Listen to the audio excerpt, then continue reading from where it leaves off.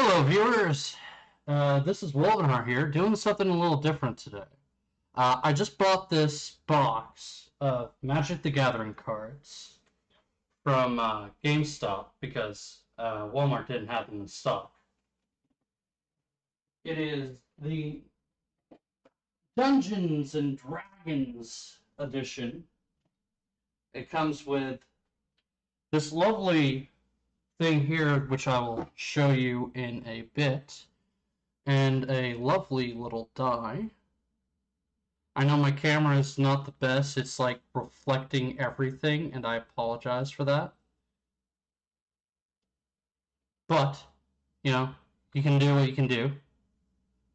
I don't have YouTube going right now, so that will be for when I'm streaming the actual game, which will be Minecraft. It's in the description somewhere.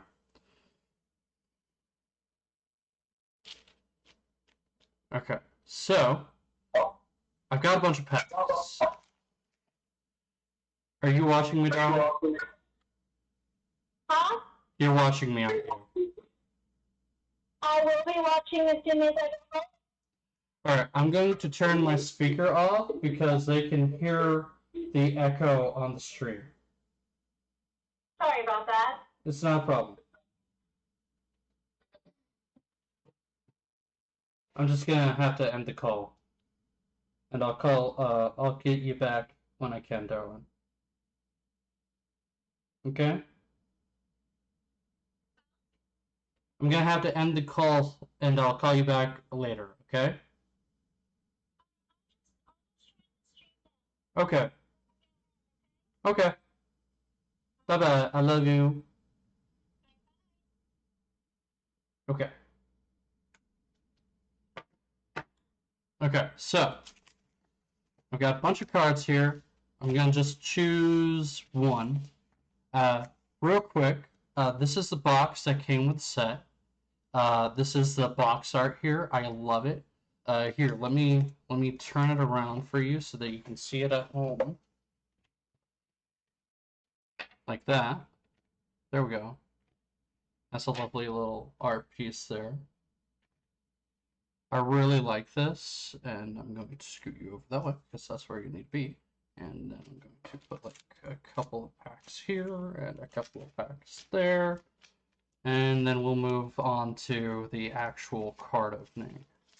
Now, I don't know anything about these packs. I don't know anything about this set. All I know is that it's Dungeons and Dragons and Magic the Gathering. And you all know that I do have a Magic the Gathering thing, so there's that. Alright, I got my handy dandy scissors.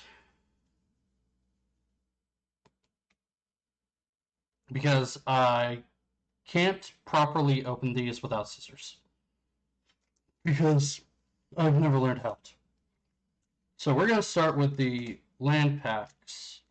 Now, usually these aren't so interesting. I do see one card in here that is kind of interesting. These are the foil ones, I believe. Yeah, these are the foil lands. So the foil lands will be the exact same as the regular lands, so I'm just going to show the foils. Alright, so we got this card. If the glare doesn't kill me. Oh god. That glare is horrendous. Anyway, so that card. It's a treasure chest. That's an interesting artifact. I like that. Alright, so we got a couple of planes here. I'll show those off.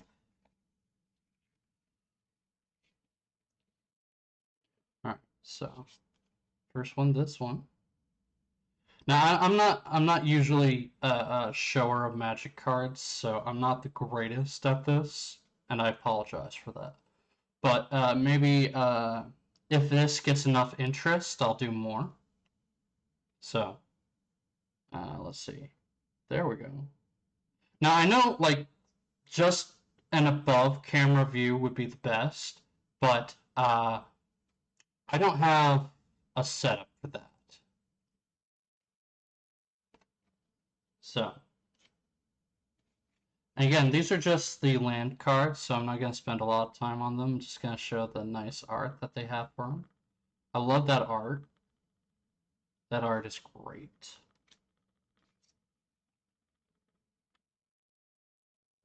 There we go. Well, yeah. And this is the other planes. Like I said, this is new to me. I apologize. So you can make fun of me in the comments down below, wherever.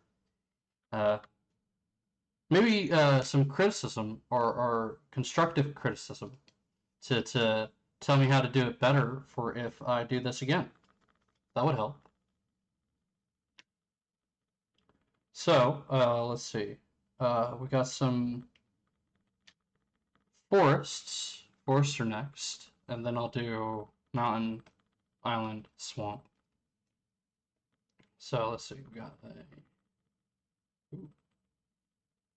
there we go. That's a good spot. Let's see. If I bring it closer, it just gets more. That is the best spot right there. Okay. Again, I don't normally use a camera, so forgive me. The camera quality is not the best. Let's see, where was that sweet spot? Definitely not right there. Okay. There's that, and then like, oof. I mean, that's good. That's good. Yeah.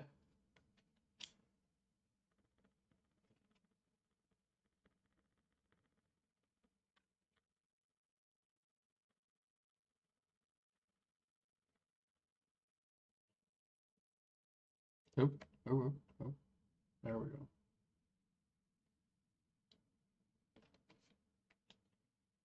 So, there's that forest. And again, I'm not going to go through the regular lands. I'm just going to go ahead and snip these open real quick to get rid of the plastic, which I'll be putting over here now. Because if you've seen one land, you've seen most of them.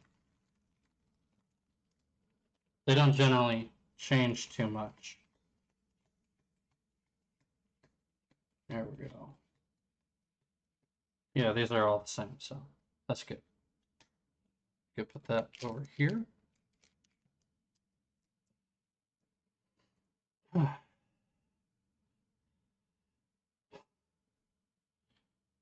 You know, maybe it would be better if I was like had the camera pointing this way.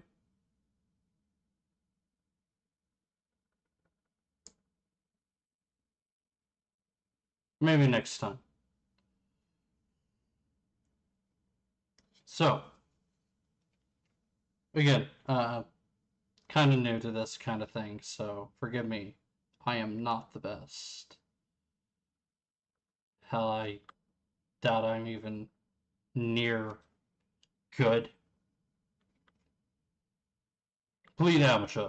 Complete amateur. That's what we are over here at Woven Heart Games.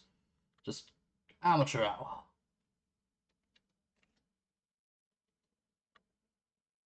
Now, when I get to the actual packs, I will take time on each card to actually read the description. As it is right now, there are like little blurbs on each card, but I'm not going to read those out for you. I'm assuming most people know what these cards are. I'm a little late to the game, but I'm always a little late to the game. Ooh, I like that art. That art's really nice. I like that one.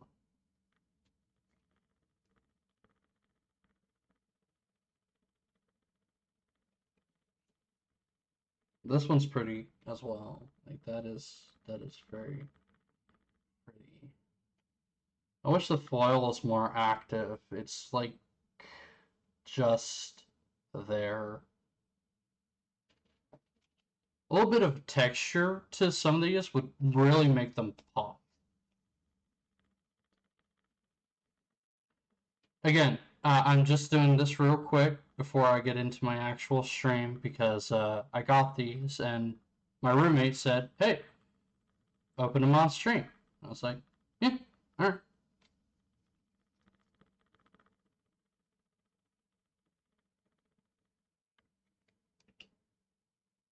And I know the lands really don't matter too much. I do like some of the art.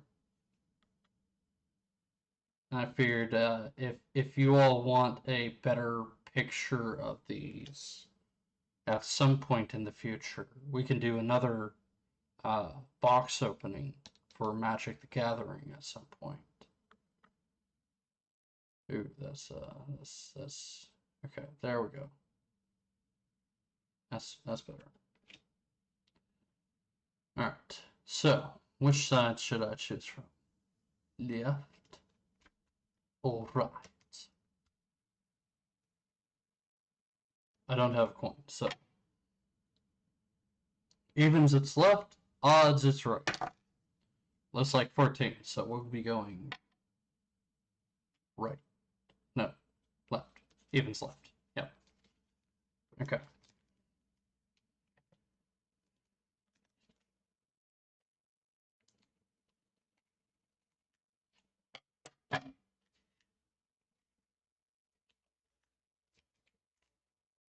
Okay.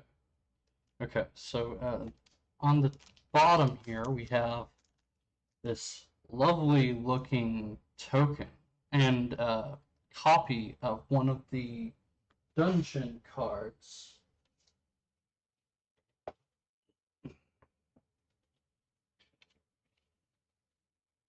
Which is this one. I really like the looks of these too. They're interesting. I don't know how they work yet, but I'll figure it out. I like the big cards too. They're fun to play with. Uh, Not actually play with, but you know what I mean. So I'll put those over there for now. But yeah, this also has a lovely looking skeleton creature. That's a nice skeleton token.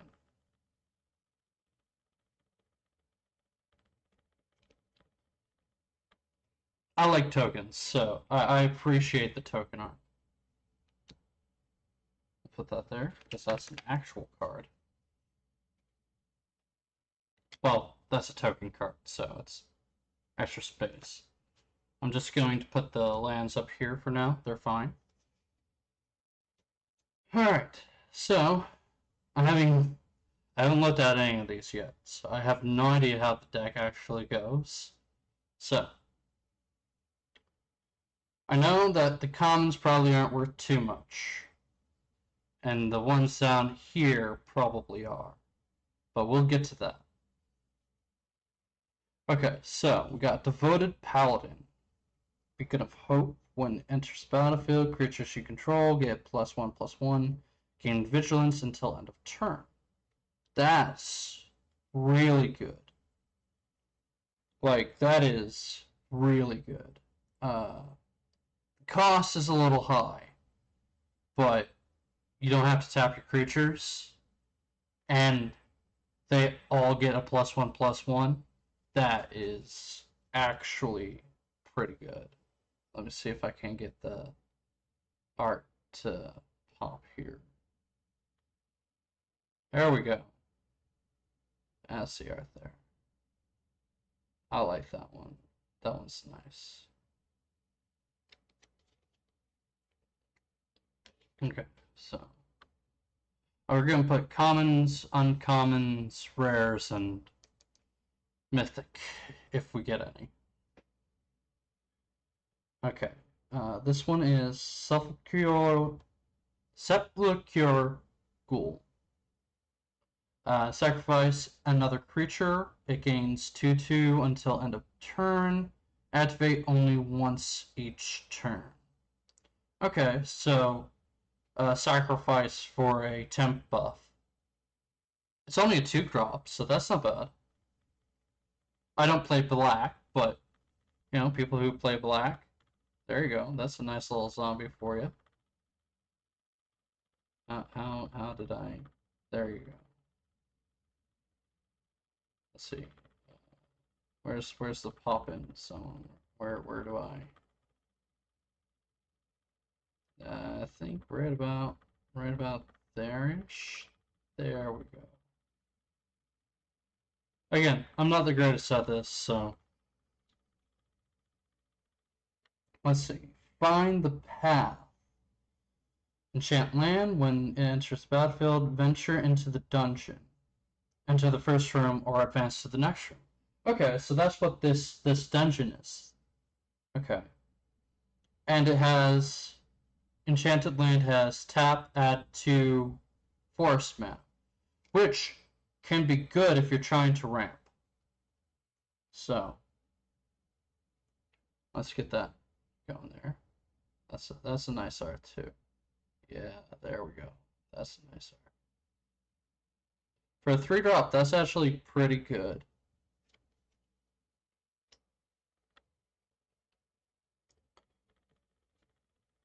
Okay, so now we have swarming goblins. Okay, when it enters the battlefield, roll a d20. 1 to 9, create a red goblin token. 10 to 19, create 2 of those tokens. And on a 20, create 3 of those tokens. So you could have potentially up to 3 token gen from this. For a 5 cost, which is a 4/3 monster itself. That's not so bad. 4/3 monster with a chance of 3 free creatures. For a 5-drop, you know, that's actually pretty good. That's art right there. I like that one. It's looking like vicious. I like that. Okay, so next we have Soul Knife Spy. When Soul Knife Spy deals combat damage to a player, draw a card. It's a 3-drop with a 3/2. So it's not the best card. Yeah, I wouldn't play this, but that art is pretty decent. I like that art. Got that little magical knife there.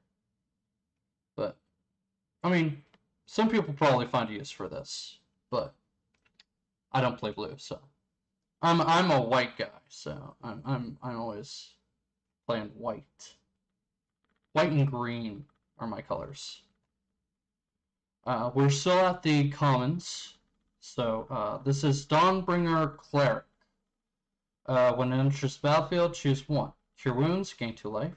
Dispel magic, destroy target enchantment. Or Gentle Repose, exile target card from a graveyard. That's interesting. It's a 2-drop, and it's a 1/3. With those abilities, that's not too bad, actually. That wouldn't be too bad. That's not too bad.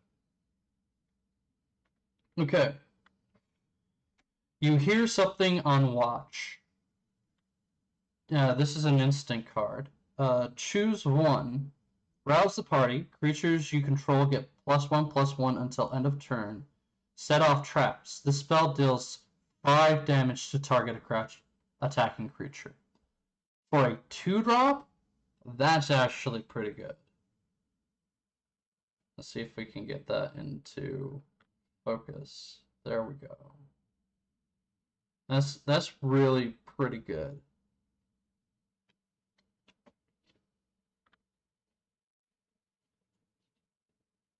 Okay, we have Manticore, which is a 4-drop black. I should be mentioning their colors, but I'm showing them anyway.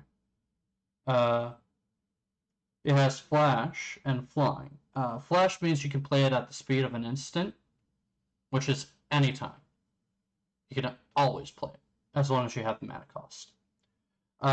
Tail spikes. When Manticore enters the battlefield, destroy a target creature an opponent controls that was dealt damage this turn.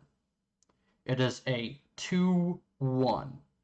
Now, a 4-drop, usually, for a 2/1 creature, not that great.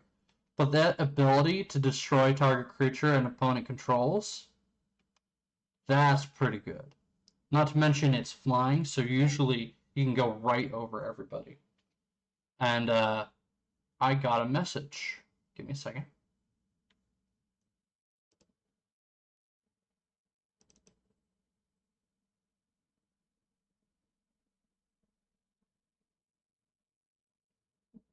I don't have any sound or music going currently, so there's that.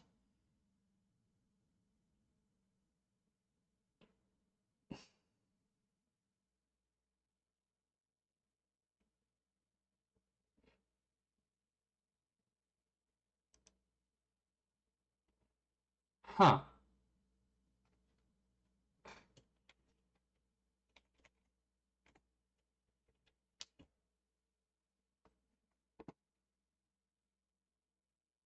Okay then. Where was I? Right, Manticore. Let's show that art off. Come on, focus. Focus. There we go. That's not too bad. Could be better though. Still common, so. Interesting, all these commons have fairly high costs.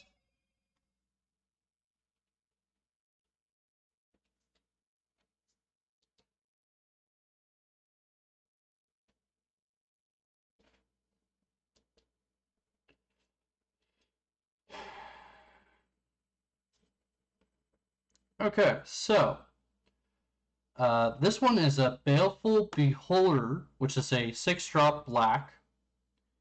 When it enters the battlefield, choose one. Anti-magic cone. Each opponent sacrifices an enchantment. Oof.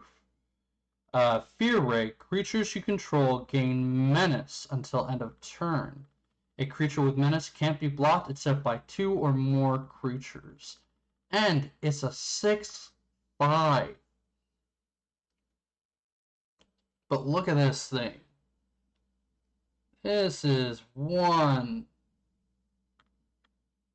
Like you don't want to meet this on a dark highway or a dark alley. Come on, focus. Focus. There we go. That's better. I like that card. That is some exceptional art right there. Okay, I think we have our first uncommon, which is a Lurking Roper. It is a 2-drop green and does not untap during your untap step. When you gain life, untap Lurking Roper. It is a 4/5 monster. And this art is interesting. I wonder if this is one of the special arts. Yeah, let me. Come on, focus. There you go. Yeah, I wonder if this is one of the special arts. We'll put that aside, see if that's worth anything later. It's probably not, but, you know, interesting to know. Okay, we got Rally Maneuver, which is a white instant. It is a 3-cost. Target creature gets +2/+0 and gains first strike until end of turn. Up to one other target creature gets +0/+2 and gains lifelink until end of turn. That's not too bad. That is actually not too bad. It does say other targets, so you can't put it on the same card, but still not too bad. Alright, this is a Green Dragon, a green 6 cost, 6 drop. So there's that. It has Flying and Poison Breath. When it enters the battlefield until end of turn, whenever a creature an opponent controls is dealt damage, destroy it. Ooh! That's like giving your creatures temporary depth touch. Oh! That is nasty. It is only a 4/4, but with the added flying, that's a good card. Oh, I didn't actually. There we go. There we go. There we go. Yeah, this one's actually pretty good. Okay, now we have an artifact, which is black artifact, which has an X cost. Now, an X cost means that you can tap as many mana as you want, and that will pay for its cost, plus 1 black. In this case, at least. It is called Sphere of Annihilation. Sphere of Annihilation enters the battlefield with X void counters on it. At the beginning of your upkeep, exile Sphere of Annihilation. All creatures and planeswalkers with mana value less than or equal to the number of void counters on it. Exile Sphere of Annihilation. All creatures and planeswalkers with mana value less than or equal to the number of void counters on it. And all creatures and planeswalker cards in graveyards with mana value less than or equal to the number of void counters on it. Oh, that's nasty. That is a nasty card. This card is just plain nasty. Okay? Here. Focus. Okay. This card is nasty. Basically, let's say you had 10 mana and 1 extra black. Tap all that and the extra black. And then suddenly, the next turn, board wipe. Just board wipe. That is one nasty card. Okay, we got a legendary creature, which is a multicolor, black and white, 4 costs total. It is a 3/3 monster. When Barwin of Clan Undar enters the battlefield, venture into the dungeon. This is another venture card. Whenever it attacks, return up to 1 creature card with mana value 3 or less from your graveyard to the battlefield if you've completed a dungeon. So let's say you have one of the smaller dungeons here. Let's see. What's the smallest dungeon I can find here? This one. This is the smallest dungeon currently. Let's say you finished this one, and you went on to another one. As long as you finish this one, he will bring back a card all the time. That's actually pretty good for just an uncommon. That's pretty good. And that was our foil, so cool. And there's a plane for the lands. So I'm gonna put you back over here. Okay, so this is odd, so we're going right. Now again, I'm doing this before I switch over to Minecraft, and I know the screen isn't fully fit. Like there's a space over here, over there, uh, there. The screen is backwards for me, so my hands get mixed up, but it's there, and I don't know how to fix that right now. So I might try to fix that next time by putting like a picture of like the box art just like on the side there. Again, leave comments and criticisms in the comments below, or shoot me a message to tell me how I could do this better. Because if this is a thing that people want, I can do it every once in a while. Alright, so our token card is just a trash card. Woo! Trash. Actually, I'll just put you in the trash pile. There we go. Alright, so we know that the top card is going to be, the bottom card is going to be land. So that was a swamp. I'm going to put it over here. Everything else is as it is. Okay, so we have a 3-cost green. That is a 3/3. Inspiring Bard. When it enters the battlefield, choose 1 Bardic Inspiration. Creature gets +2/+2 until end of turn. Or Song of Rest, you gain 3 life.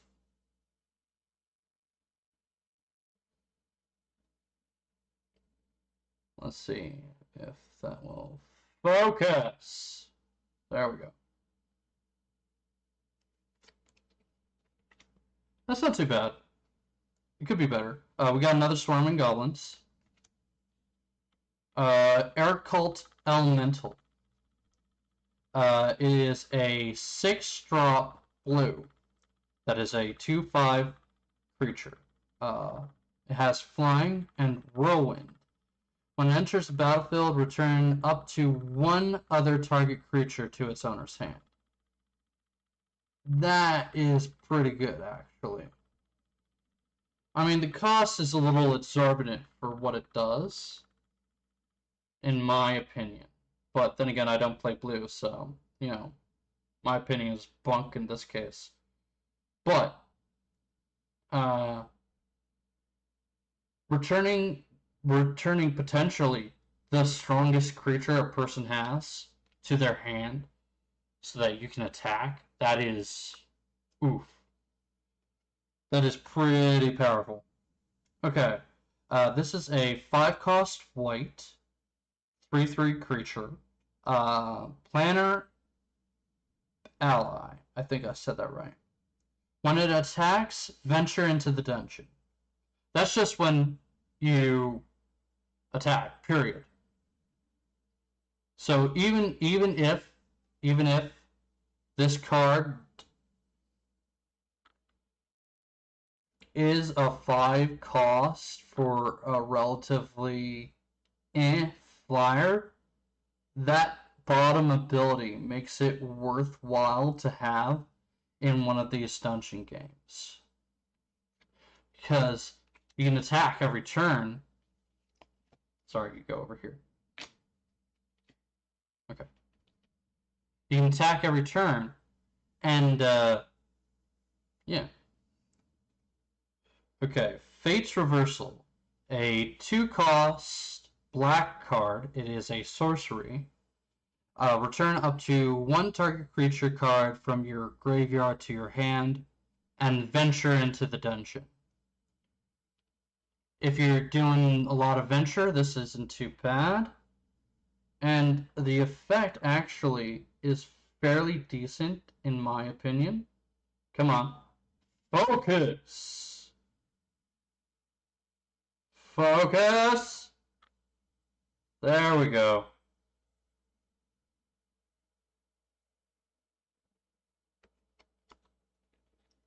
That's not too bad. Because that doesn't specify any kind of cost, so you can just return like your strongest creature to your hand. And if you just discarded it because you had too many cards in your hand. There you go.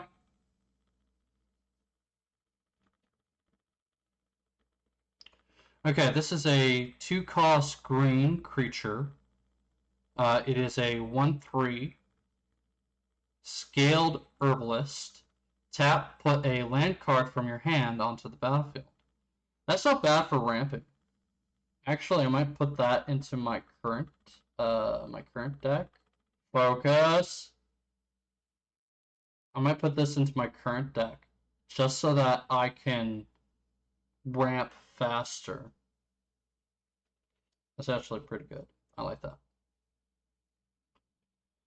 Then we have Ranger's Hawk, which I don't know if we've seen yet or not. It is a 1-cost white plains. It is a 1/1 creature. It has flying and 3 and tap. Tap another untapped creature you control. Venture into the dungeon. Activate only as a sorcery. So pretty much, once per turn, if you still have this on the field, you can tap 3 mana and this and a creature to venture. Which, if you're doing a dungeon game like this, is very, very good. Very worthwhile. Let's see if we can get that. There we go. Almost instant focus. I like that. There we go.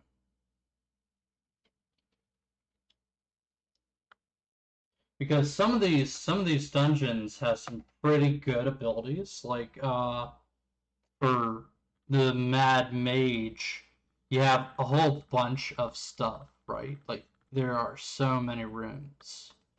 And most of them are pretty good. Like let's say you go down the right side. Or I think you can just choose which side you want. So you go into the dungeon, you get like you scry 1 the next time you venture. You gain a token. You scry 2. You can gain 2 tokens. You can scry 3. And at the very bottom, you draw 3 cards. It's like doing these dungeons could be interesting. I want to try a game like with that. I might talk my roommate into doing that one day. Not on stream, mind you. Yeah. Okay, so we have Rime Shield Frost Giant, which is a 5 blue cost creature with a 4/5. It has Ward 3. Whenever this creature becomes the target of a spell or ability an opponent controls, counter it unless that player pays 3. That is actually not bad. Focus!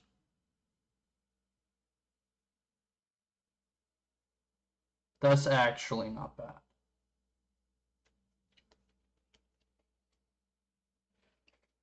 I mean, for the cost, it wouldn't be worth playing it if it didn't have an effect. But that effect makes it worth the cost.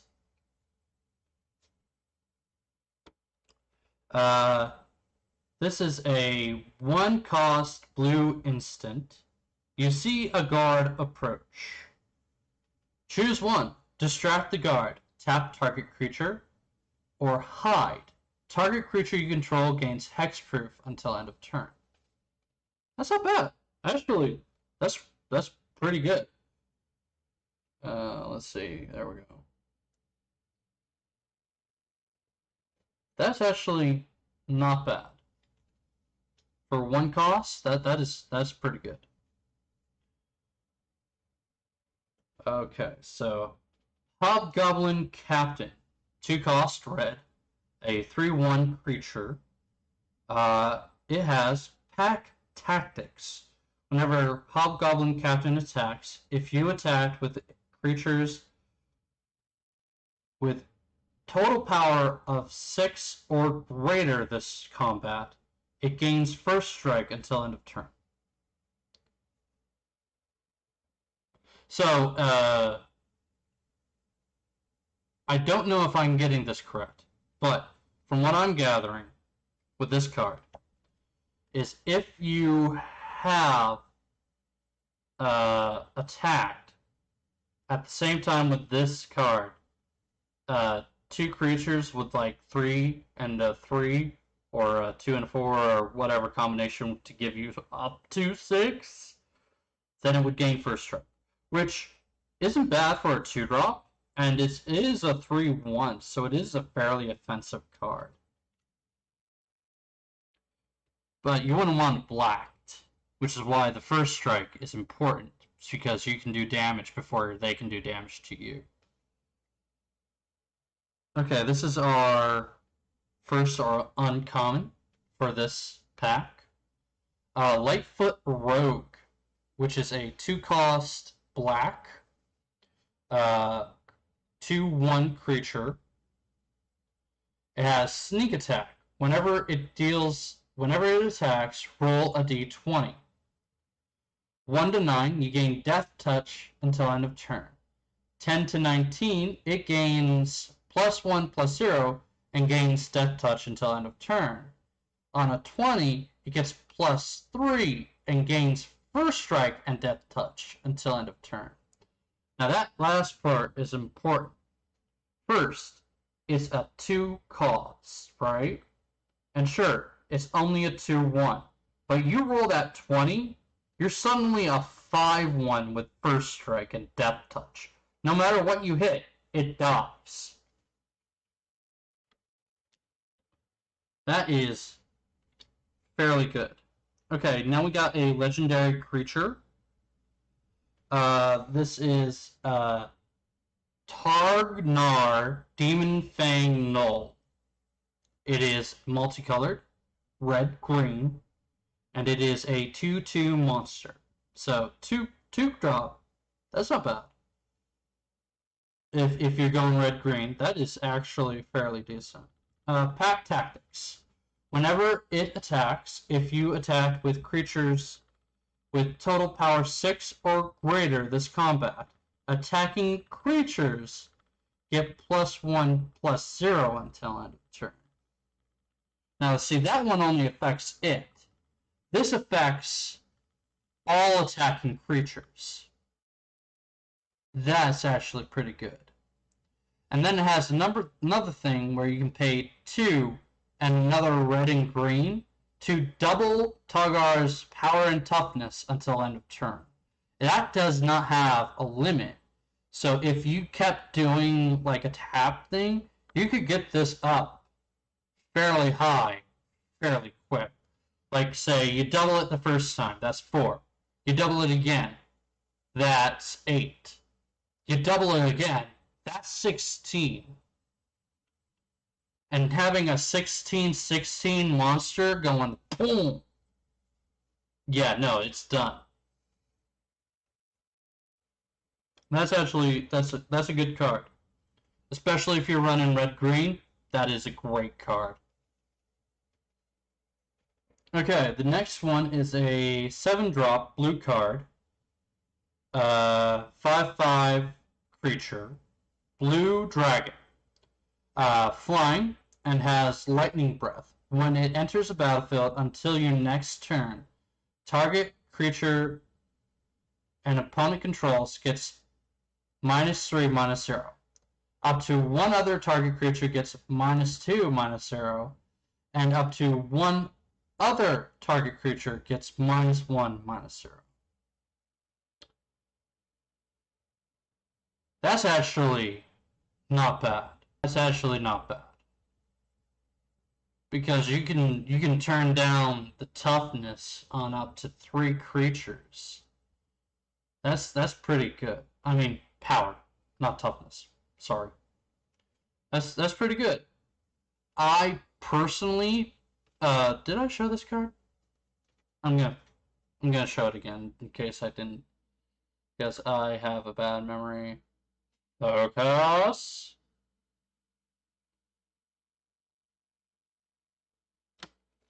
Okay. And then the blue dragon. Focus! Alright.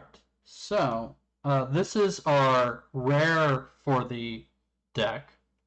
We didn't get a foil this time, which is unfortunate, but it happens. This is a 2-cost artifact, white. It is equipment. So that means you can pay the cost, you can convert it on the board, and you can wait until you have a creature to put it on.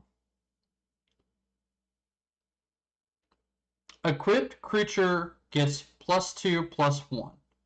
When equipped creature dies, you may have Dancing Sword become a 2/1 construct artifact with flying and ward 1. If you do, it isn't an equipment. It has equip cost of 1. Personally, I would not make it a creature, but that's just me. However, with equip cost of 1, yeah, no, I'm gonna be moving that around the board like a dancer. So it's still gonna have its namesake of Dancing Sword. Sword.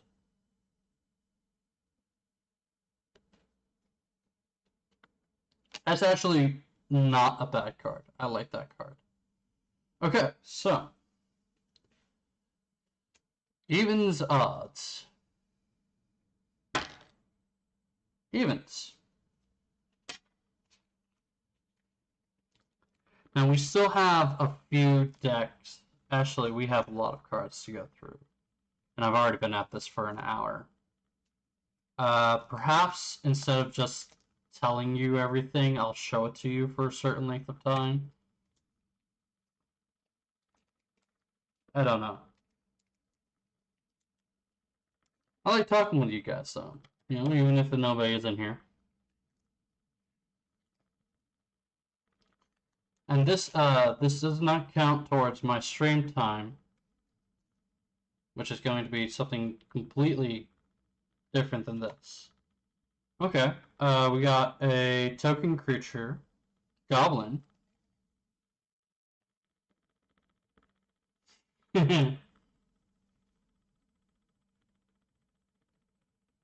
I mean, I could make it so that this was my entire stream, but no, I want to play some Minecraft. There we go. That's the token creature.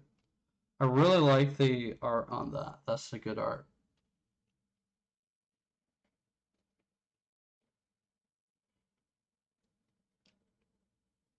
Alright, so if we have seen the card before, I will just roll over the name.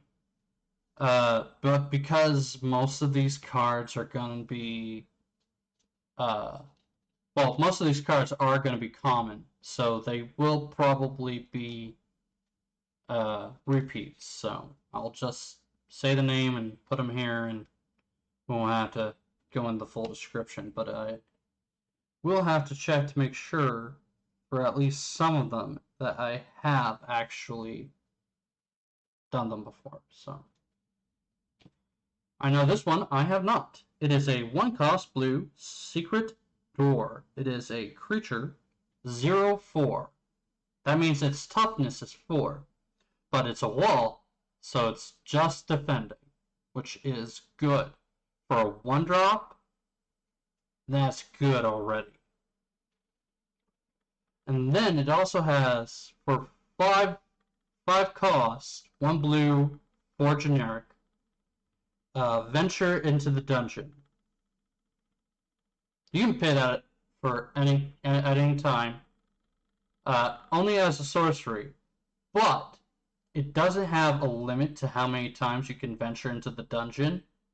So if you have the mana, you can do that as many times as you want. At least that turn. So yeah, no, just keep that defender on the field and just Waha, I have completed this dungeon. Moving on to the next one. Okay. House Elf Monk is a 4-cost white 1/4 creature. It has vigilance, so this one's mostly a defender. It has stunning strike for 2 costs, 1 generic, 1 plains. You can tap target creature, which is a tap effect. That's not bad.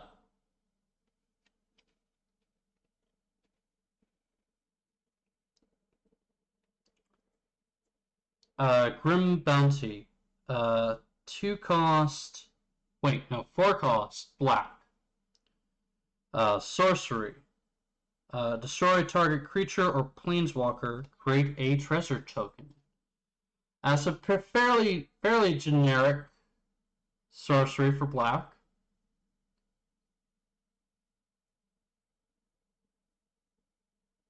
It's not that interesting, but it's not that bad. Fairly generic. Ranger's Longbow is a 2-cost green. Artifact equipment. Creature gets +2/+1 and has reach, which means it can attack flying creatures or defend against flying creatures. Important distinction there. And it has equip 3. So it costs 2 to get on the board, and then it costs 3 more to equip. It's not that bad, actually, for giving you a +2 and 1 and reach. That's actually pretty good. That's a decent card.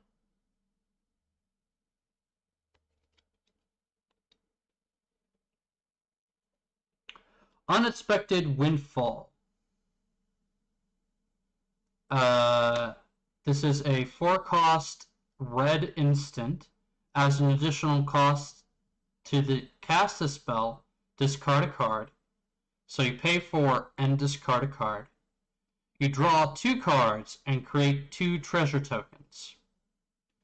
That's not bad. It's a little weird for red. They don't usually do that kind of thing, but it's not too bad.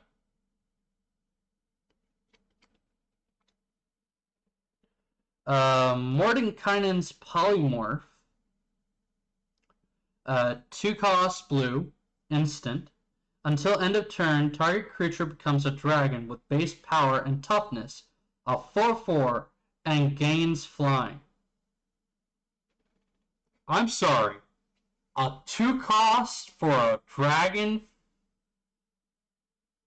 Yes, sir. This is a common. No, this is good. This is very good. If you play blue, put this in your deck now.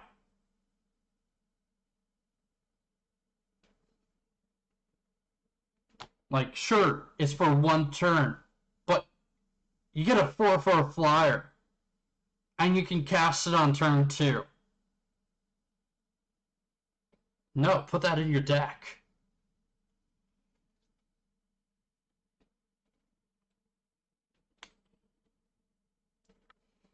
Like, that is almost a must-have. That's an almost a must-have. This one is a 4-cost white Veteran Dungeoneer. It is a 3/4 creature. When it enters the battlefield, venture into the dungeon. I mean, that isn't really quite worth the cost, in my opinion. I mean, it's at least fairly tough. Like, it won't be knocked off the field instantly, but this one is not one of the better cards that we've seen so far, at least. We got a 4-cost blue 3/3 creature, Djinn Windseer. It is flying, and when it enters the battlefield, roll a d20. I'll show you that right here. And that's Scry 1, Scry 2, and Scry 3. which means you can link up to 3 cards, I believe. Put them in any order. That's actually not too bad. You know, 3/3 flying for 4 costs with an extra ability. That's fairly decent. Stop moving. Okay, this is a 1-cost black instant. Until end of turn, creature gains. When this creature dies, return it to the battlefield tapped under its owner's control with a 1/1 counter on it. That's bad.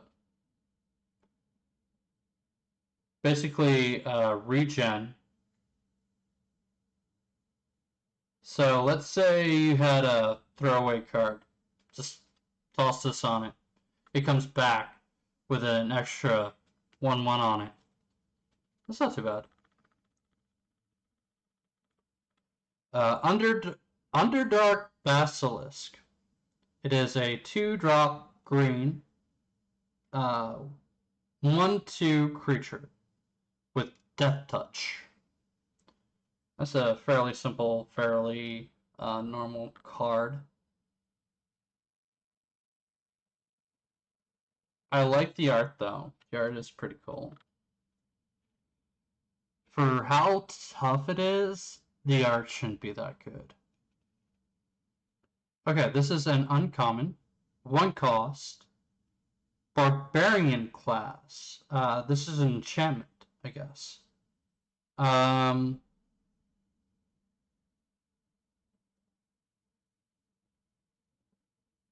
If you would roll 1 or more dice, instead roll that many dice plus 1 and ignore the lowest roll. In Dungeons and Dragons terms, basically you get advantage. Level 2. When you roll 1 or more dice, target creature you control gets +2/+0 and gains menace until end of turn. That's pretty good. And level 3 is creatures you control have haste. If you get all of the abilities, I don't know how this kind of enchantment works per se, but if you get all of these abilities, each thing, then yeah, no, this is a pretty good 1-drop at the beginning of the game. Focus. There we go. That is a fairly good card at the beginning of the game. If you get all of those abilities all of the time. If not, it's still a good game. It's still a good card. That's still a good card. Okay, we got another one. This is a blue wizard class enchantment. You have no maximum hand size. For level 1 cost? No, sign me up. Sign me up immediately. Yes. Just yes. When this class becomes level 2, draw 2 cards. And at level 3, whenever you draw a card, put a 1/1 counter on target creature you control. Yes! Yes, this one is worth it if you run blue at all. Or if you like playing with a large hand, definitely look to put this in your deck.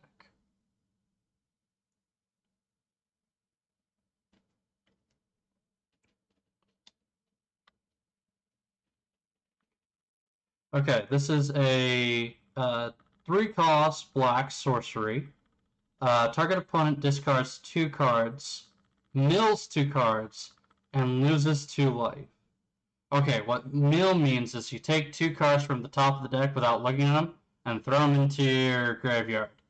Discard, you take 2 cards out of your hand, throw them into the graveyard. Phew. For a 3 cost, that is pretty brutal. If you run black, you probably want this in your deck.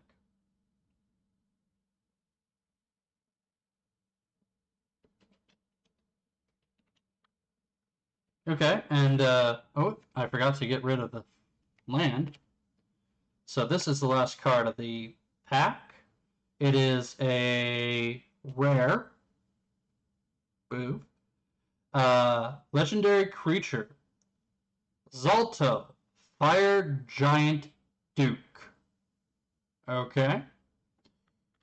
He is a 5 cost, 7/3.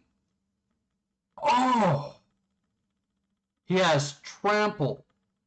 And whenever he is dealt damage, venture into the dungeon. Okay.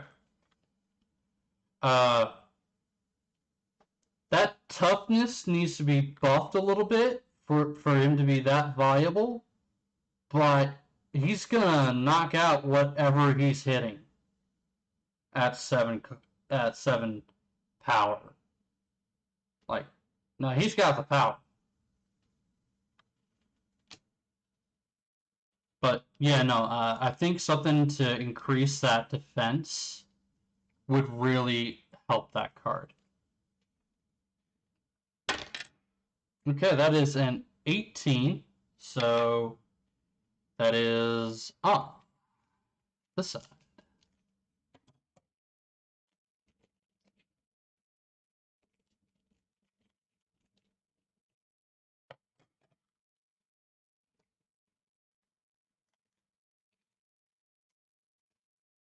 All right. Ooh. That's interesting. I like this back art. It doesn't do anything for the card. This is a token of a wolf. I like wolves. I like this token. That is very pretty.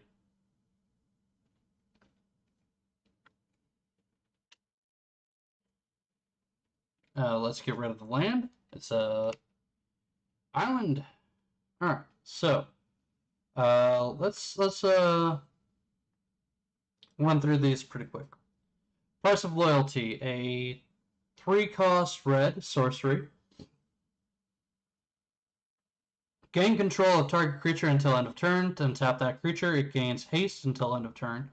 If mana from a treasure was spent to cast this card, that creature gets +2 until end of turn. Interesting. Very interesting.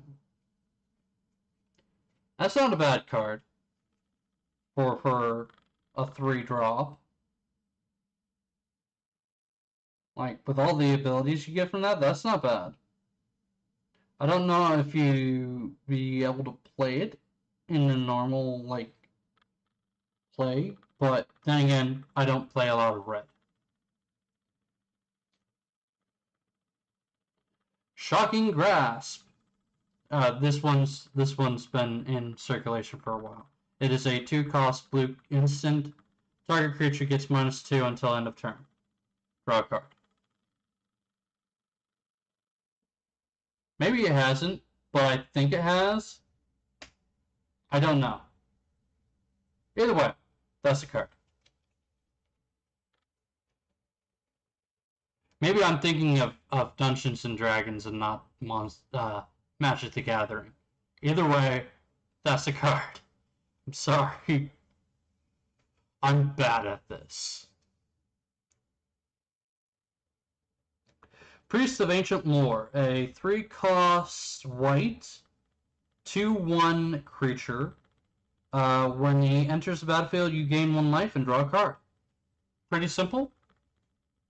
Not bad for that cost. I would like to see his toughness a little higher. He is supposed to be a dwarf cleric, but that is what it is. Like, they could have made it a 2/2 and it would have done virtually nothing to the card, but it would have made it a little bit better for flair. Anyway, Deadly Dispute, a 2-cost black instant.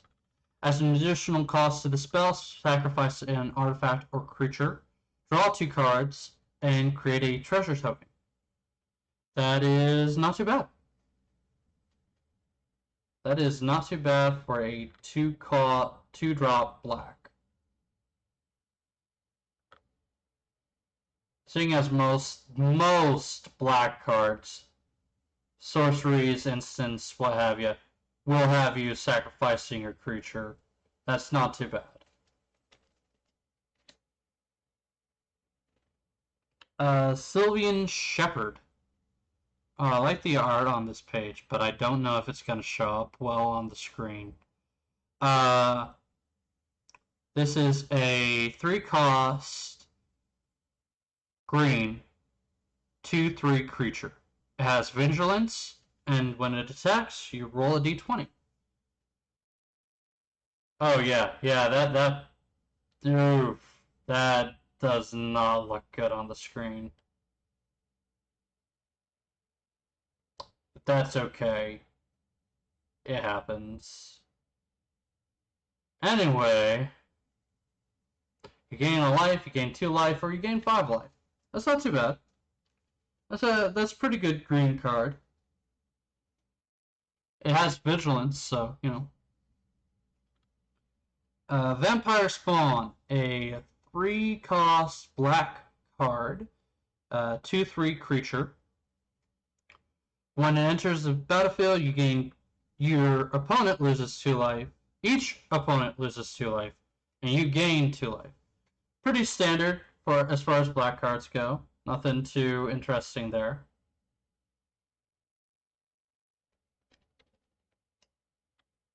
Let's see. Null Hunter, a 2-cost green, 2/2 creature. Pack Tactics. When attacked, if you attack with creatures total power 6 or greater, you put a 1/1 counter on him. So he starts as a 2/2, but he can keep getting higher. That's not bad. That's a good one for like slow roll grow.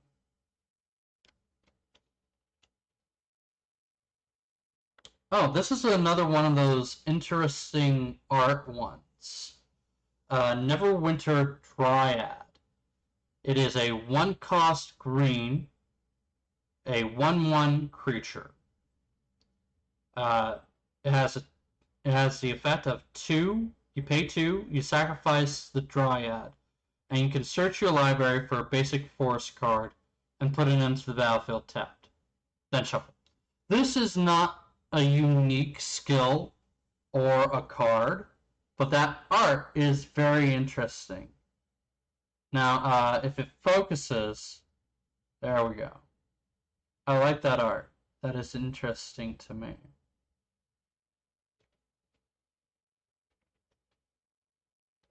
I like that card. That's interesting to me. Okay, Great Axe. 1-cost equipment artifact. Equipped creature gets +4/+0. Equip 5. So it's 1-cost to cast, but it's 5 costs to equip. But because it's an equipment, if the creature dies, the equipment stays, and you can equip it to another creature eventually. But that is really good to just buff something.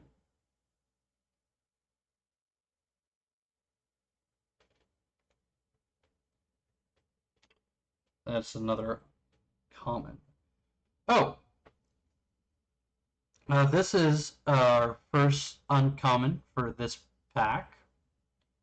You happen on a Glade. 3-cost green, instant card. Choose 1. Journey on. Search your library for up to 2 basic land cards, reveal them, and put them in your hand. Then shuffle. Fairly noticeable. Make camp. Return target permanent card from your graveyard to your hand. That is interesting.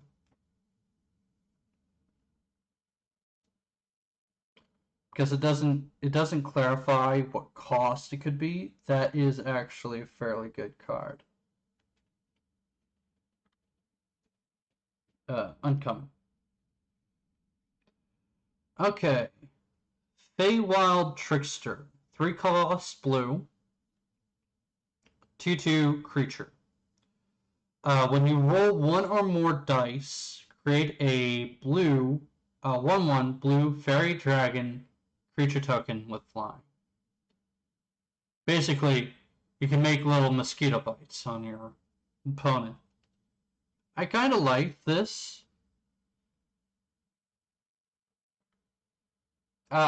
Personally, for me, it's not something I would use often, but I could see this finding its way into some decks.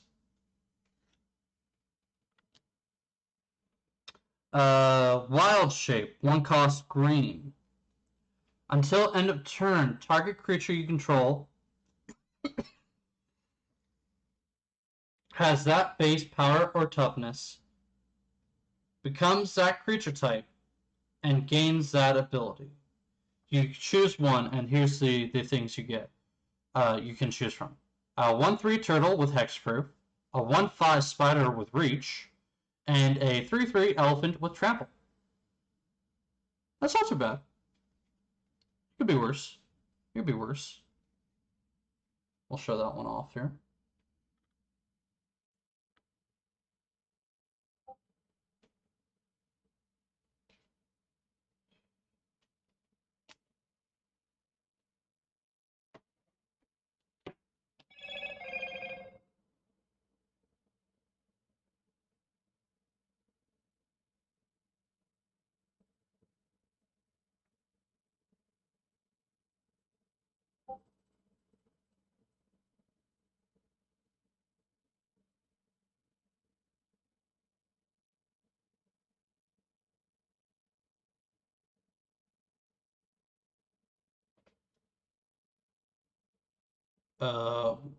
Okay.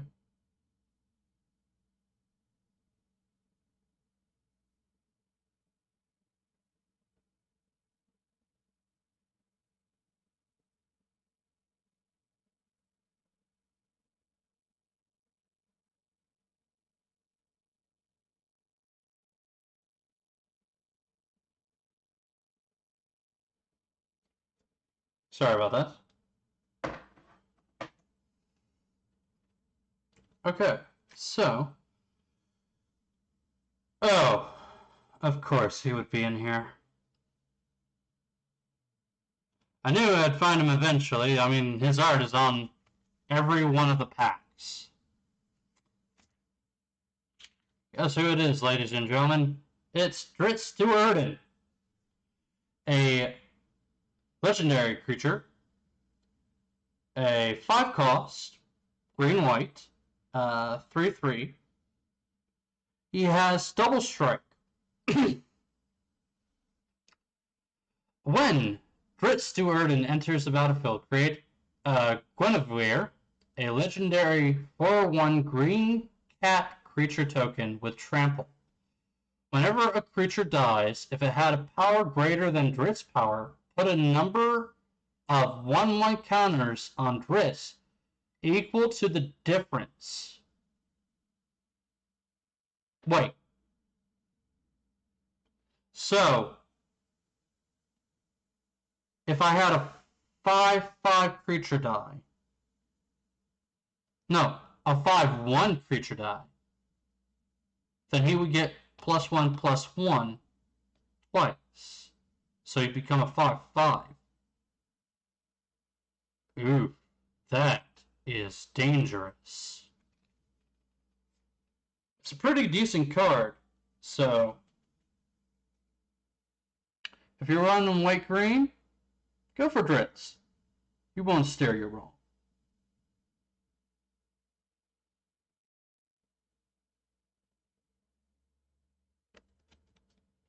And that is our rare.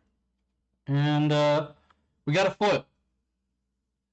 Shortcut Seeker, a 4 cost blue, 2/5 creature.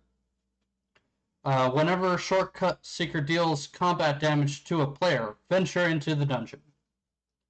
It is not impressive. I would not pay that amount for that creature.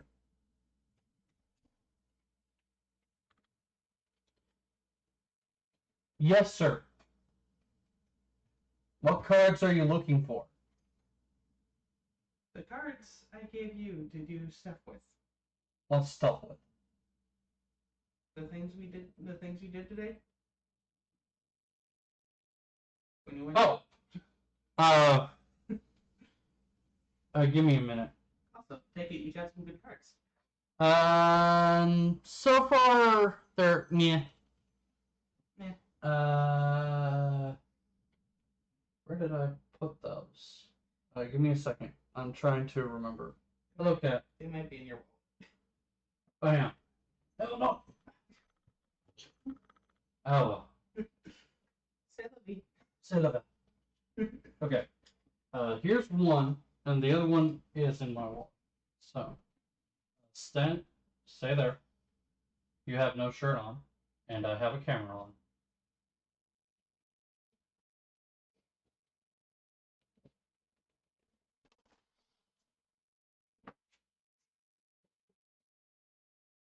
Also, I have not sorted the money yet, so if you want to do that. You can wait for it. Okay. I mean, we have till the 5th anyways. I'm gonna drink some water. Also, there is a reason I asked that question, but you will have to wait and find out what it was.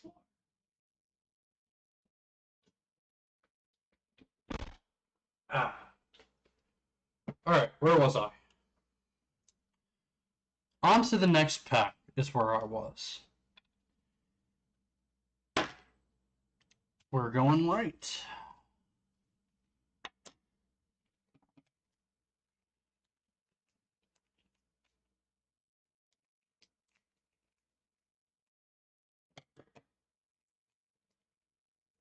You probably could have actually come up. I do have the camera down, so it's not like it would show anything, but, you know, safe than sorry.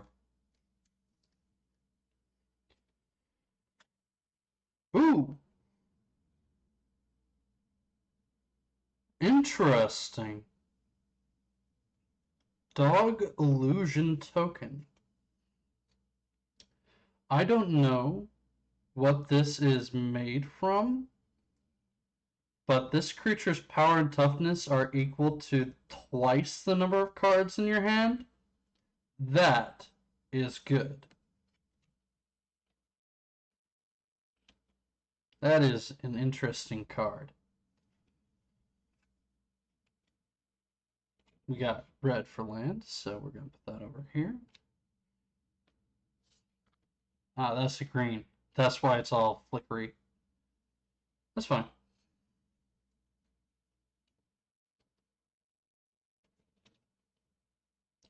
Okay, so our last foil was a bit of a dud.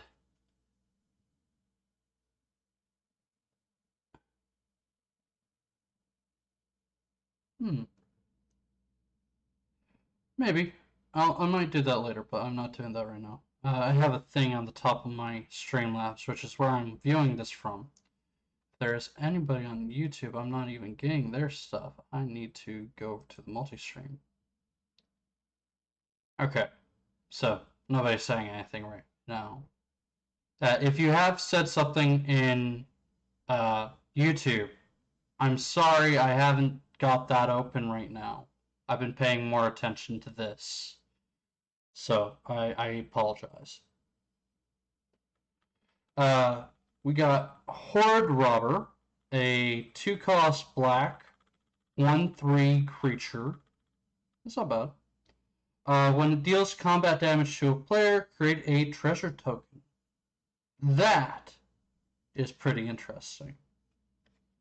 I like tokens, so if you are running a treasure deck, this might be a good card for you. Might be.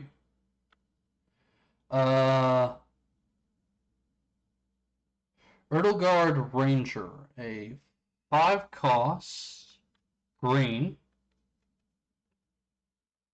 There we go. Hang on. Focus. 4/1 creature, which isn't too bad. When it enters the battlefield, it creates a wolf token, which I really like. So that's not too bad.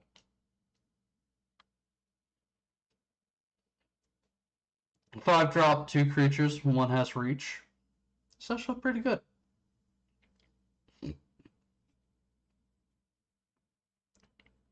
I'm just gonna start showing these, and we'll talk about them as I show them. That way, it might cut down on time a little bit. Armory Veteran, a 2 cost red monster, 2/2. As long as it's equipped, it has menace. So give us some equipment.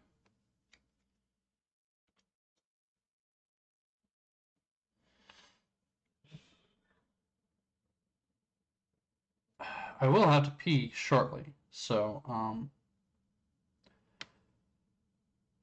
I might do that right now and then come back and do the rest of these cards. What I'm gonna do actually to cut down a little on time.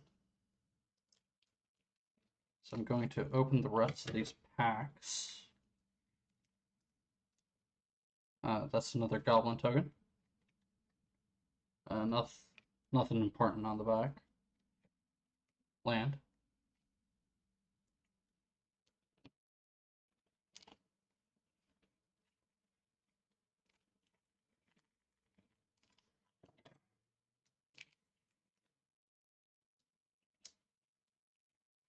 Some people would hate that I'm cutting it like this.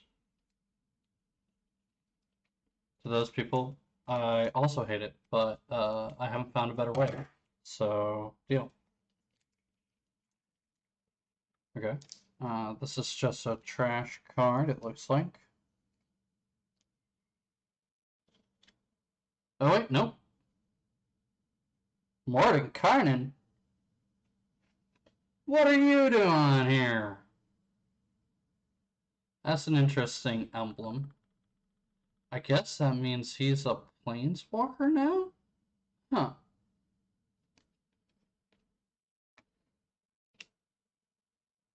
Interesting. Forced.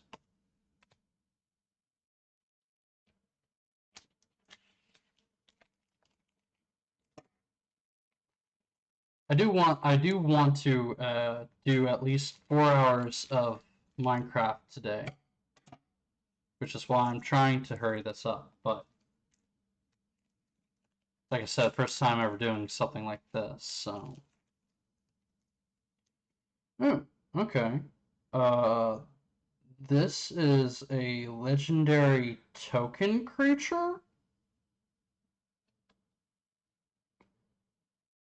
The Artipole, Death Touch 4/4. He is spooky. Focus!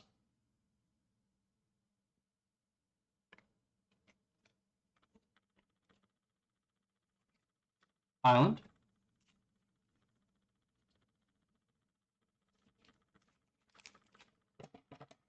We're just moving this a little faster so that I can eventually get to Minecraft later.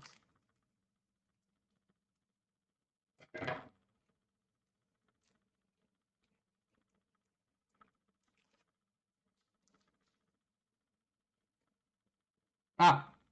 This is a treasure token. Yeah. Focus. I know nobody really cares about the tokens, but I do, so. Flames.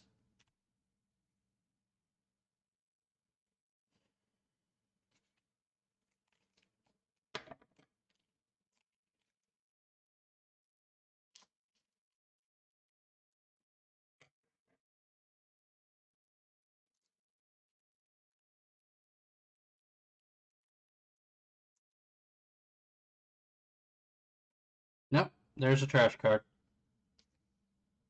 Happens every so often. forest. And that should be what we'll be doing next. So I'm going to go ahead and put these over here, like so. Oh. Stay. I'm going to put these over here to help weigh this side down. There.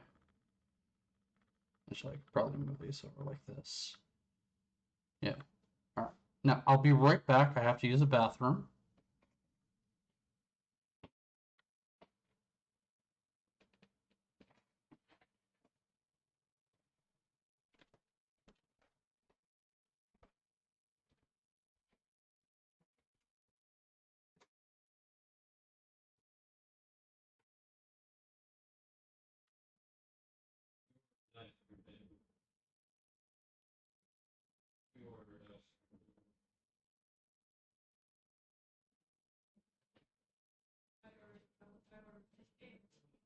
Oh, cool.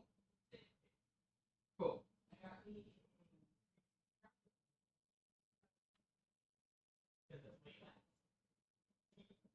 That's fine. If I had known it was a shake, I probably would have gotten Nutella.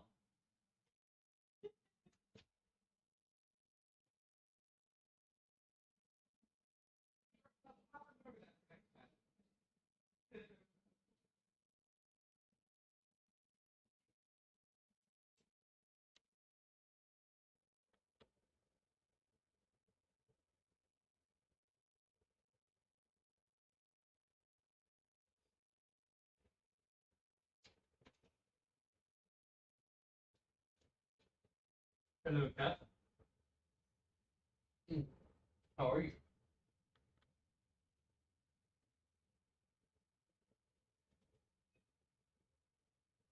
Apparently you don't want pennies. That's fine. Alright. I have returned from my venture to the bathroom.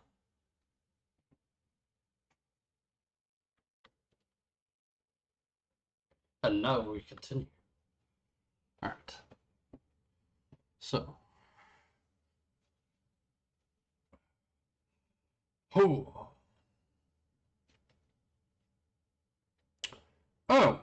Oh, wow. I did that completely wrong.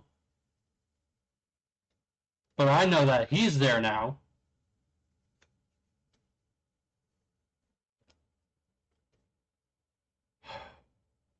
That is an interesting card. Okay, so we have a +2 mace, 2 cost, white card. Equipped creature gets 2/2. Its equipped cost is 3. Come on, focus. There we go. Eyes of the Beholder, a 6 cost black instant. Target creature gets -11 until end of turn. Yeah, just kill it. Just kill it. I like that one. That one's interesting. I mean, that is hella powerful, but still, it's kind of basic. Spoils of the Hunt, a 3 cost green. Instant card. Target creature you control gets +1 until end of turn for each mana from a treasure that was spent to cast a spell. When the creature deals damage equal to its power then that creature deals damage equal to its power to target creature and opponent controls. So you want to spend a bunch of treasure to use this. And I'm not sure how many people would do that actually. So I don't know if that's good or not. It depends on what you use it on, I guess. Brazen Dwarf. A 2 cost red. I think that says 3/3 if it can focus. Okay, there we go. It's a 1/3. Whenever you want, roll one or more die, it deals 1 damage to each opponent. Not bad. Pretty standard for a red deck. Contact Other Plane. A 4-cost blue instant with roll a d20, draw 2 cards, scry 2, then draw 2 cards, scry 3, then draw 3 cards. Pretty standard. Pretty standard for blue. I don't know if I would pay 4 for that, but that's just me. You came to the Knoll camp. You come to the Knoll camp. Sorry. It's a 2-cost red instant. You intimidate them, or you fend them off. Up to you. For 2 costs, that's not too bad. That's actually not too bad for a 2 cost. And wow, you just don't want to stay still. Stay still. Actually, let's bring you a little more into frame. There. And we'll put you on here. I don't need the scissors anymore, but they're there. So, Spare Dagger. 1 cost equipment. Creature gets +1/+0 and has, when it attacks, you may sacrifice Spare Dagger. When you do, this creature deals 1 damage to any target. Has an equip of 1. Not the greatest. I mean, it's a 1 cost and 1 equip, so that's actually not too bad.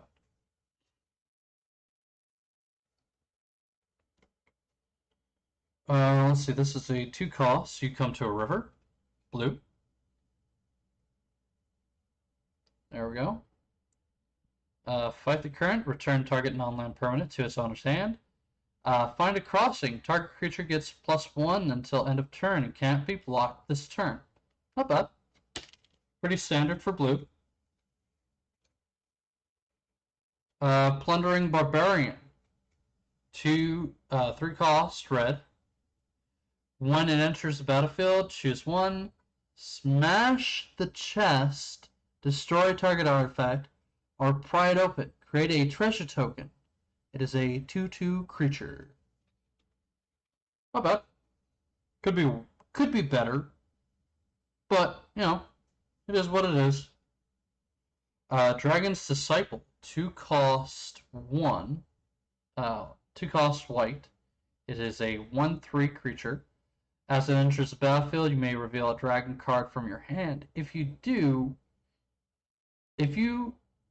or if you control a dragon, Dragon's Disciple enters the battlefield with a 1/1 counter on it. And dragons you control have Ward 1. If you are running a dragon deck, you want him in it. Period. There's no question on that one. Okay, we got another Targnar, Demon Fang Null. We've already done him, so that's why I didn't spend too much time on that one. Cluster Gargoyle, 3 cost white artifact creature. It is a 0/4. When it enters the battlefield, venture into the dungeon. As long as you've completed a dungeon, Cloister Gargoyle gets +3 and has flying. So it turns into a 3/4 flyer, which is not too bad. And even then, you have a pretty decent blocker. I don't know if it's... No, I'd say that's pretty decent cost for that. Then we have a... Yes! Oh, thank you, sir.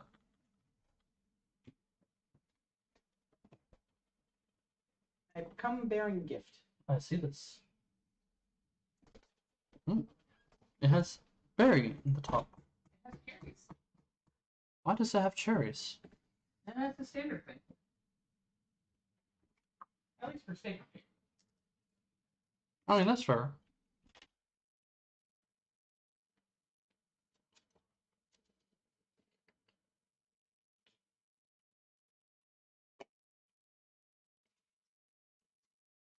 Let's get that cherry out of there.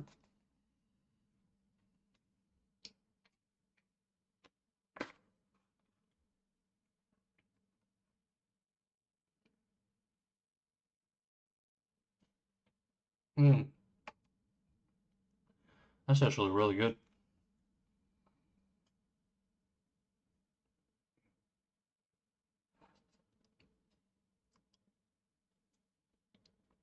Very good.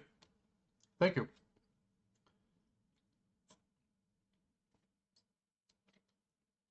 Not sponsored. Just gonna put you over here for now. Where are we? Right. You saw nothing. Okay, so this one is another rare true polymorph, a 6-cost blue. Target artifact or creature becomes a copy of another target artifact or creature. Ooh. Ooh. I could totally use this myself in one of my decks. This is a very good blue card. If you think that's a high cost, you don't know what you're talking about.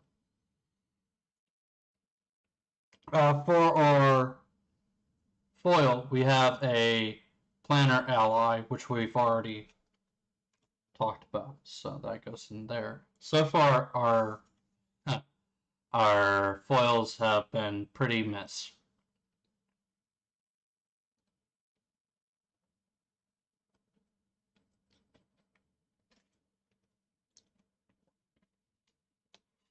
We got Shortcut Seeker, which we have a foil of. I like that we found the foil of it before we found the actual card. Alright. Gloomstalker, a white, 3 cost. As long as you complete a dungeon, Gloomstalker has double strike. It is a 2/3. So if you complete a dungeon, it's a 2/6. Essentially. I think that's how that works. A 4. Sorry. Common. Grim Bounty. I think we've talked about this one already. So I'm just going to show the art real quick. Put back down. Sylvan Shepherd. I know we talked about that one. So I'm just going to put it over there because it messes with the screen. And then we have Boots of Speed, a 1-cost equipment. Red. It is a +1 and has haste. Equip for 1. That's actually pretty good, I think.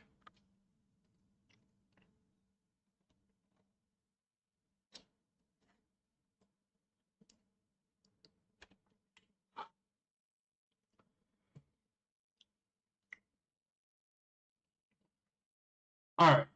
Yuan-Ti Fangblade, a 3-cost black.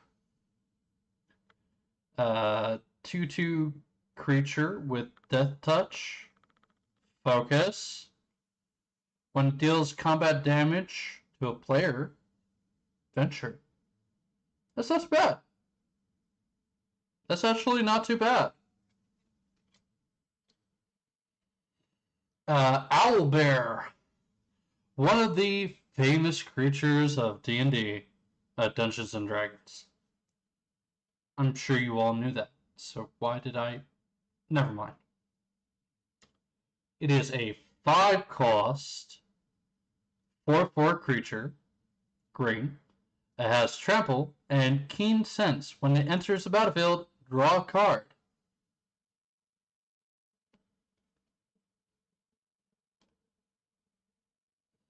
I like the owlbear art. That's pretty good, actually.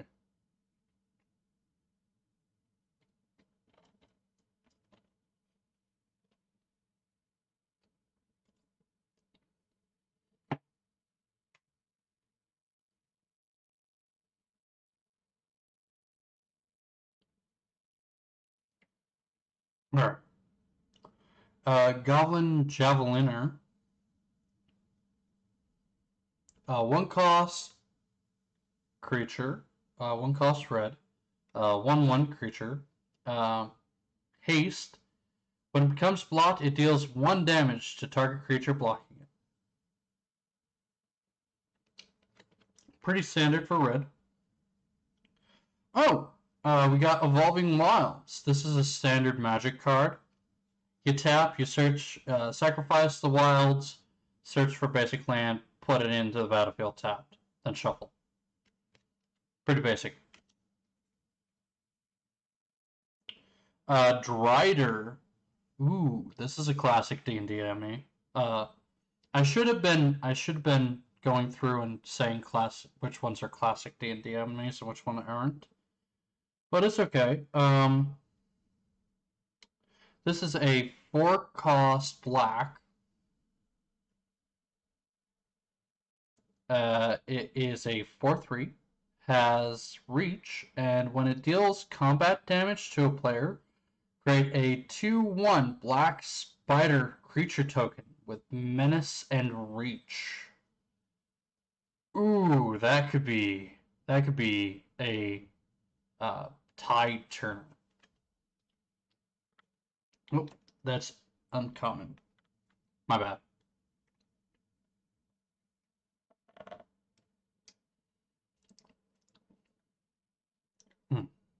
That is a good shake. Choose your weapon. 2-cost green. I'm not sure if we've seen this yet or not. Let's see. Focus. Focus. Focus. Focus. Come on.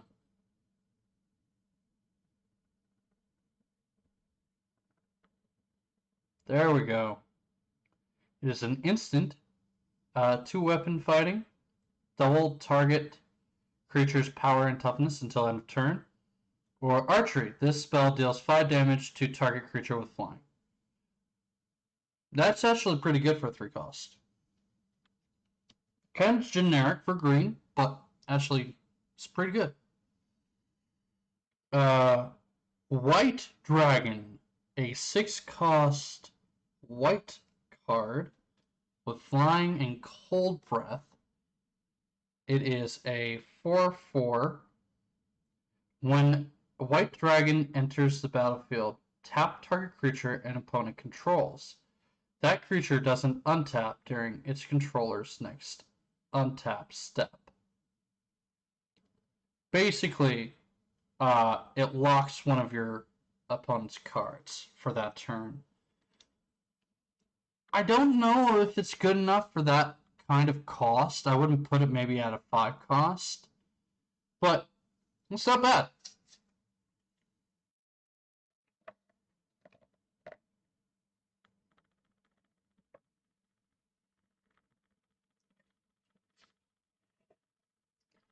Okay, this next card, this is a definite must-have for anybody playing a black-green deck. It is a 5-cost black-green enchantment. Skeletal Swarming.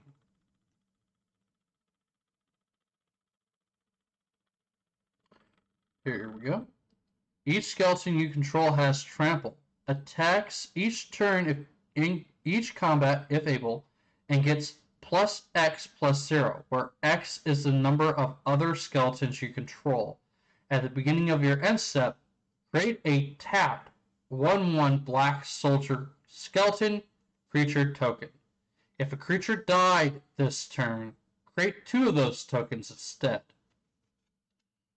if you're playing a token generator or any kind of skeleton deck, this is a really good card. Oh my.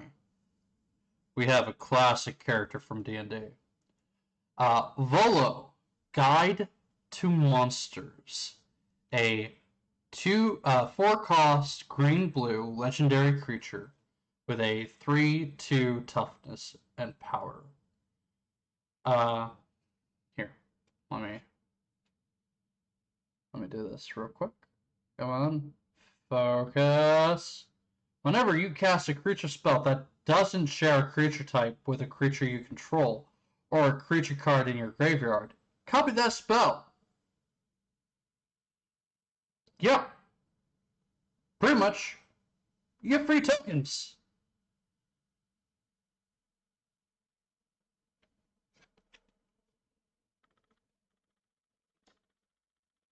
That's actually pretty good. That is insanely good for a 4-drop.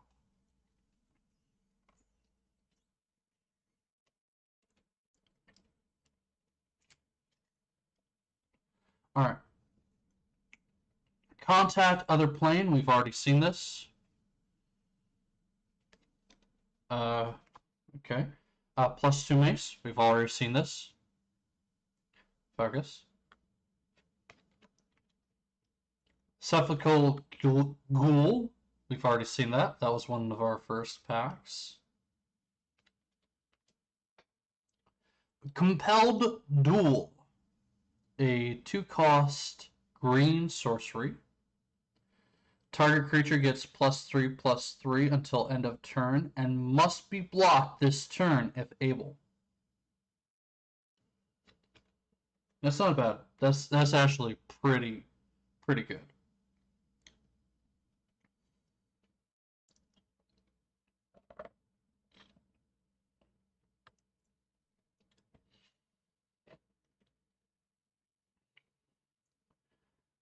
Jaded Sellsword, a 4-cost red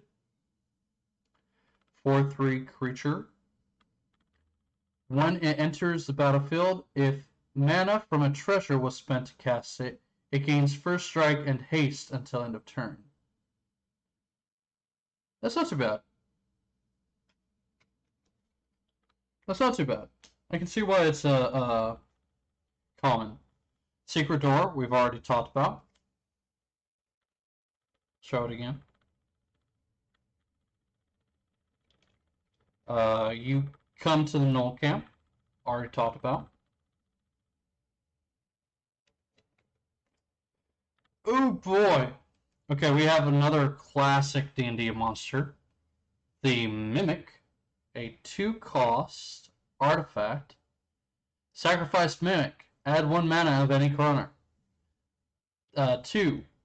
It becomes a shapeshifter, artifact creature with base power of toughness 3/3 until end of turn.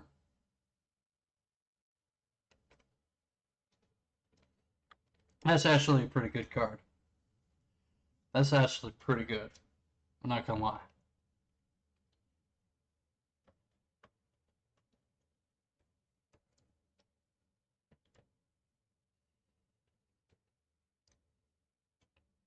Okay. So we do have a Neverwinter Dryad, but this one's art is different.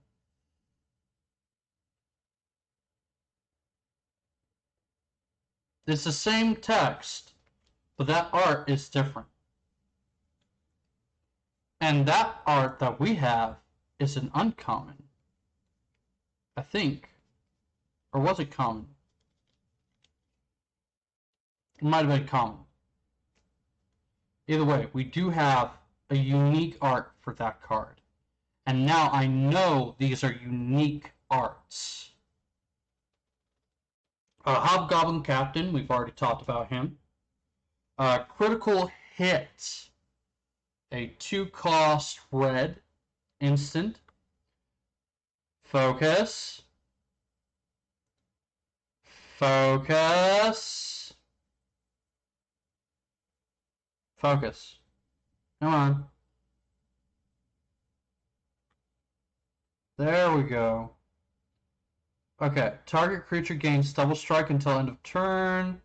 When you roll a natural 20, return critical hit from your graveyard to your hand. Very nice. That could be extremely useful. It can also be extremely useless. Depends on how you roll, or if you roll.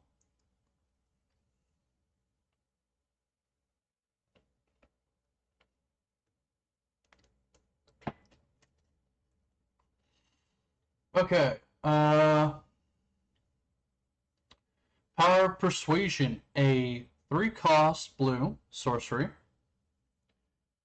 Focus.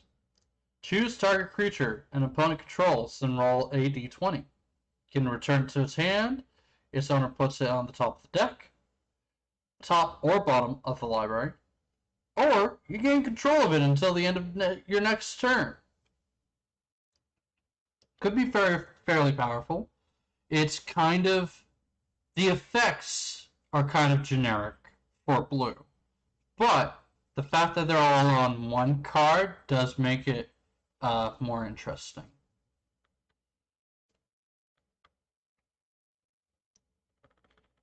I don't know if this is a D&D character or not.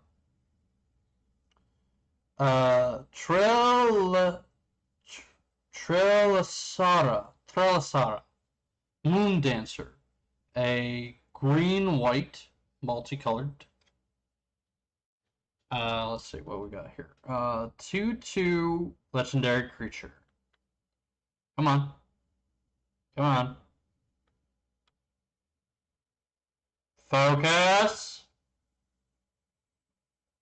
Focus, you damn heathen!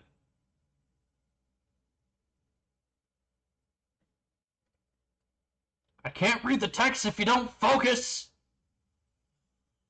Okay, whenever you gain life, put a 1/1 counter on Moon Dancer and scry one. Not bad. Actually, it's pretty good for a 2-cost creature. Because if you're gaining life, you can always just pump it up. So it will probably not stay a 2/2. Okay, the last card for that pack, I believe, is Instrument of the Bards, a green legendary artifact. Yes. Must have been the cat.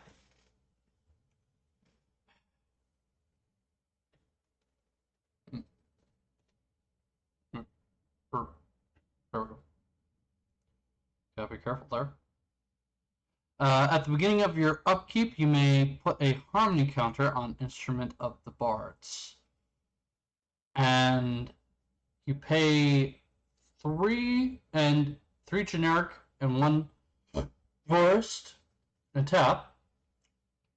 Search your library for a creature card with mana value equal to the number of harmony counters on Instrument of the Bards. Reveal it and put it into your hand. If that card is legendary, create a treasure token, then shuffle. Interesting. Let's see if we can get that to... There we go. For 1 cost, that can be pretty powerful. It doesn't say you have to remove the counters either, so you just keep getting counters.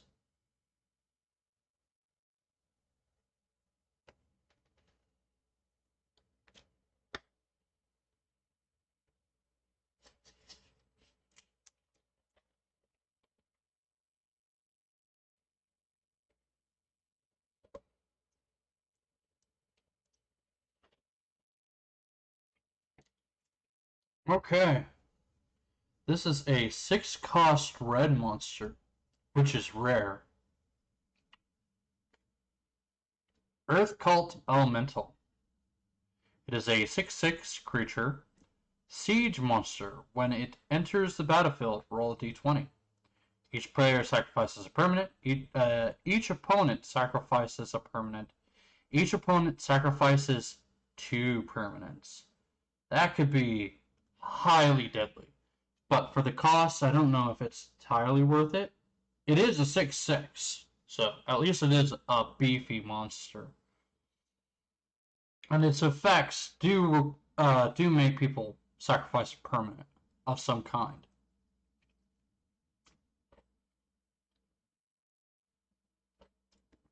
Of course, for that one, you'd at least be hoping for 10 and above, so that you don't have to sacrifice a permanent yourself. Again, not sure about it, but it could be good. Arcane Investigator, a 2-cost blue, a 2/1 creature focus. Search the room. You can pay 5 generic and 1 blue to roll a d20. 1 through 9, look at a card. And then 10 through 20, look at the top 3 cards of your library. Put one of them into your hand, and the rest at the bottom of your library in any order. That's actually pretty good. Like, the creature itself is not too bad.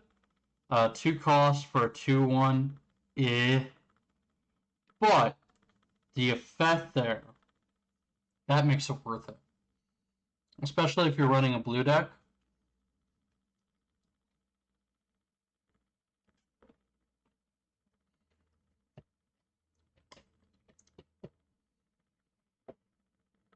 That straw just keeps wanting to come up.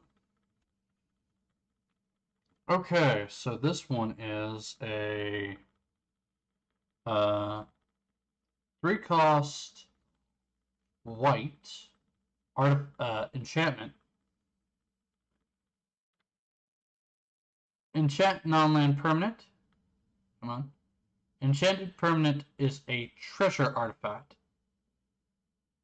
Basically, you'd enchant a creature, then sacrifice it. Oof. I don't know.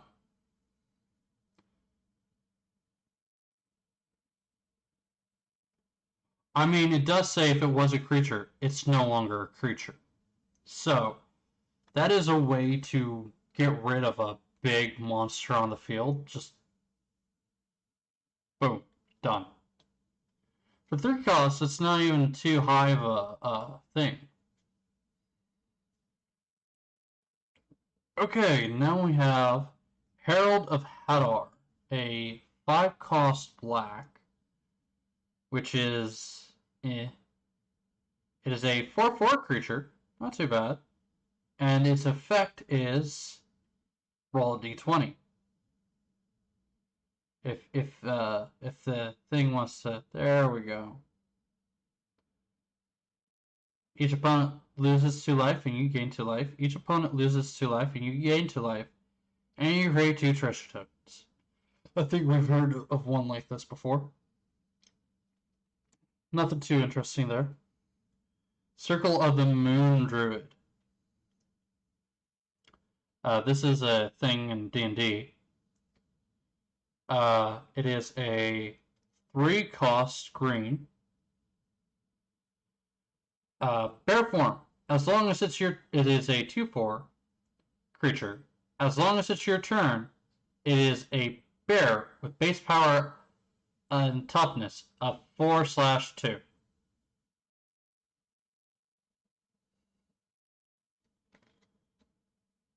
So, I mean, you've got a switch hitter there. That's actually not too bad. Huh.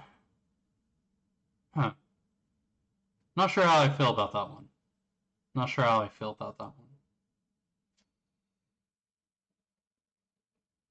one. Dueling Rapier. 1-cost red. I don't know if we've done this one before.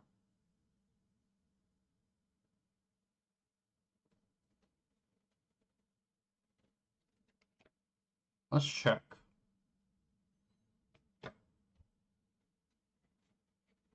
As you can see, we're getting a lot of common cards. So, let's see. This was a red. Goblin. Bits of speed. Da da da da da da da da da da. Da da da da da da da da da da. Okay, no, we do not have this card yet. Now we do, I guess. So, moving on. So it is equipment with flash, which means it can be played anytime an instant can. When it enters the battlefield, attach it to target creature you control. Creature gets +2/+0. It has an equip cost of 4, but it comes onto the battlefield and instantly gets equipped to a creature, which makes it really decent for an equipment. Because there are cards that allow you to bounce equipment or artifact back to your hand. And if you do that, you could bounce this, you could equip it. The next turn, you bounce it, then you cast it again, and you equip it to another monster. Then you bounce, equip, bounce, equip, bounce, equip. And, I mean, it's not that bad.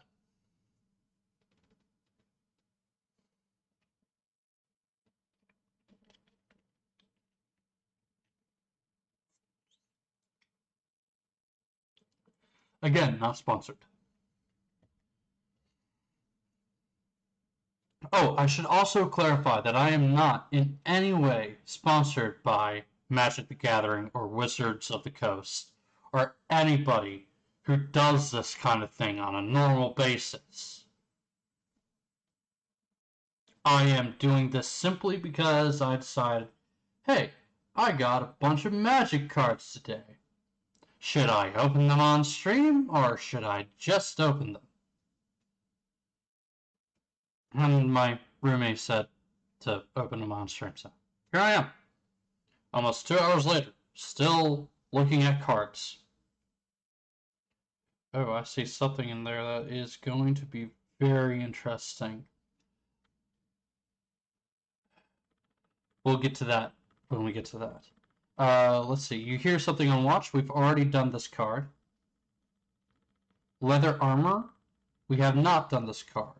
It is a 1-cost equipment that gives you +0/+1 and has ward 1, and it equips for 0, which means you can equip it for no cost. However, you can only activate it once each turn, but that's fine. That is actually an under-the-radar good card. That one. Check it out. Get it for your deck if you can.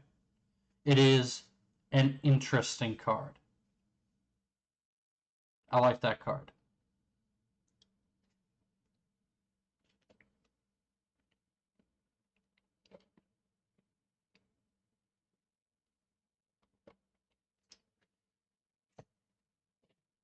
Gee, you should have gotten me the shake later.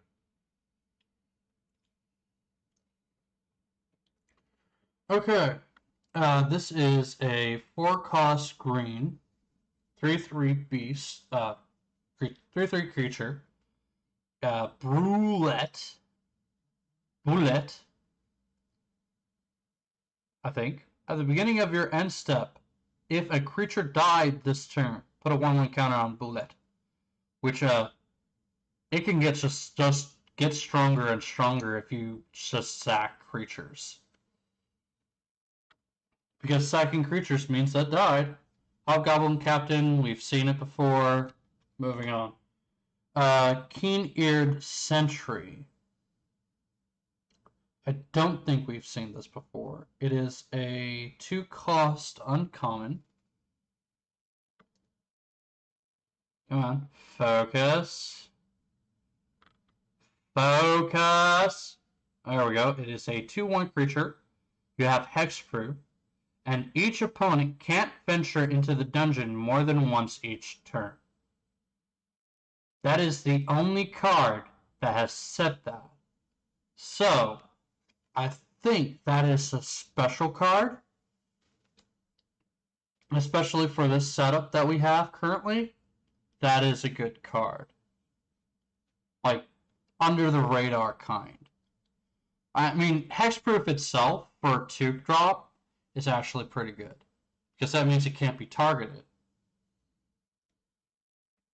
Skullport Merchant, a 3-cost black 2/4 creature. What is it? Hang on. Focus! Focus! Focus!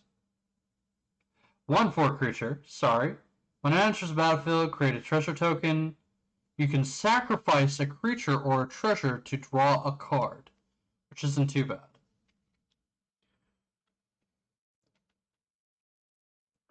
Oh, Bag of Holding. This is a glorified D&D item. Equipment. It is a 1-cost equipment. Actually, no, it's just a 1-cost artifact. When you discard a card, exile that card from your graveyard. Pay 2, draw a card, then discard a card.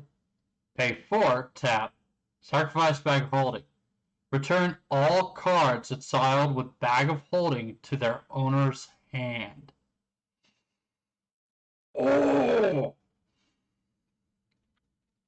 That could be so brutal. I love it. For 1 cost, that is a very interesting card.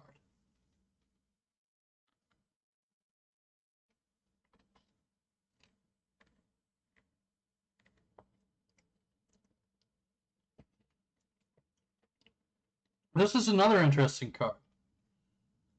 It is a 2-cost green Werewolf Pack Leader. It is a 3/3 creature with pack tactics. Let's see, what does it do? Draw a card. Yeah, okay. It also has a thing on the bottom. With until end of turn, Wolf Pack Leader has a base power and toughness of 5/3, gains trample, and isn't human. That's interesting.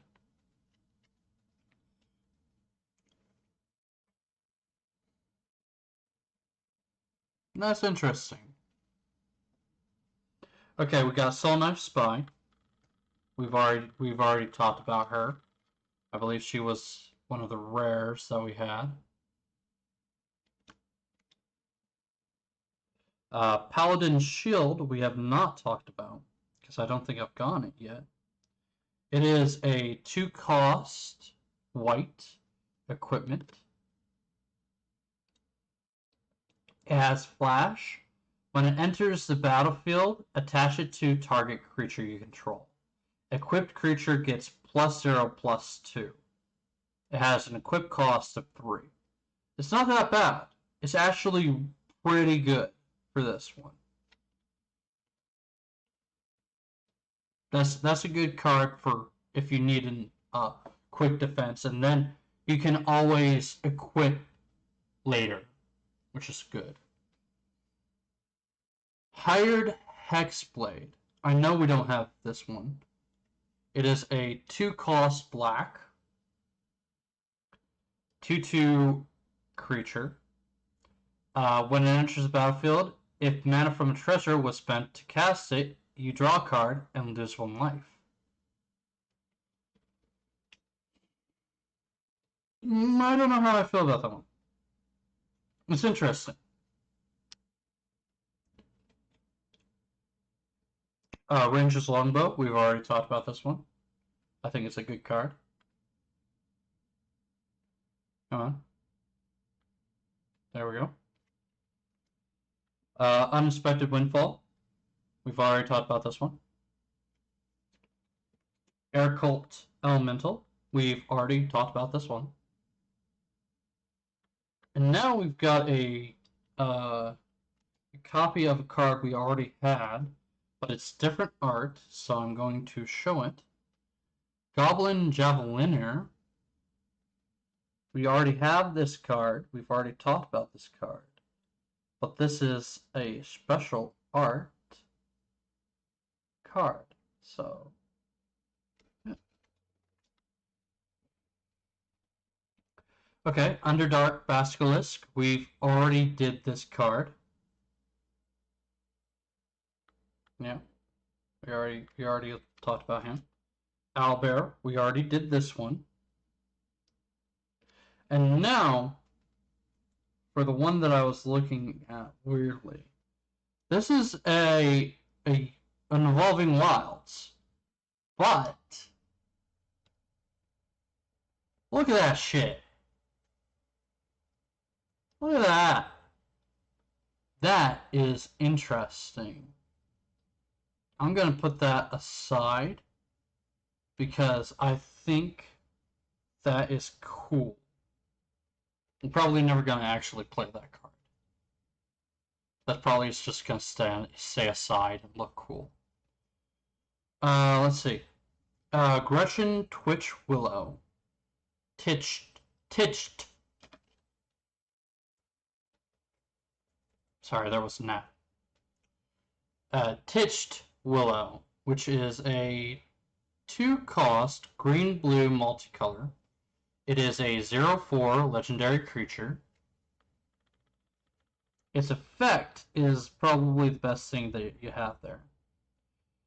For 4 cost, you can put a land card from your hand onto the battlefield and draw a card. I do like the fact that my green screen blurring is making the green on that look like it's an actual lake. Okay. That's actually not that bad of a card. If you're running green-blue, you'd probably definitely want that. Let's see. We got a few more. I think this is what the deck we started, and then I decided to do the thing. So, Sudden Insight, a 6-cost green, blue, not green. Why did I say green? It is an instant, and draw a card for each different mana value among non-land cards in your graveyard. I don't know what that means. I don't know if that's good or not. So, 5?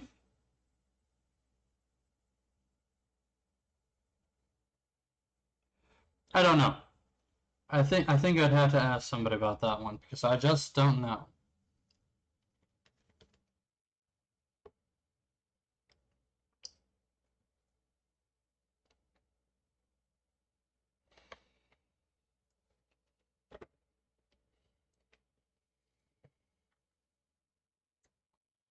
Okay, Magic Missile, a classic D&D spell. 3-cost sorcery. This spell can't be countered. Magic Missile deals 3 damage divided as you choose among 1, 2, or 3 targets. I mean, for 3 costs, it's not that bad. And it's kind of standard for red. But the damage could have been a little better for that card. That's all I'm going to say. And then we have Varus, Silvery Moon Ranger, a 3-cost green, 3/3 legendary creature. With Reach and Ward 1, whenever you cast a creature or a planeswalker spell, venture into the dungeon. This ability triggers only once each turn. When you complete a dungeon, create a 2/2 green wolf creature token. Not bad. If you get this out early, you could have a few tokens by the end of the game. That's interesting. Alright. And this one has the thing that I really want to discuss. I saw it And I only saw the name, and I was like, nope, we're gonna save that one for last. It's gonna be the last card I show, and it's gonna be the last card on the stream before I start Minecraft. Okay, so Charmed Sleep. I don't know if we've talked about this one or not. It is a 3 blue enchantment. When it enters battlefield, tap target creature. Tap enchanted creature. Enchanted creature doesn't untap during its controller's untap step. Meaning, the only way it can untap is via another effect. Creature, spell, planeswalker, something along that line. But it cannot untap itself. Dwarfhold Champion. A 2-cost, 3/1 white creature. Come on. Focus. As long as it is equipped, it gets +0/+2. So throw some equipment on it. Make it a tank. This is a 1-cost black card. Shambling Ghast. It is a 1/1 creature. When it dies, you choose one. Target creature an opponent control gets -1/-1 until end of turn. Or create a treasure. I mean, it is what it is.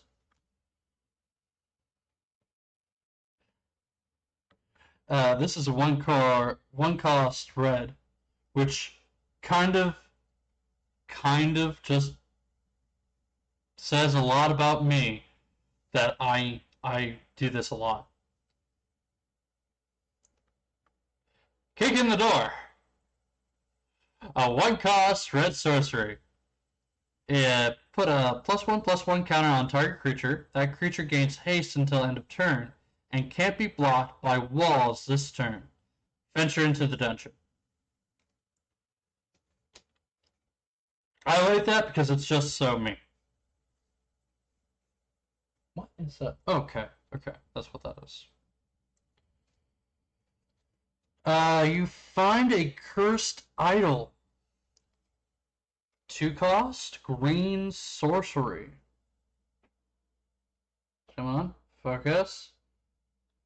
Focus. There we go. Smash it to destroy a target artifact, destroy target enchantment, or create a treasure token and venture into the dungeon. Interesting. Improvised weaponry. So far, I haven't gotten most of these, which is cool. Improvised weaponry, a 3-cost red sorcery. It deals 2 damage to any target and create a treasure token. Fairly common for red. So, Djinn Lincier, we've seen this card before.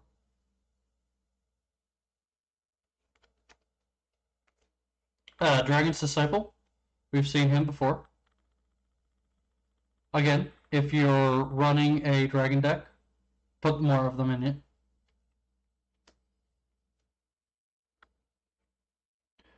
Grim Wanderer. I don't know if we've seen this card before. It is a 2-cost black creature. It is a 5/3 with flash.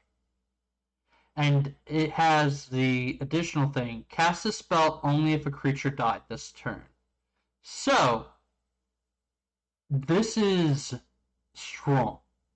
If you had a token die off, boom, put him in. For 2 cost, a 5/3, yes. That is a good card. If you're running black, especially.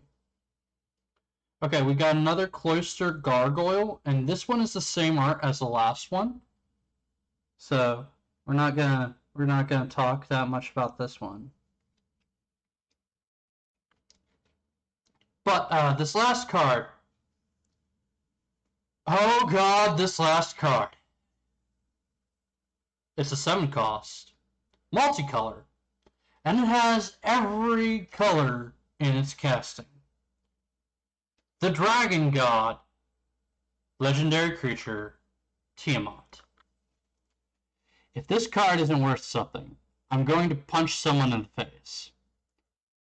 It is a legendary creature. Flying. When it enters the battlefield, if you cast it, search your library for up to 5 dragon cards not named Tiamat that each have different names. Reveal them and put them into your hand. Then shuffle.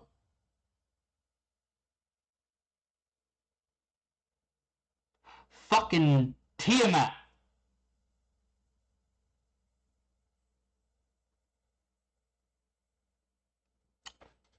That's all this is. That's all that's said. Now, I know that none of these commons are really worth much of anything.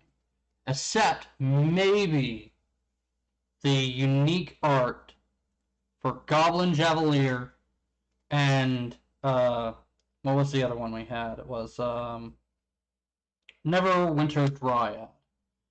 That's the one. Those ones might be worth something, but probably not. We're going to take a look at these uncommons, and we'll take a look at the rares.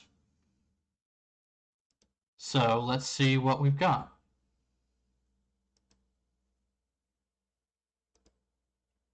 I'm going to open up the Magic the Gathering Pricer.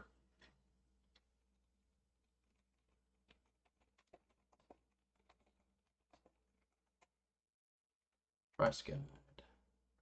Actually, I can just use the one that I have on my other thing. Where is it? Ah, I didn't put it in there. Ah, perfect. Okay, I'll just use... I'm going off of TCG Player for what these cards could cost. So, we've got Neverwinter Druid,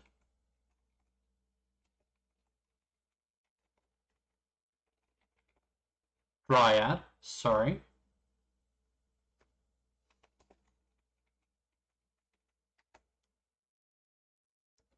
Okay. This art card is worth 2 cents. That's too bad, but at the same time, it is a common card.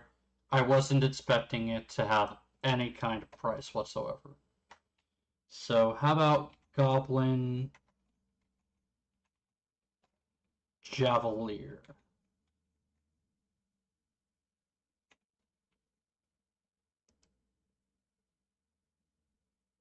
Now, hold on. Back.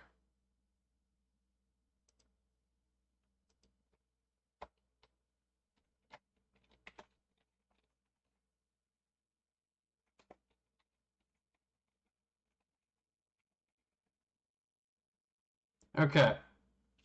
That's 4 cents. So yeah, nope, not even worth it to sell those ones. So we're not even gonna bother. Now we're gonna move on to the uncommons, which may or may not have a higher price. You never know. I'm gonna save Tiamat for the last one, so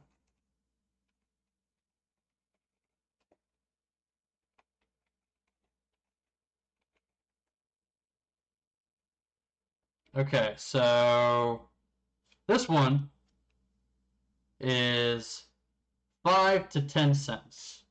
Not worth it. I'm not even gonna bother checking most of these. Let's do the legendary creatures at the least, and see if they are worth anything. They probably won't be, but you never know. So there's that.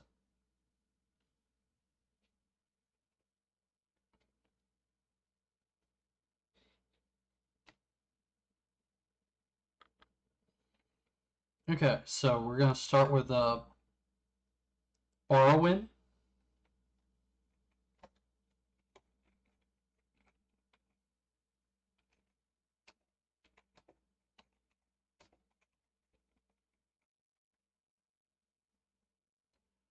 Nope, that is worth 9 cents at the most.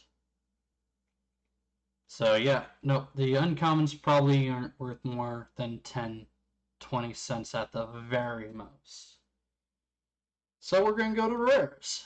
We have a lot less of those. And I'm hoping some of these are actually worth something. The ones I'm going to keep out hope for are Volo and Dritz. Because those two are probably the more in-demand ones for D&D players like myself. So, let's start with Varys.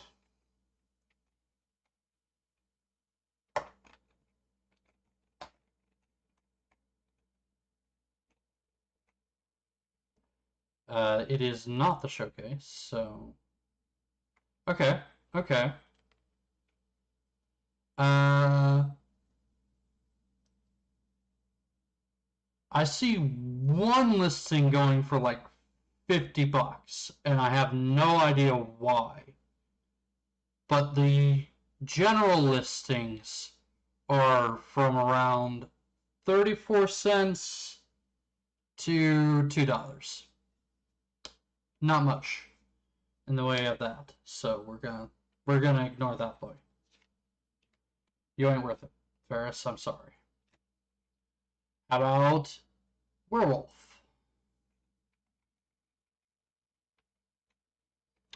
We are not doing extended art. This is just the normal.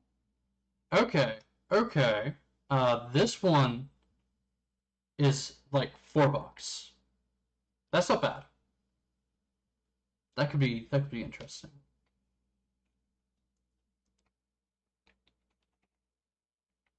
Let's go instrument.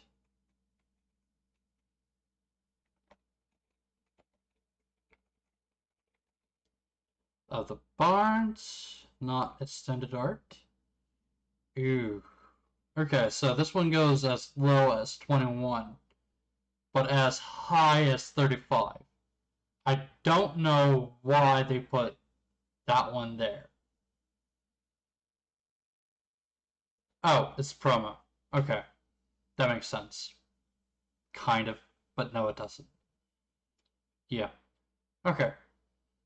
So, that one, not worth it.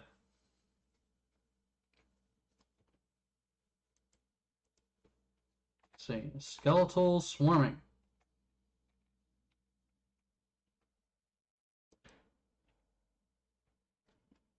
15 cents. Highest is $1. So, nope. True polymorph.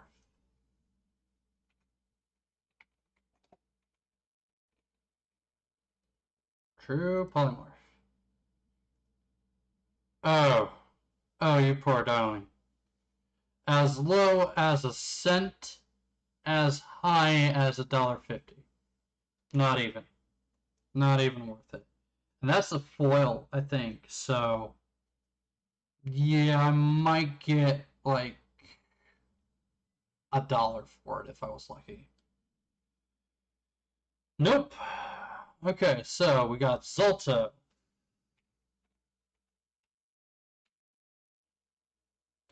The Fire Giant Duke. As low as 10 cents, as high as $1.23 for any kind of,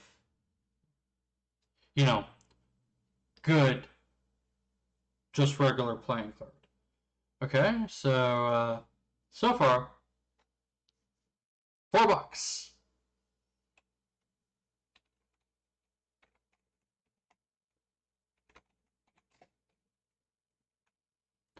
Let's see, Dancing Sword. 14 cents.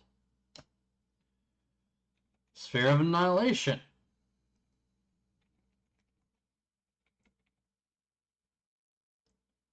Sphere of Annihilation.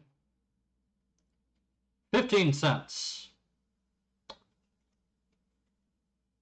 So, remember how I said I had 2 holdovers? Let's see if they did anything for me. Let's go Volo first, because he is the less known. And he is also foil. So as far as I'm concerned, this would be about $2. His actual listing is around 20 to 70 cents. I'm sorry, Volo, you just didn't make the grade. But that's about $2. And last but not least,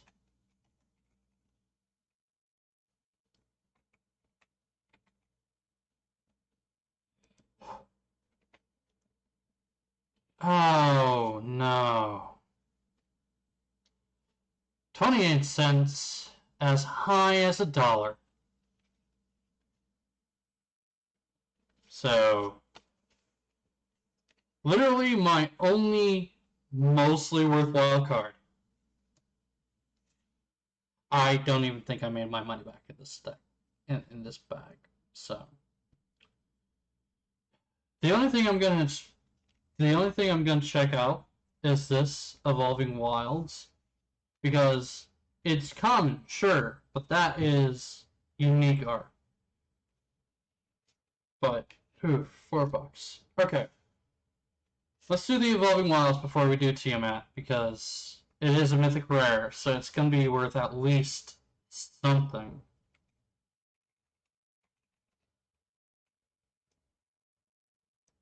Okay, so we got Evolving Wilds. Now, sort by market. No. Let's go with here. I only see the one.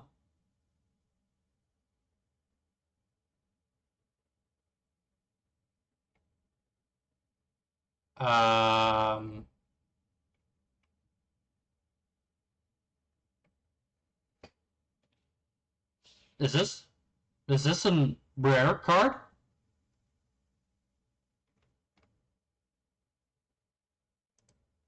Okay,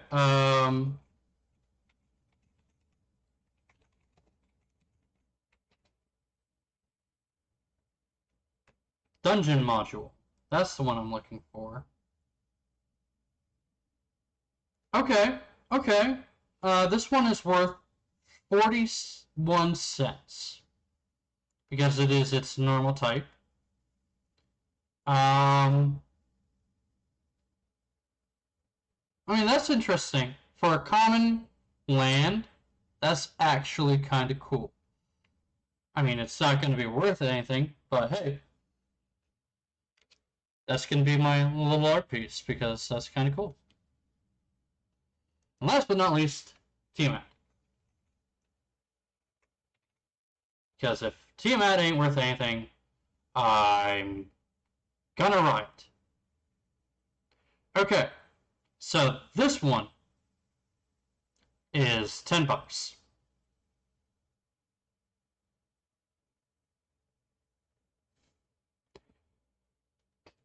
The promo card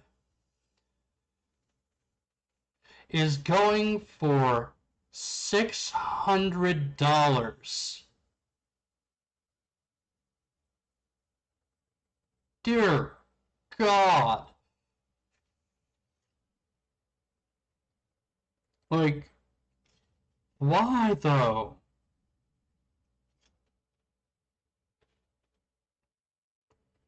I mean, sure, it's a good card, but, you know, it is not the grandiose thing I was hoping to be. But that is our venture into the world of Magic the Gathering. I hope you've enjoyed this little divergence from what I usually do.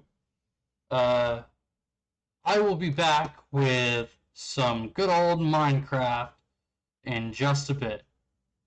So, let's pop over to the scene here so that I can actually hang on. Ha. There. Now I pop over to the scene. Okay.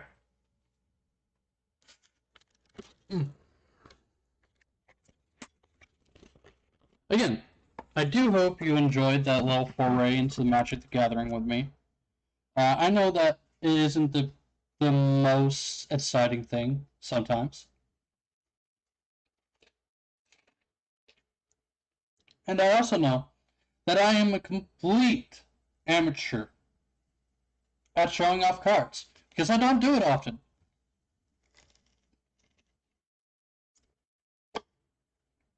But if anyone, and I do mean anyone, would like to see me do more of this, leave a comment. Subscribe to my YouTube. Follow my Twitch. Do the things. And I might just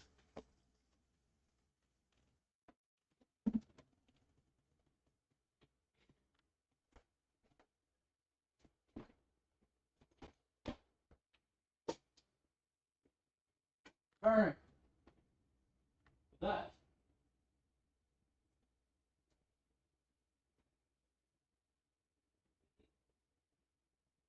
One card. One card was worth $10. That's it. Everything else was under $2. Except for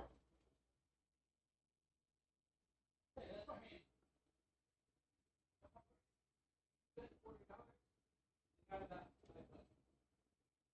Well, I mean, if you put all the cards together, it probably is worth about $40 all together.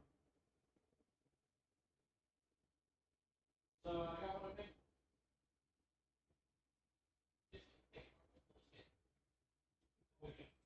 No, yeah. Those cards are shit. I mean, they look cool. Some of them look really cool. And the one card that's worth $2. T-Mac. You know, the very young. That is. Indeed. Yeah, huh? Cat, you are in my room. You are not supposed to be. I'm going to poop thee. Get out of my room. Get out. Get out. Get out.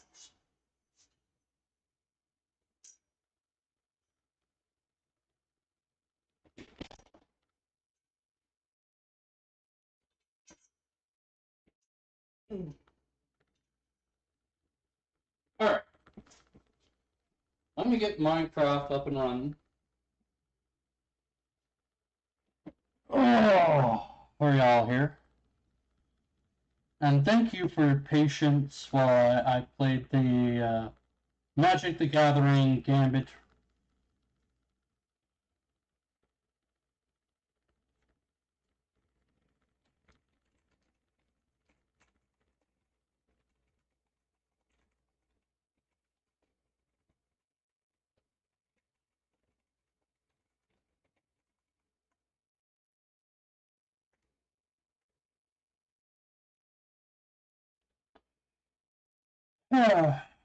But yeah, I guess like all together it might be worth maybe $40, but yeah, no, that was a bad pull.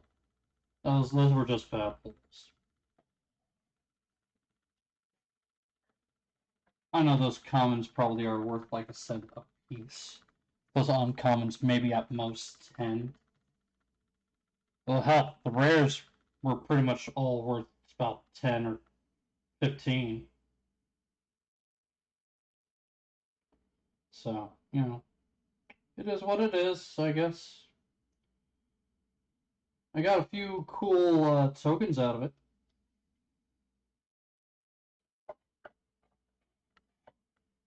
But alas, I will not be making money this day.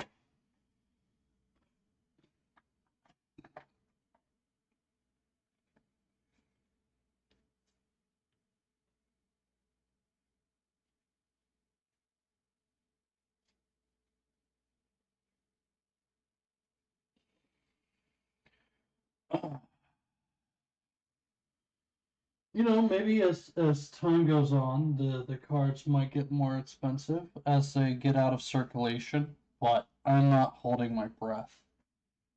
So, the one thing I do like is that box art that I had. That was pretty cool. And now that I'm going to be actually streaming, I'm going to set up the way I'm supposed to be, and we're gonna have a grand old time.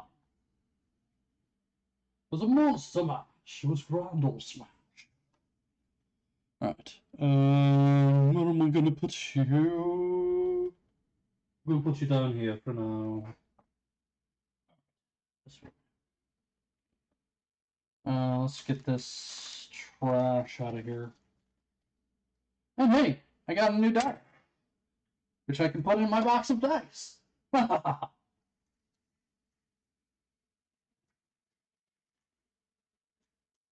So many boxes of dice. So many pieces of wrapper.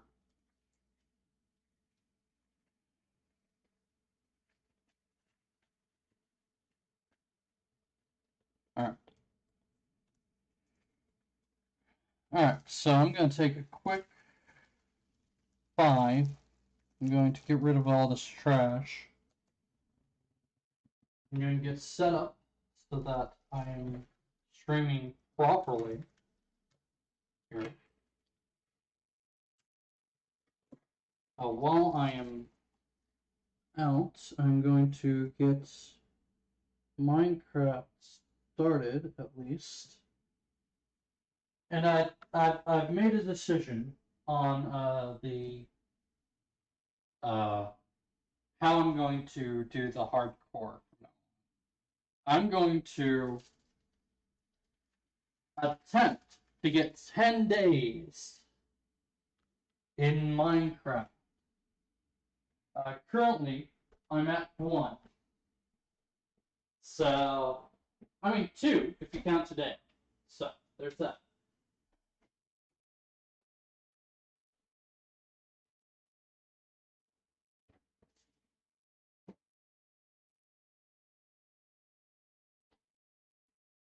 Remind me to empty this trash.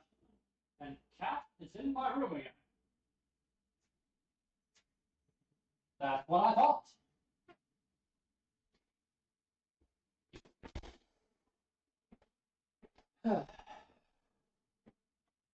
Alrighty. So, let's get this rolling. Rolling.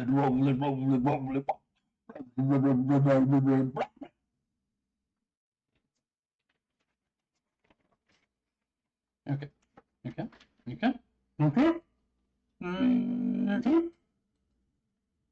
Good. And put you over here. I'm going to drink some water.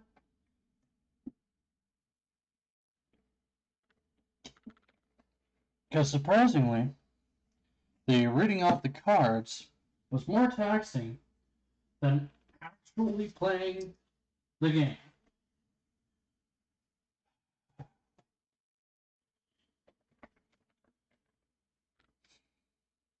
I just kind of had hoped it had been a little bit better.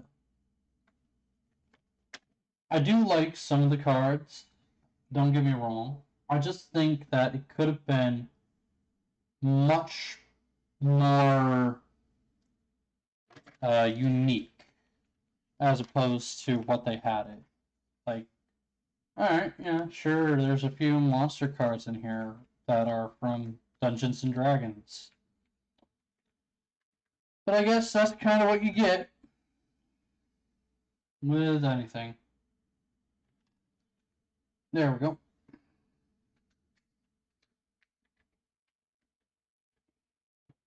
Anyway, if I can't make it 10 days in Minecraft Hardcore, I am going to start a regular survival Minecraft with some ability to do something.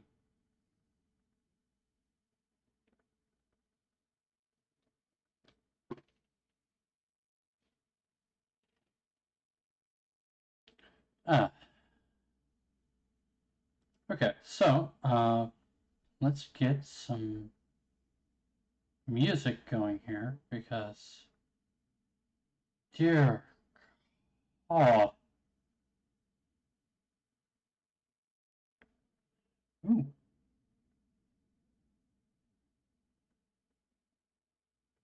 It's quiet. No one likes the quiet. Okay. I did not put it there. Lovely. Um.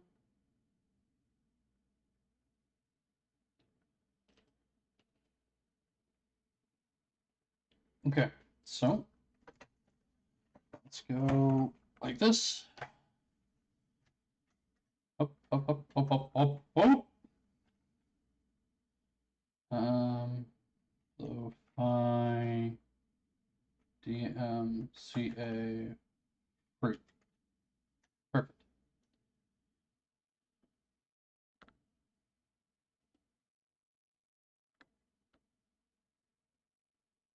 Huh. You know what? We'll go with this one today. It was loaded up yesterday. Yeah. Yeah.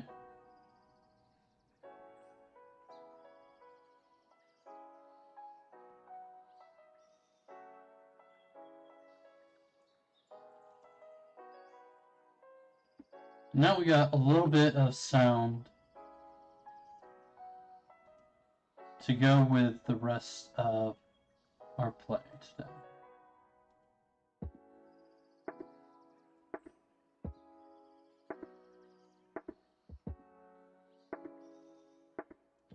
So, Sophia, if you're still there, how did you like the Magic the Gathering?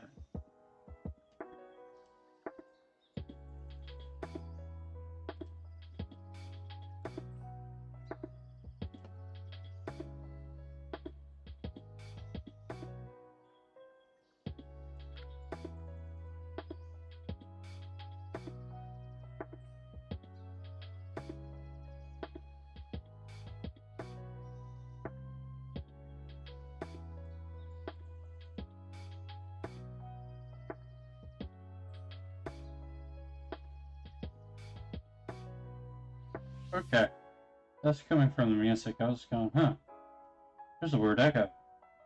No, it's just the music.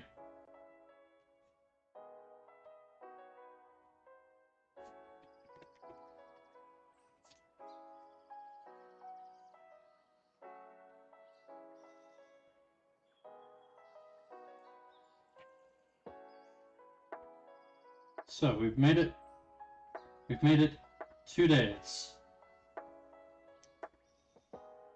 According to my value of what a day is.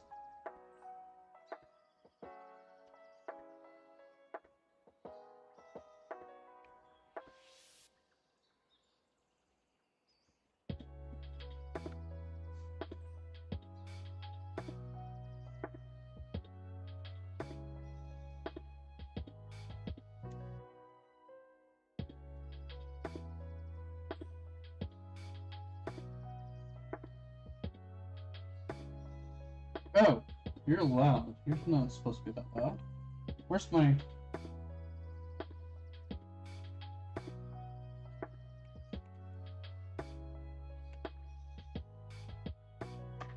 That's where the aggro was coming from.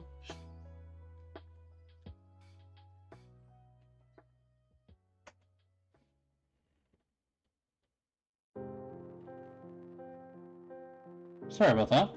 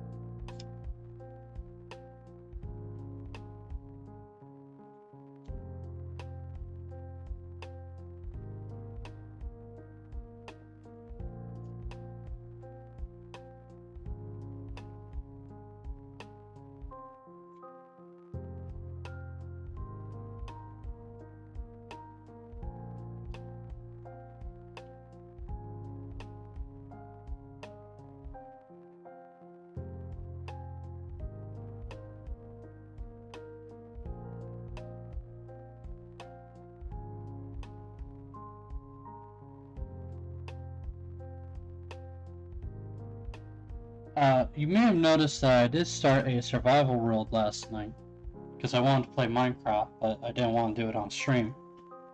And in that survival world, I'm thankful that I was not playing in hardcore because I spawned next to a pillager outpost and they killed me instantly.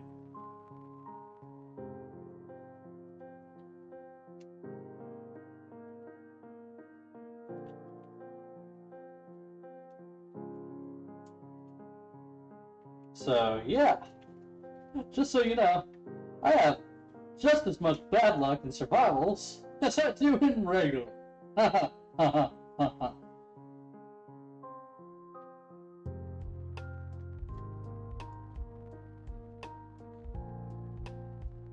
There.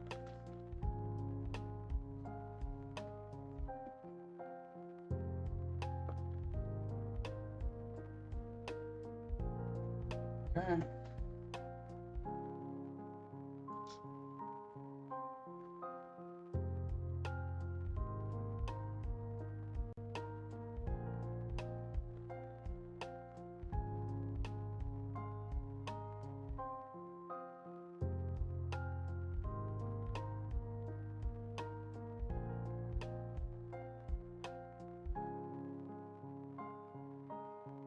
Alright, I'm going to just hit escape for a second.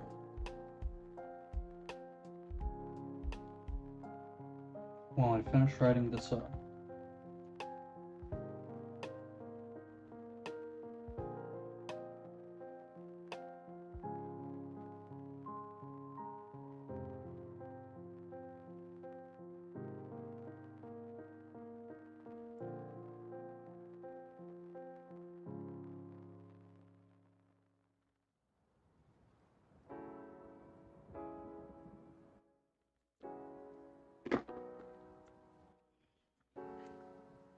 Be right back. I'm just gonna throw this up my roommate.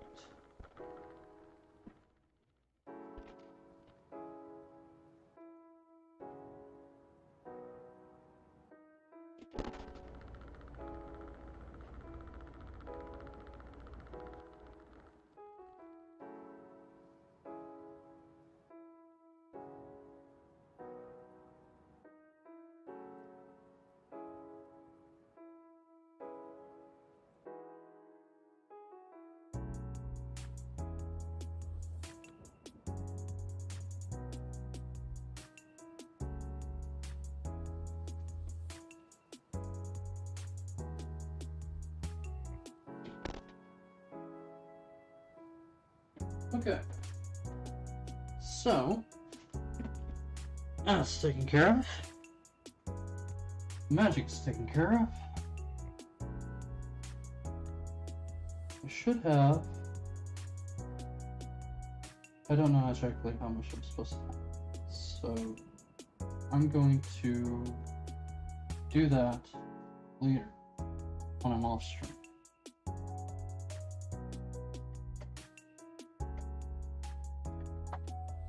Alrighty then. Back into game. I would need to collect some wood. Right. I don't... Actually, I will take that oak log, and I will take this. I don't need the iron nuggets immediately. I don't need that potato immediately. Let's see. I need... Nope.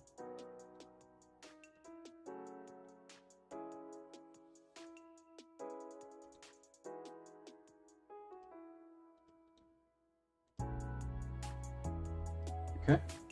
I am putting things I have not eaten in my bar so that I can eat them and get them accounted for.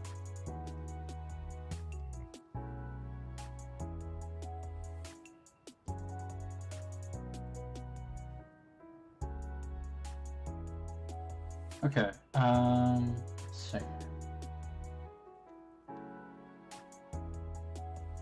I'm gonna put this here. And I'm going to put a bed down here. Even though I don't necessarily need it, it will help with my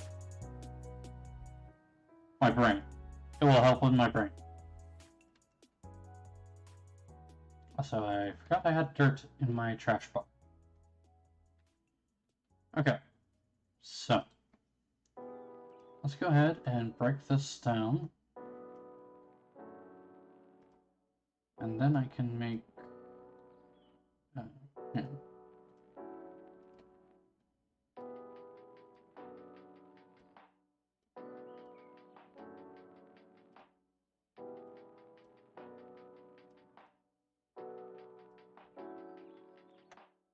There. Now I have bread for days. If I ever need anything to eat, I have bread.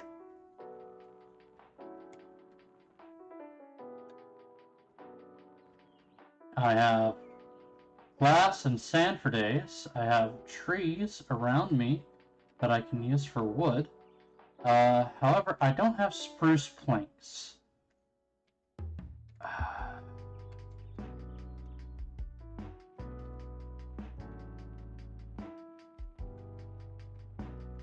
And I'm not entirely sure how to fix that. Hang on. I should have a spruce sapling.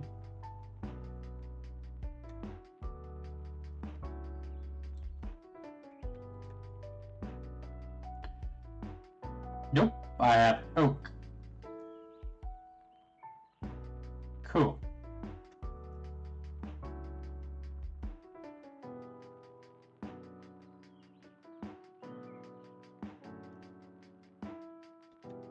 So, let's see. Oh, hey! Look at that! I didn't even need to grab one, there was already one here.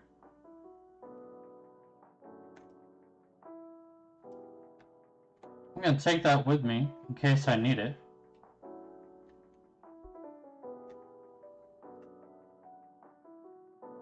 Okay, that looks like spruce log. Perfect. Here's to hoping I can get some spruce saplings to finish up my house.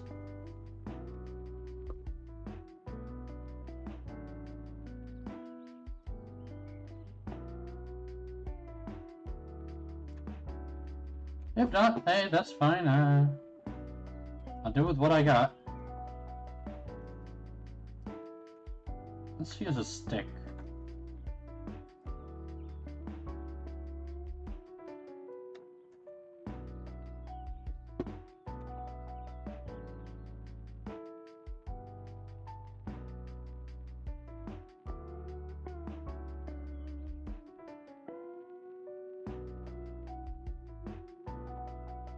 I mean, at least, I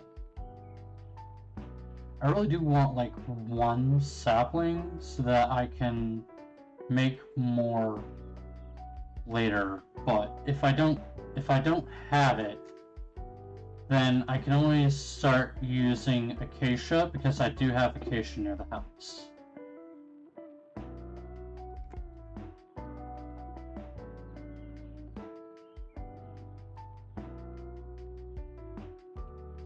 I mean, thankfully, this isn't, like, too far, so... It does have the advantage of being closer to the house than, say, a spruce forest. There's a spruce sapling. Okay, got one.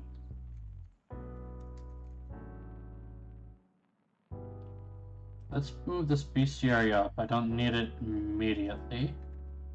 Let's get the spruce sapling up and growing.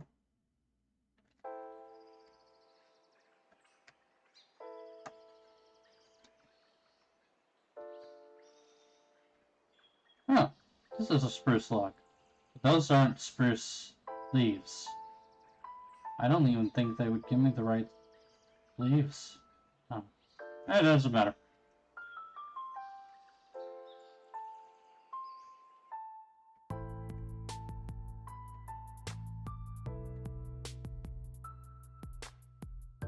Also, I think I just found a thing that I was looking for. So I will go back to that here in a second and be sure.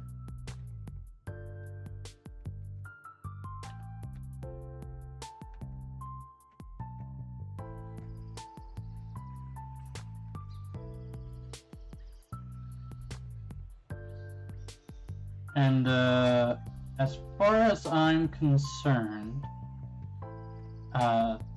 that dungeon is off limits until I get armor.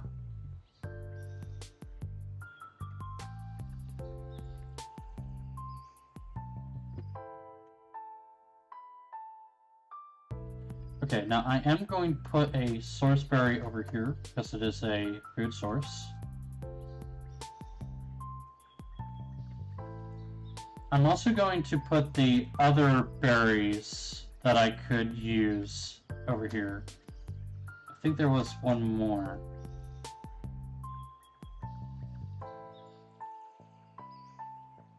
Nope. Just the source berry and the sweet berry.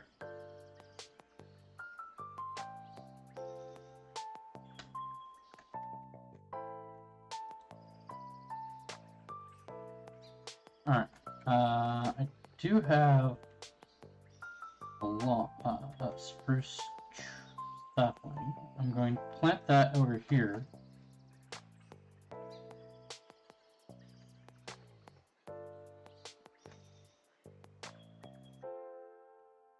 I'll plant that over here on this side.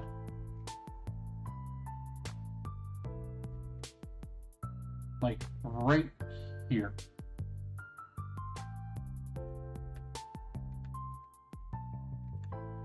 I'm going to go ahead and dig this out, and I'm going to put it like right in the middle of this little section here.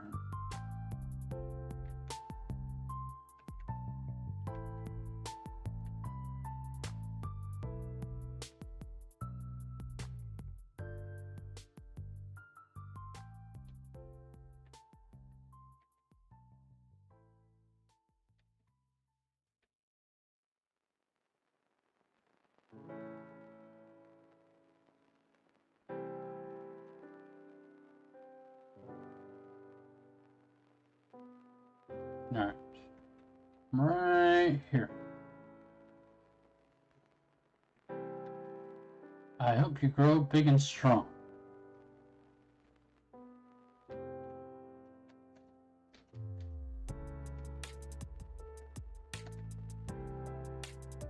And while I'm waiting, I'm going to use what I have to make a bunch more planks.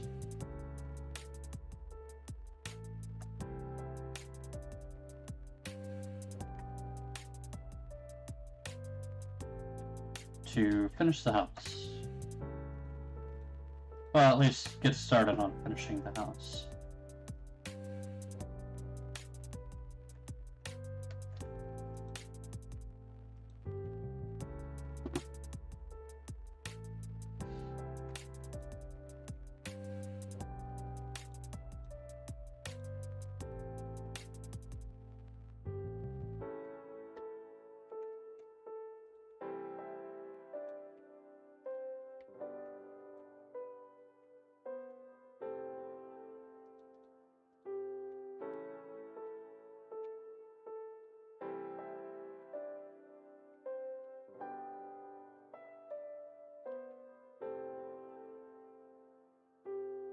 again, this is only like a temporary housing thing. I do not plan for this to be my final base.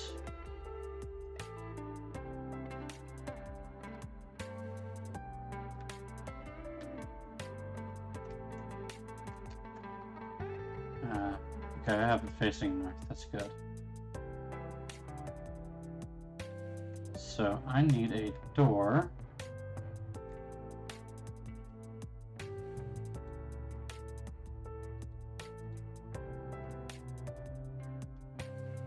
There we go. Now I have a door.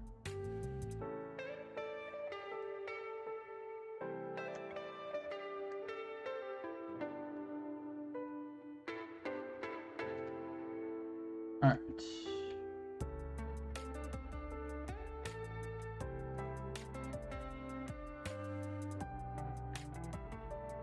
Now, I want to make a little alcove for my water. So I'm going to start over here and dig out this sand area here.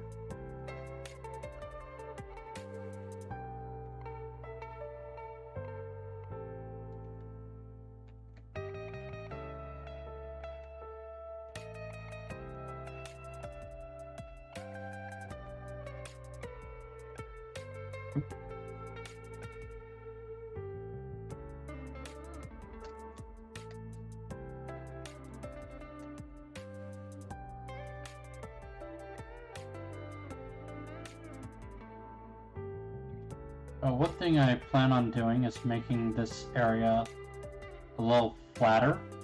So, even, I should say, even.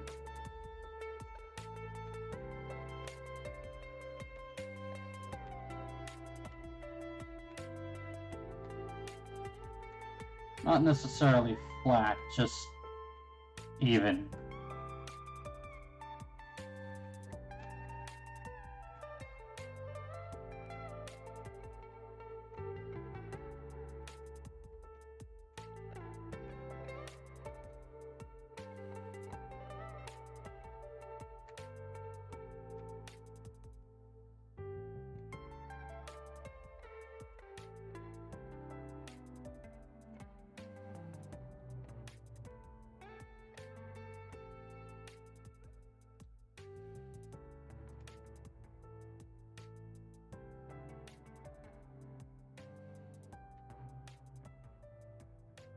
Voila! And now I have infinite water in a desert.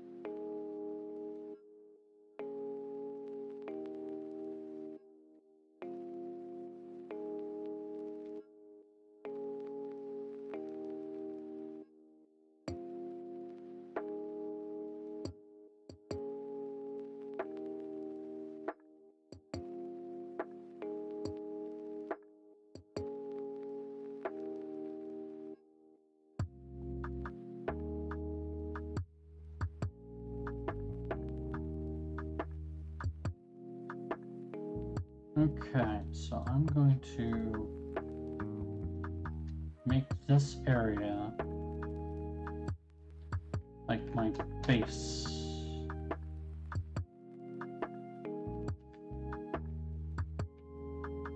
And I should put the totem there on the top of my house.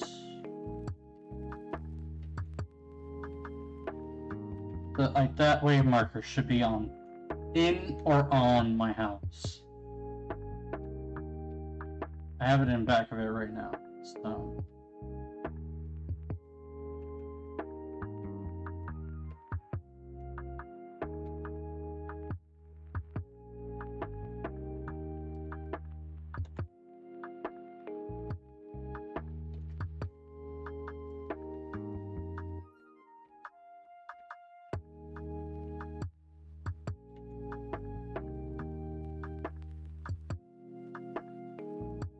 There. Actually, I like that a little zoomed in.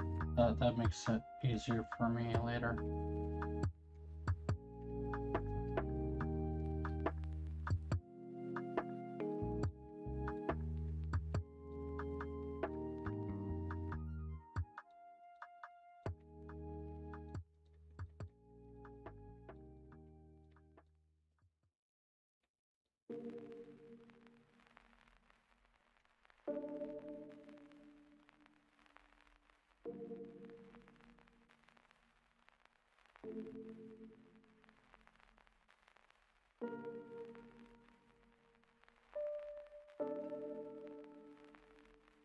Okay, I want this area to be filled up with mostly grass. I'm going to use it as my farming zone.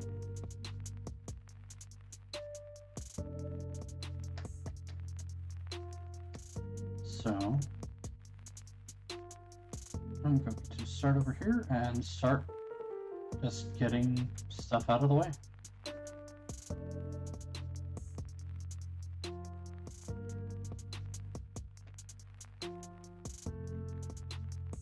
I'm going to flatten this area. And yes, I know it isn't extremely exciting, but I am not in the process of doing anything outside of this area just yet.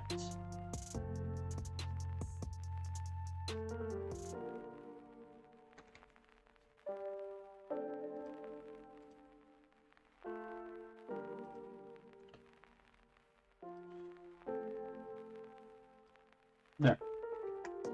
Alright, let's start with this. Like, to there. Then I'm going to just go ahead and start this process.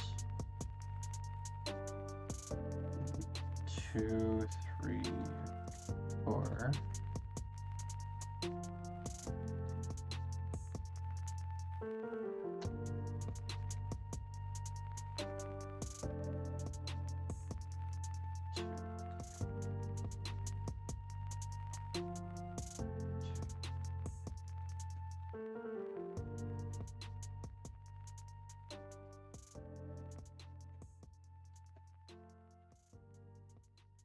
In case you're wondering, I am already planning out how the farm is going to be set up to take as little water as physically possible.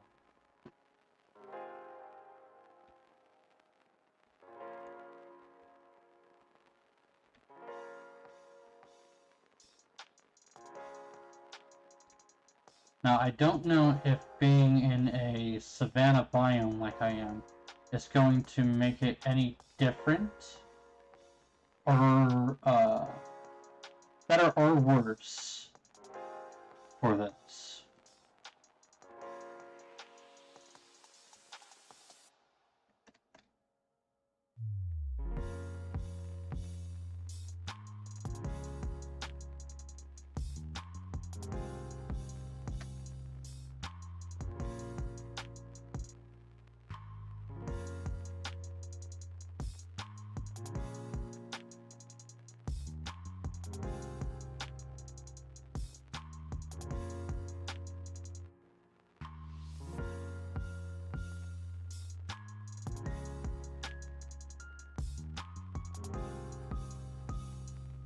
And this is the area that I am going to farm in, at least currently.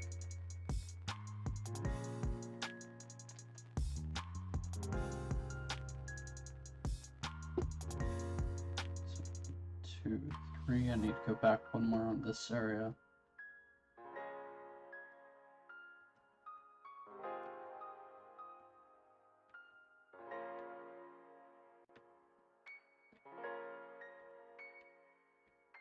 I see a lot of zombies over there for some reason.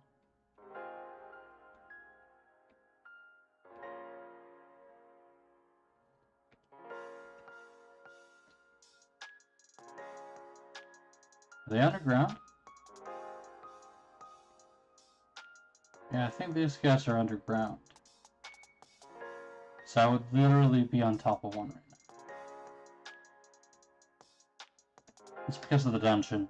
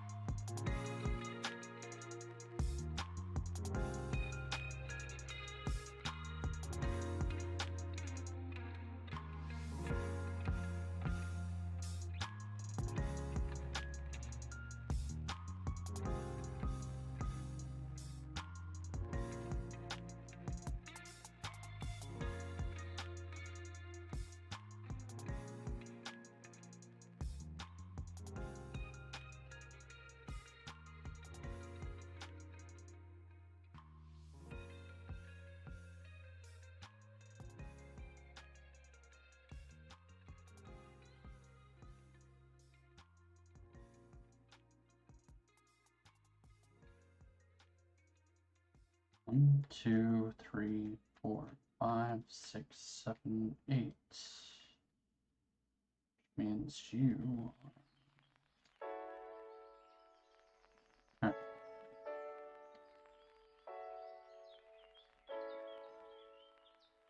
Two, three, 4.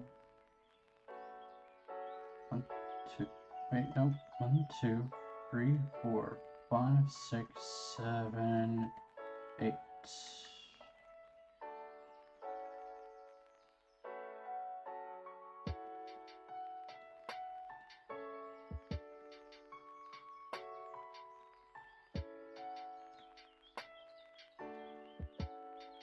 Now this should be a big enough farm for most of my necessities.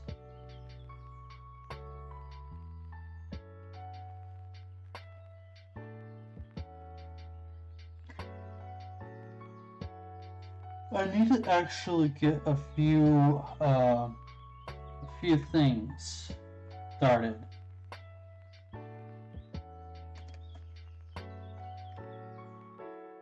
1, 2, 3, 4. That's fine.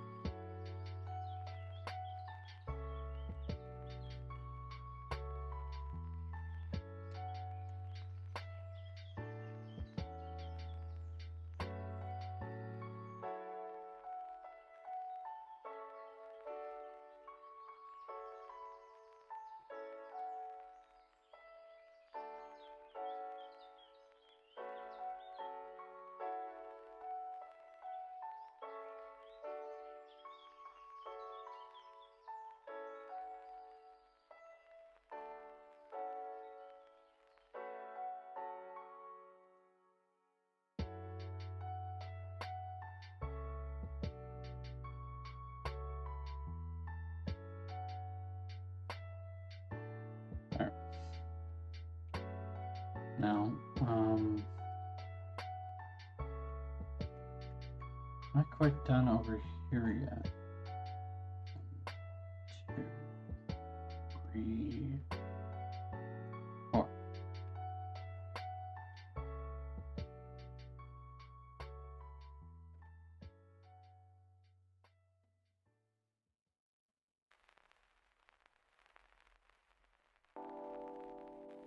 First, I'm gonna make that whole area flat, so it doesn't matter too much, but I do need to get there first.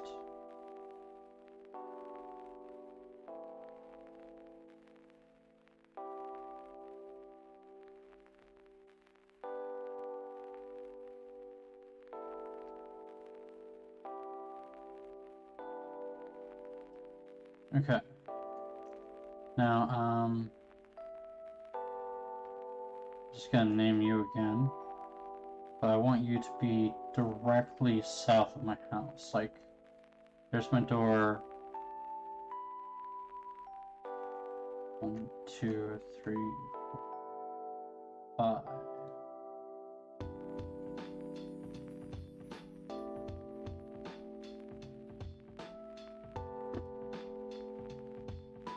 There. Put that in the slot here. We'll get rid of all of these seeds. I don't need them.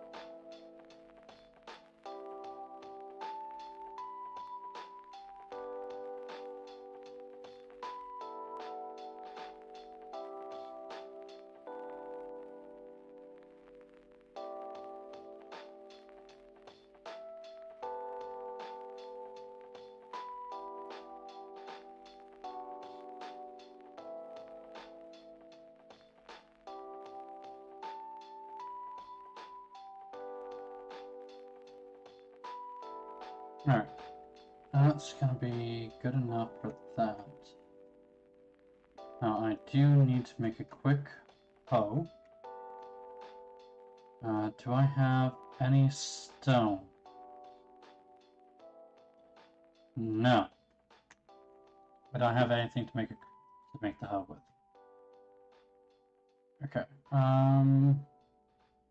Let's go get some andesite.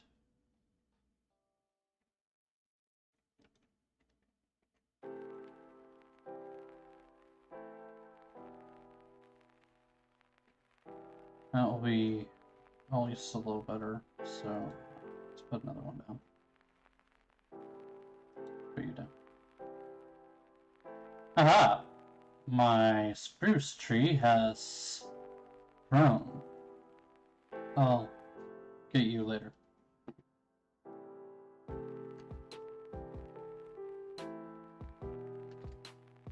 Okay, is this just regular stone? Yeah, that's regular stone.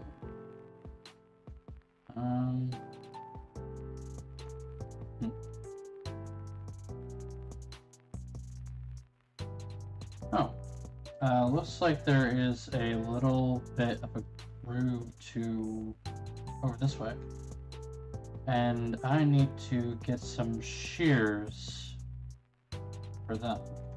Do I have any gravel?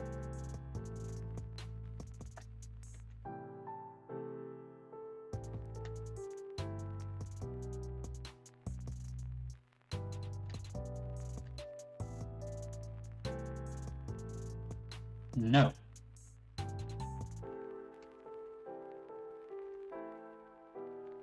Oh. Come on, Ben.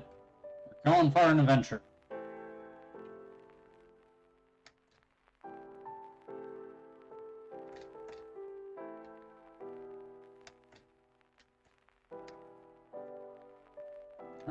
So. the stone I saw was over here. It does look like it is a crevasse.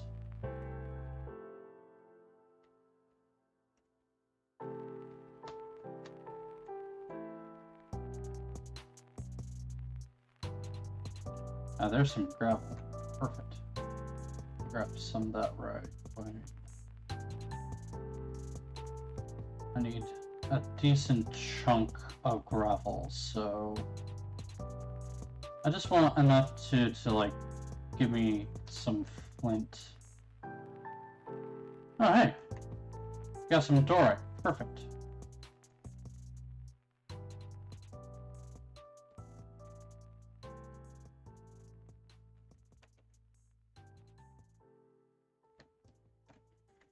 The reason why I'm getting dorite and not just straight up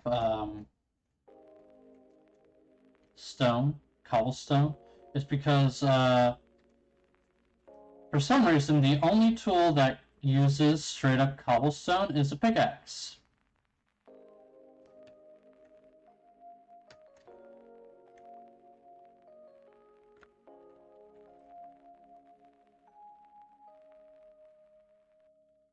I think that's like a bug, and I'm sure the mod creator will be fixing that as soon as they realize it. But until then, let's see, what's that? 19? Give me one more.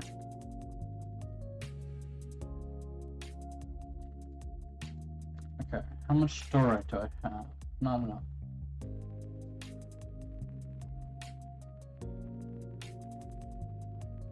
Until then, just get an extra thing of rock that is not cobblestone.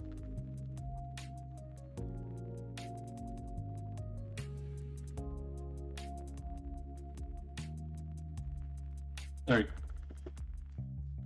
That should do. I need a little bit more actual stone though. Just a little bit. I want to make a stone pickaxe so that I'm not using this iron pickaxe.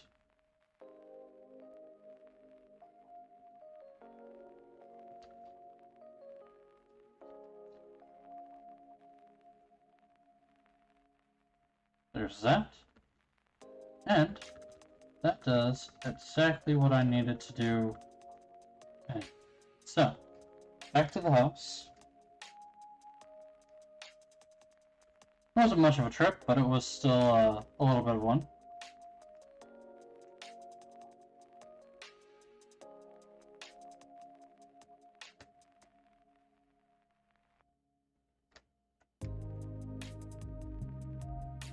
And I need to be inside before I sleep.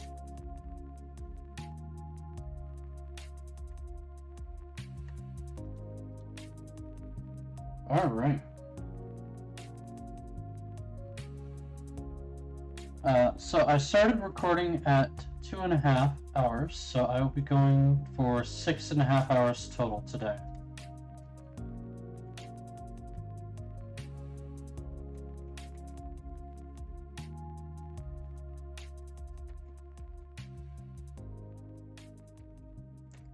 And that is, hang on, there. And that is my berry bush setup for the foreseeable future.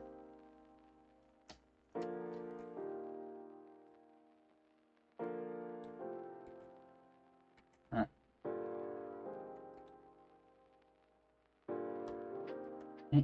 Not eaten. Let's get anything that I don't have eaten in my hotbar.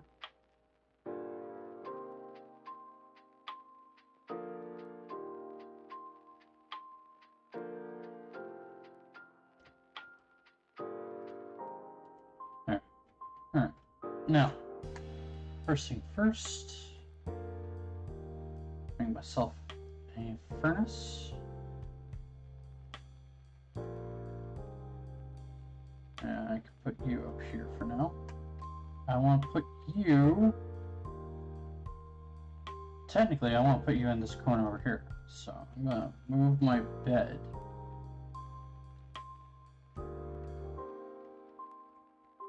I'm gonna move my bed here. Here.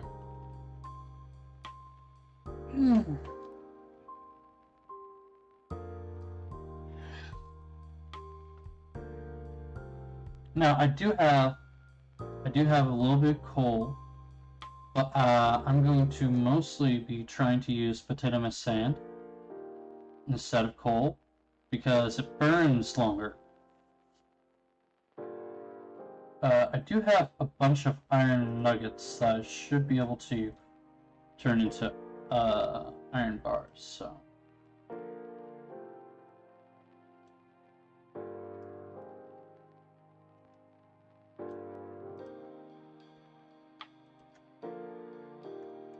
There's a few. Alright. There's that, and there's that. Check. I can make this into a blaze gold bar, I think.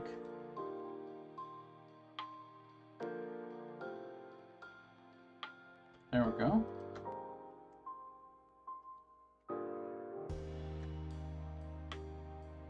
That takes care of that.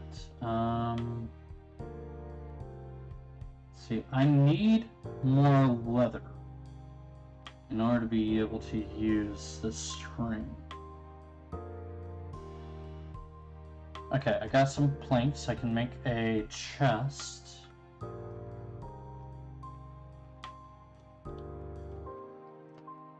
So there's a chest.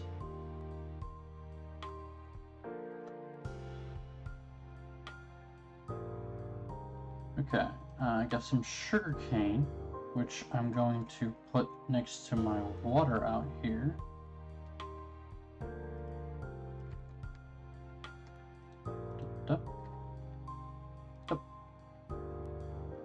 Now I'm going to put that around my water on these sides, but I'm not going to put it here.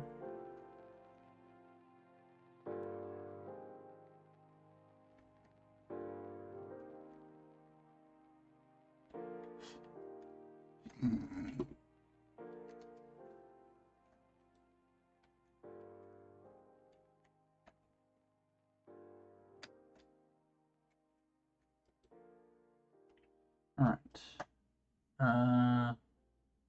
I just need one piece of that. Same with the cucumber. Is there anything else? I don't want to eat that maple yet. I don't have enough of it. I need to find another maple tree.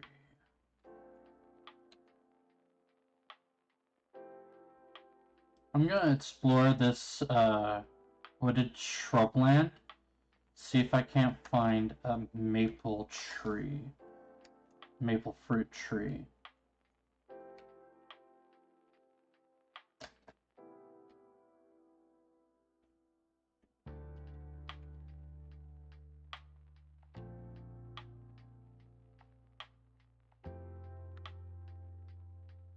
We got some horses out here, that's cool. Ow. Looks like there's coal in there. And some blue ore? I can't tell. But I'm not going in there until I have torch. I could make one, but I'm not going to yet.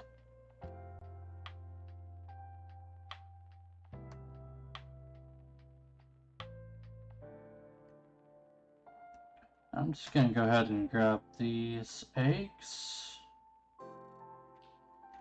Let's see. Where am I? Well, I'm trying to find a few things, so...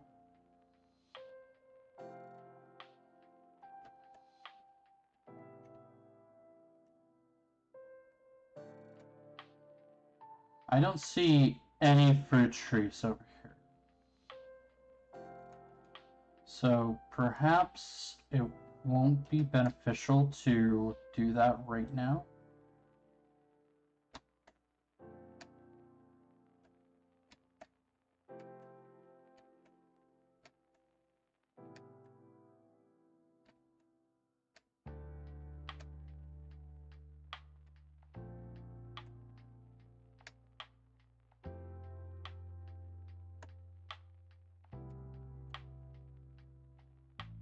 because I need a good tree area.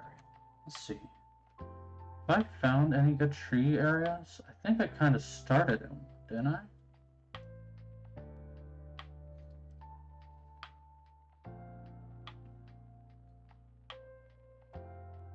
Yeah, I think there were like a lot of good trees over here. I know there was a bunch here.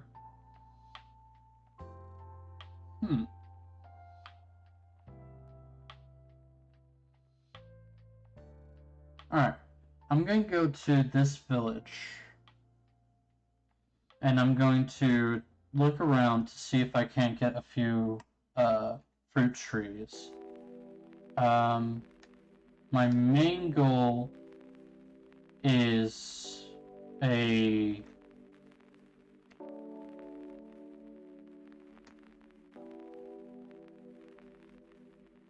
My main goal is a string tree. But if I can't get a string tree, I can make a string tree. So that's not a problem. My other goal is to get any maple trees.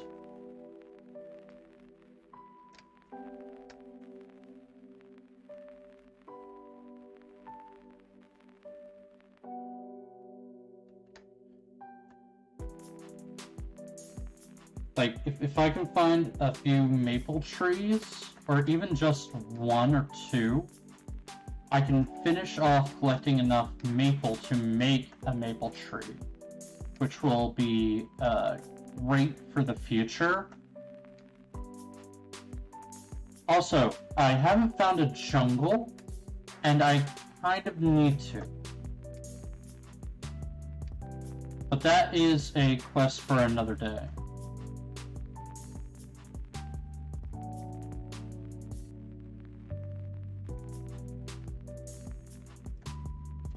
So I'm going to put a bunch of this stuff up here. And I'm going to leave everything except for the apple.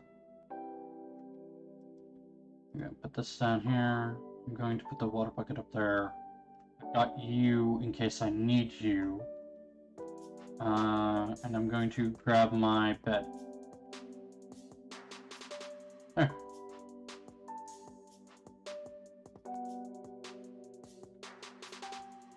I wanted to go to Azeroth. Alright. Now I'm here. Let's see if I can't find a maple tree.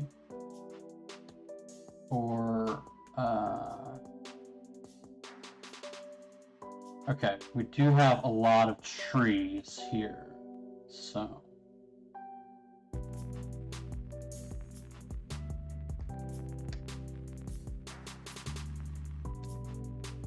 I want to find a fruit tree that doesn't have fruit on it. Because that's a maple tree.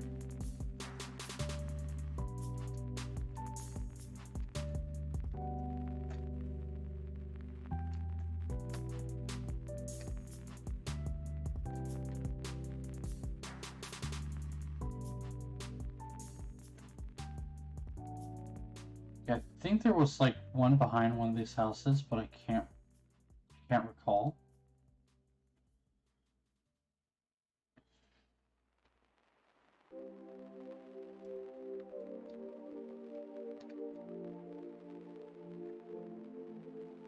Unless I broke it before I left, which I might have.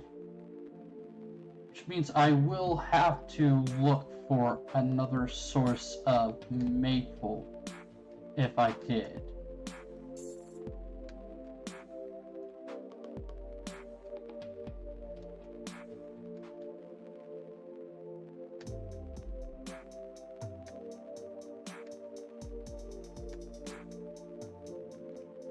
Thankfully, this is a heavy, like, wooded area, so it shouldn't be too hard to find a couple of maple trees hidden throughout here.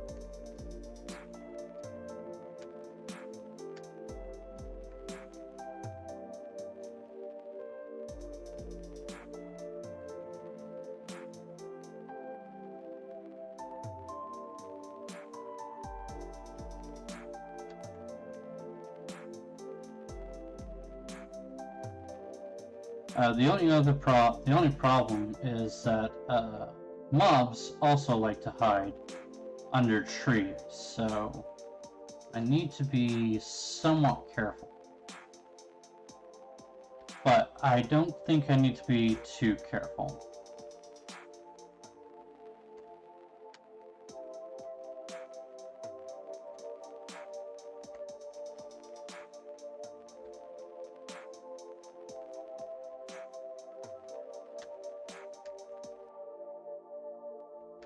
Like, proceed with some caution.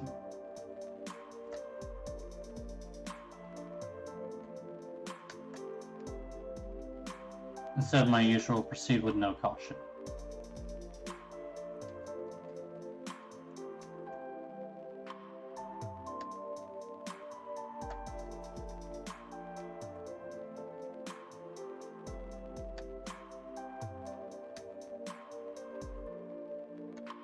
Okay.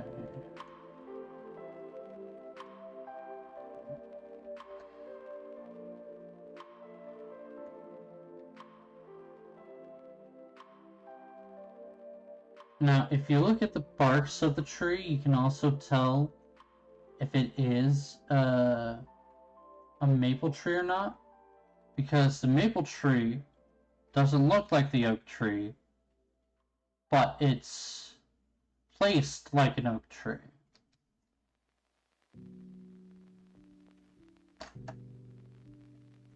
Oh, I made it to a dark forest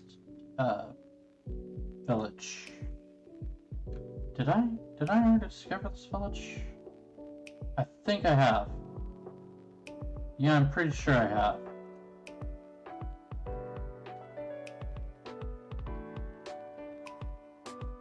I'm going to ignore this village.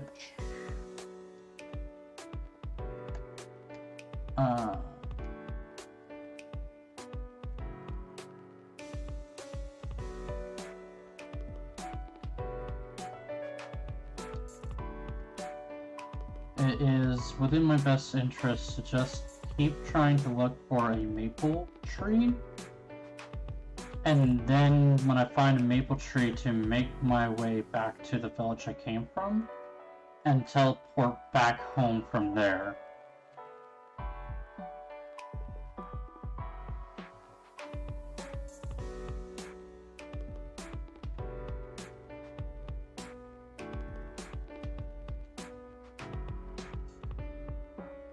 Because, I mean, why put down your own teleport when you can use someone else's?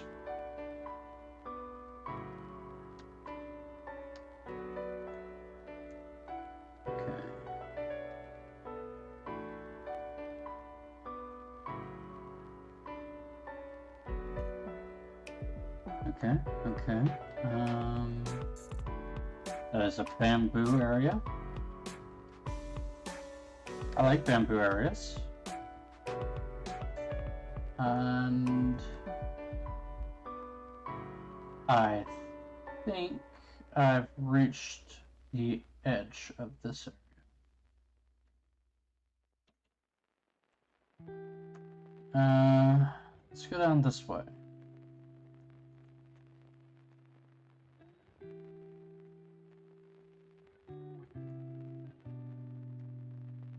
What is over here?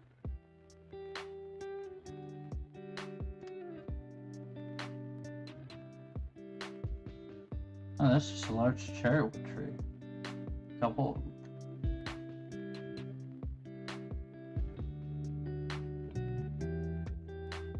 Oh, hey, cherry blossom.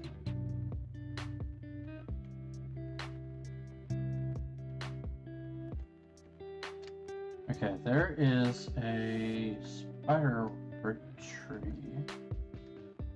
I do have plenty of bread, so I can make my own. I don't necessarily need to grab this one right now.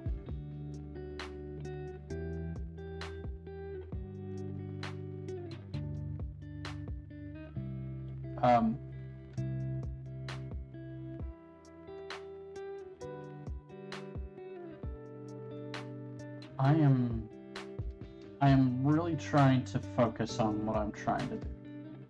I need a maple tree. And I don't know if I'm gonna find easily or not.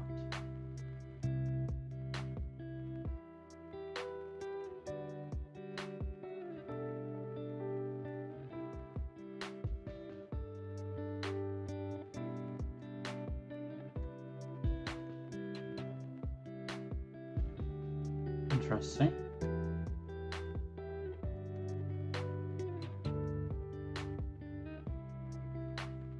Okay.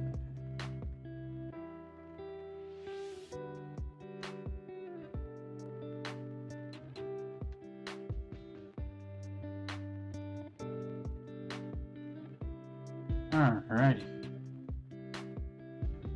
Take a deep breath, then go back into the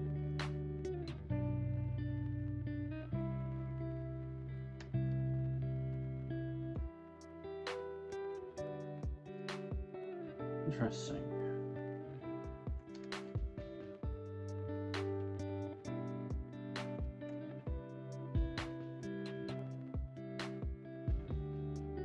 Oh, no, we're not going down there.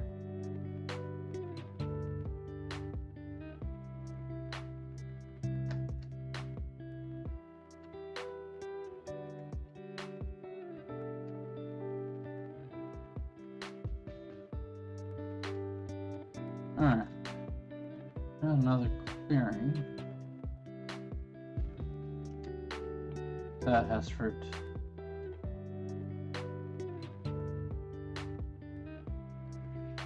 Apparently there's an Inferium essence out here for some reason. Which, hey, cool. I'm gonna need that.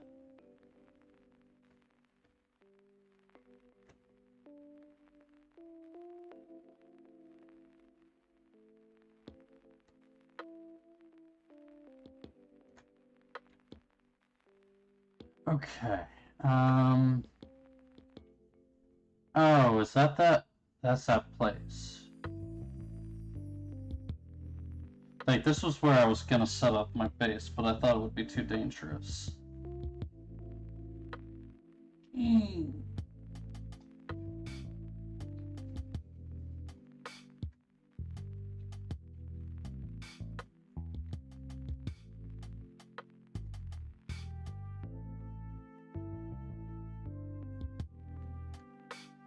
Alright.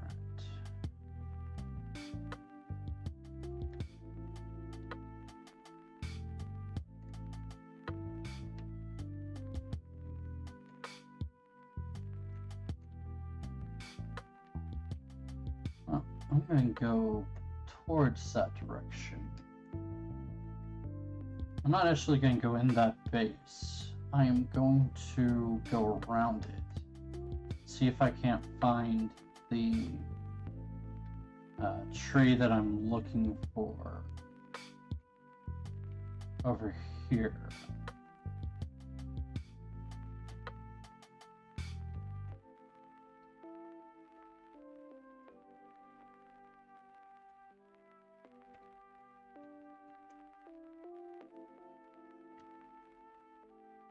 Might be over in this direction.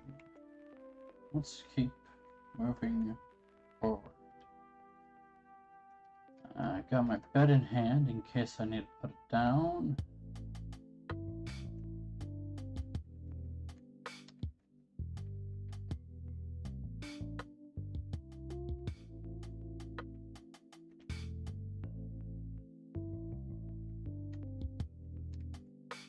Alright. We are still in a forest.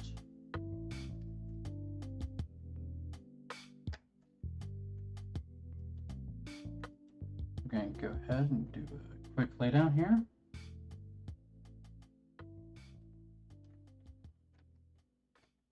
Now, I am still looking for maple. Okay, I'm ignoring that area completely.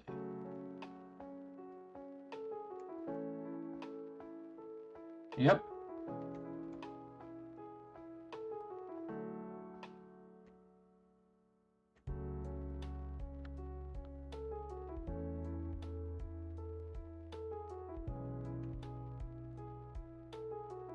Looks like I found another village.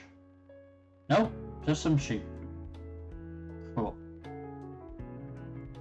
I want to stay away from this biome. Please, don't make me go through it.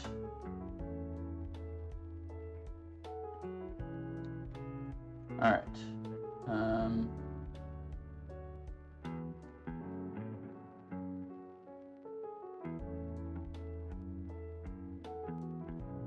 Okay, we got some dark oak wood over here. I will never miss a chance to grab some elder wood.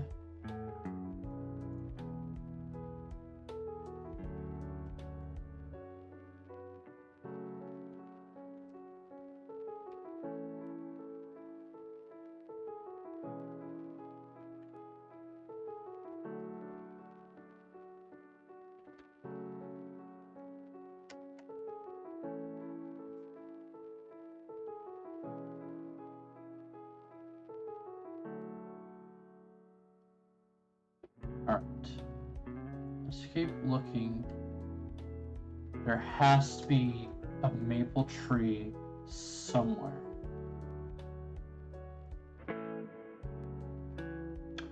Hopefully it didn't burn up because of this lava pit that's over here.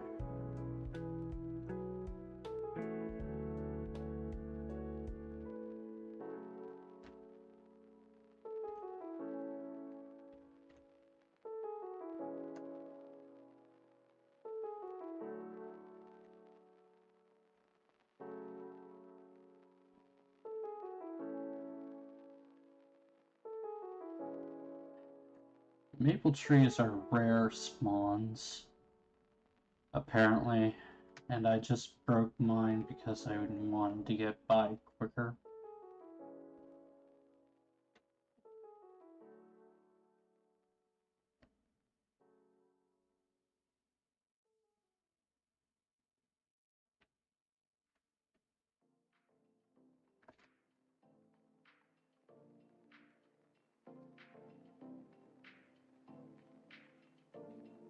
Apparently, 200 blocks, there's something down there. There's a village. And 500 blocks, there's something else. Looks like another village. I'm gonna follow the river, though. I don't think the river will steer me wrong. I will keep trying to look for my maple tree.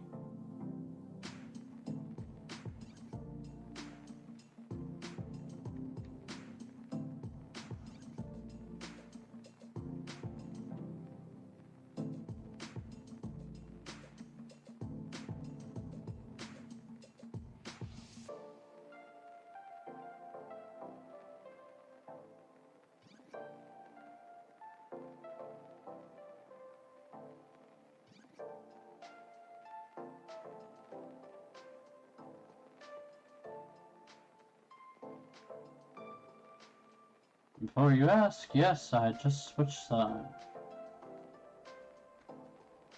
Okay. Maybe shouldn't have though? I mean, I guess it doesn't really matter much.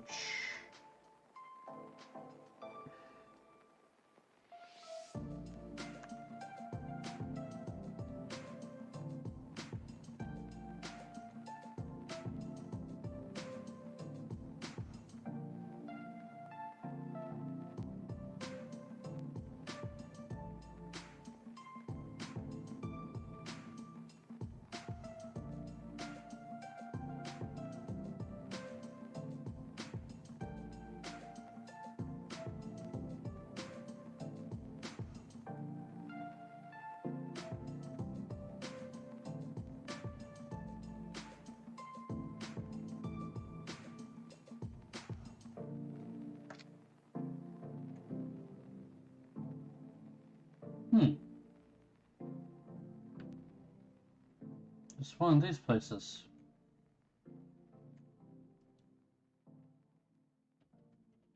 I'll grab what you got, so.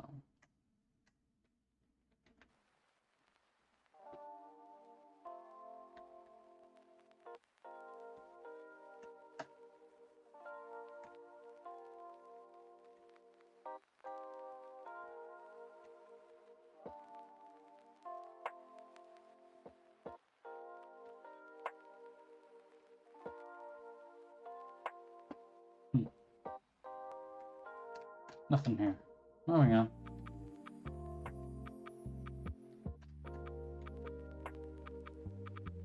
Okay, we're getting into a mystical forest biome. I don't know if they have fruit trees.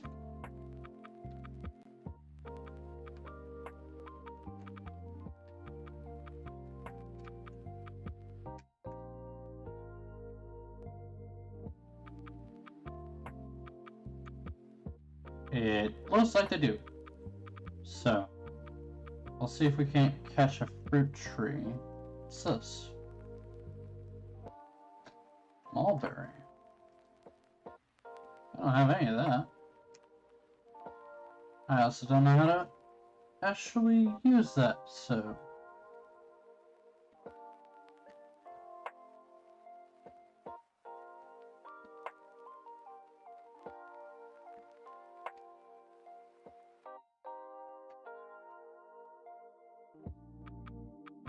keep it in my inventory for a while. Okay, so according to what I can see, they don't have traditional fruit trees, so I should stick to the forest. Or at least get closer to the forest.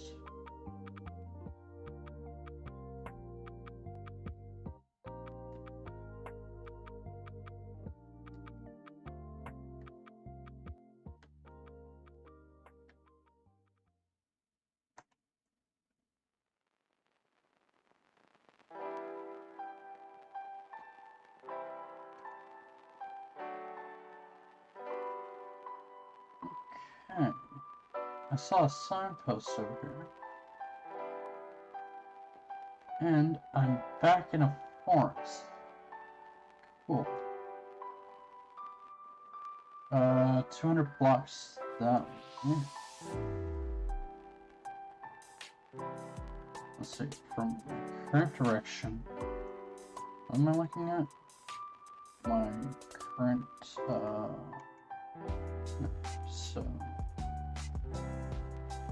what's my block? 4, 6, 2, 7, 1, 2, 4, 2.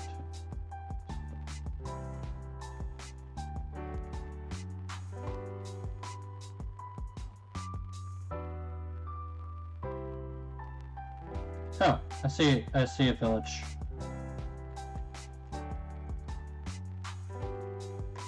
Alright.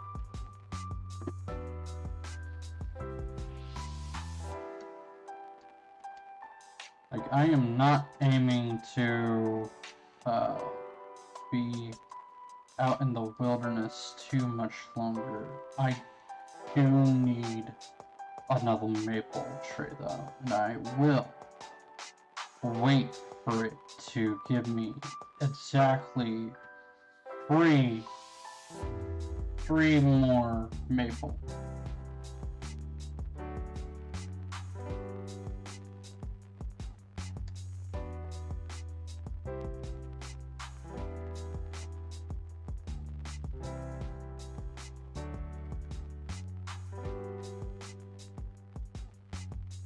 Alright, time to go deeper. Oh, I'm here.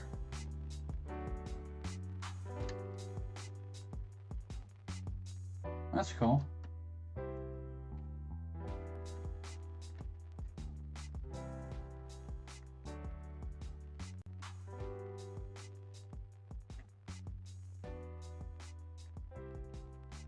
I don't think this village has a waystone. Yeah, I'm gonna say no, it doesn't.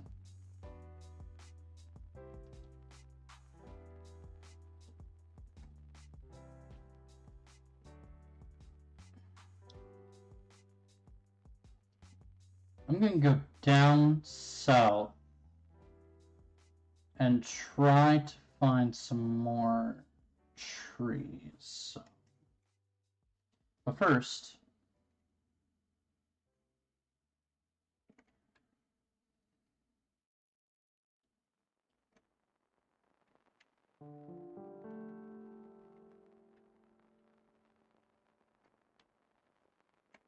first thing first is to explore the village proper and see if I can't find any maple trees in the vicinity first. Also, this orange area that I'm in, the seasonal orchard, might have a maple tree.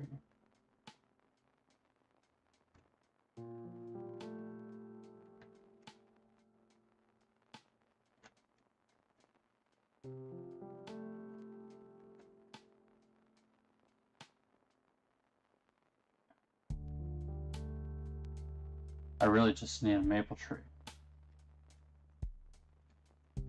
You know what else I also need? I need a composter. So, I'm gonna take it. What you gonna do about it? Nothing.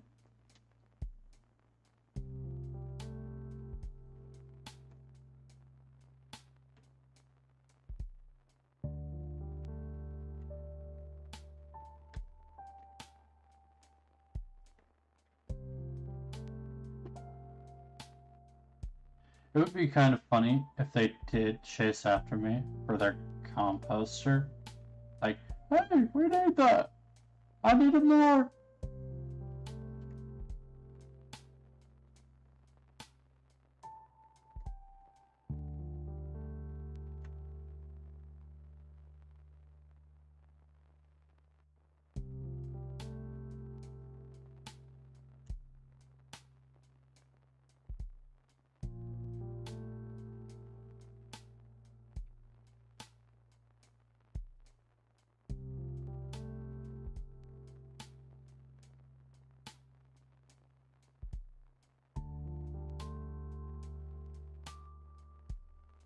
Okay.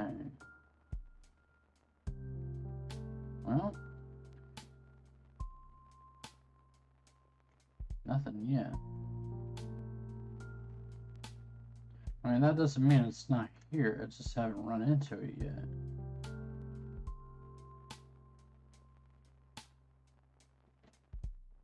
I already checked that, so apparently I've been in this area once before.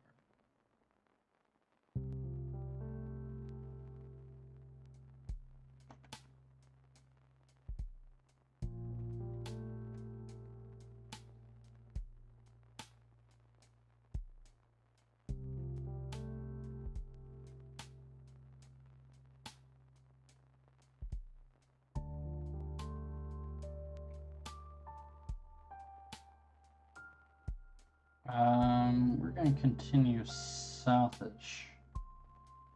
I do know, actually, might be one over here. I haven't explored that black area yet. So, we're going to go over this way.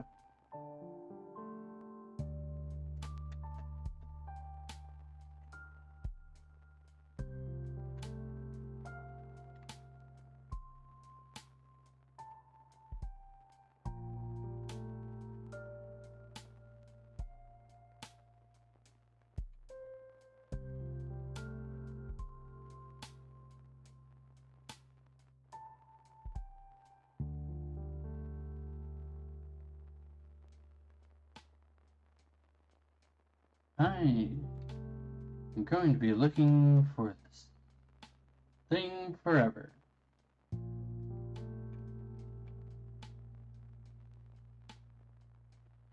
Okay, now we're in a wide open area.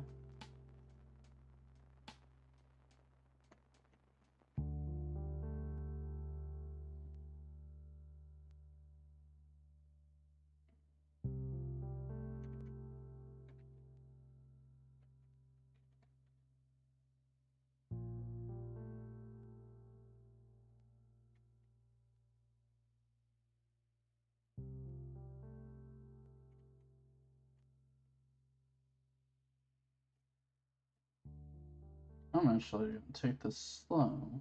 There is a signpost over here. I'm going to head there first and see if I can't spot what I'm looking for on the way.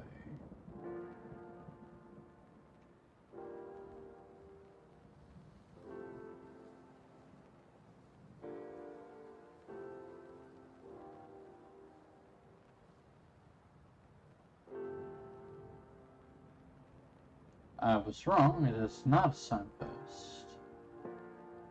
That's okay.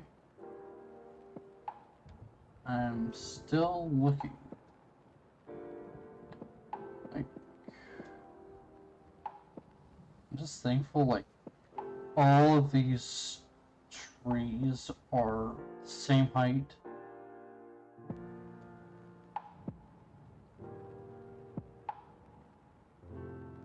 So I know that if it's not the right height, it's not the right tree.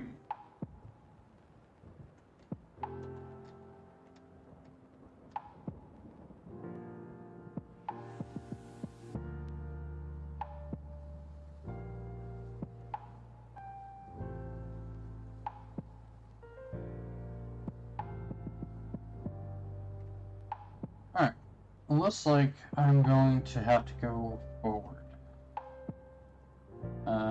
This way.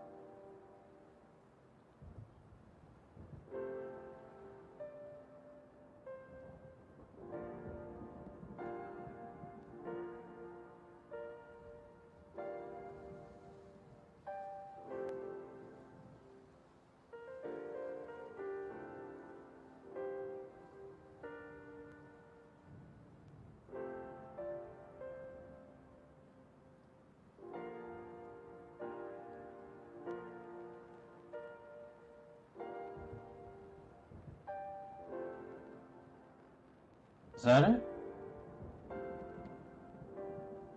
Oh, no, that's not it. There it is.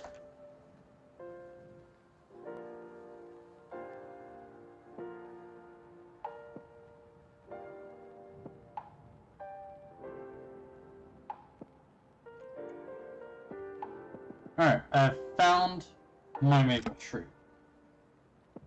I'm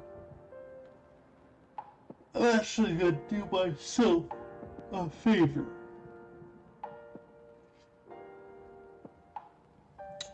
I'm gonna plunk down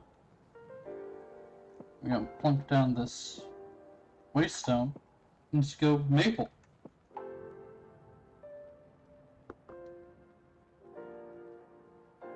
Then I can just harvest this, go back home, and if I ever need maple again, which I shouldn't, I can just come back here and get it.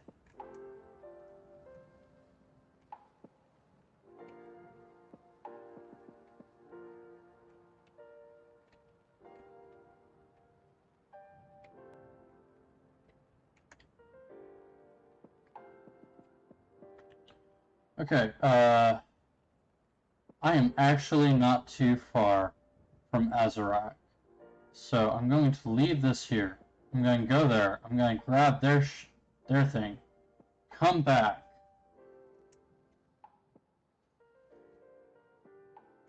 Wrong way.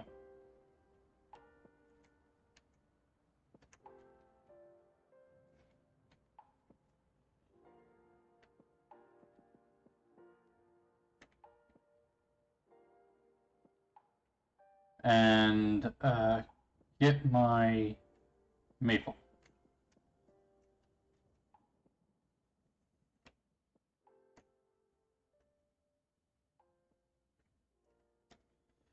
Like, I mean, this would be so much easier if I had the way stone to just travel between the waystones.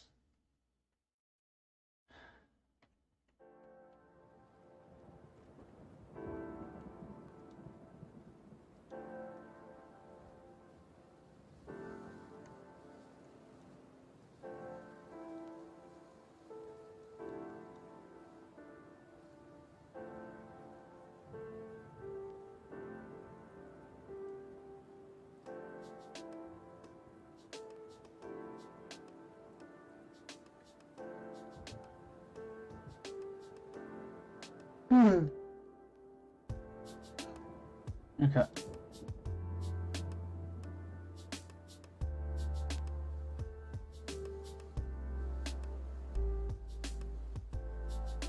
Okay.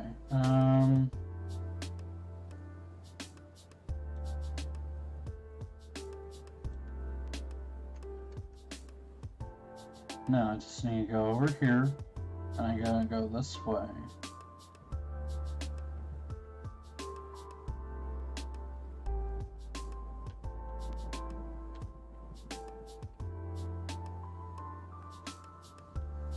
Then I follow this crevice down to my maple tree.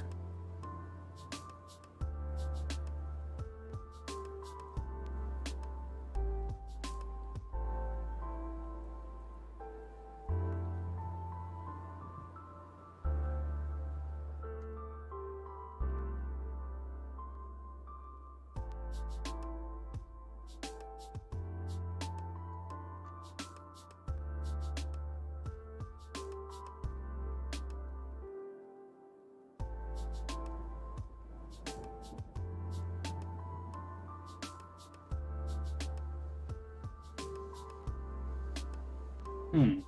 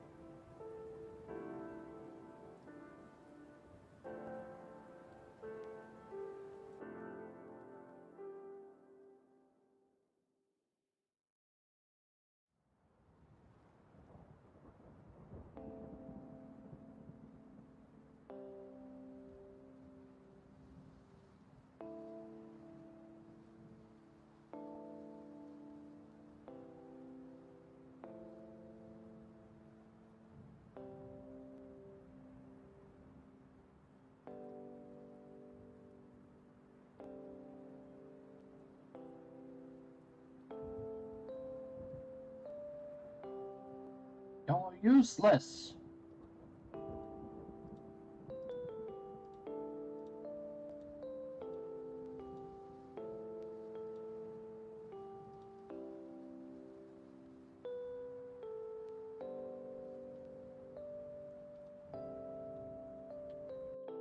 There's one.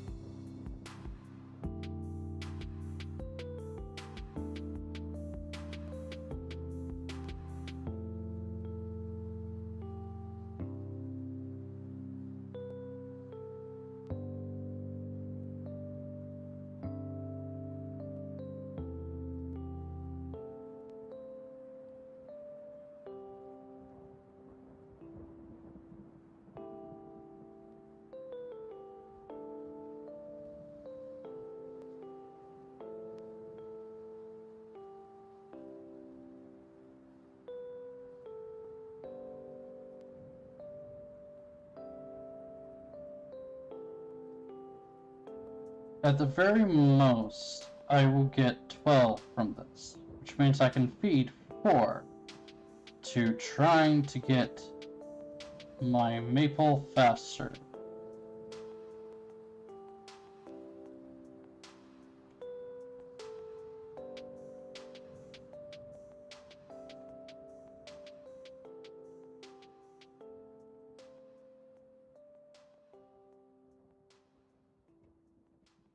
And that's exactly what I'm trying to do right now. It's just get the maple faster. I need at least 3. I have 1. It is taking quite a while.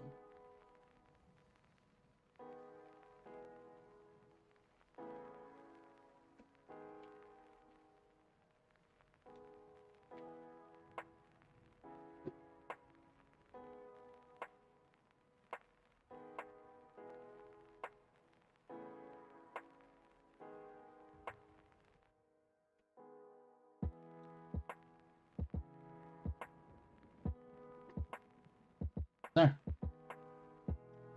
Now, I'm going to leave you here. I'm going to take you with me.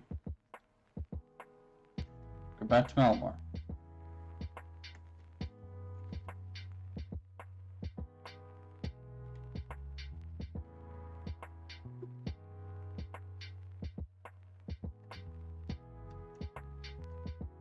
Now, what I also plan on doing is just using berries, like these sweet berries, to crucially unbalance the game.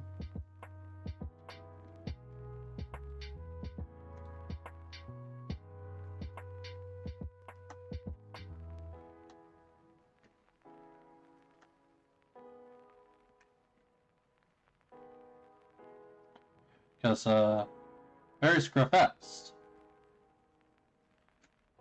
And they give little, so...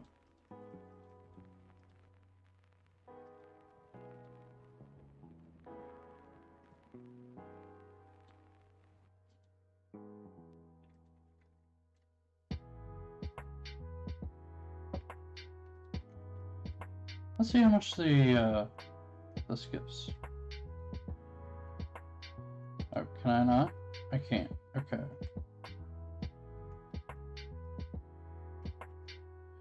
Have I eaten? I have not.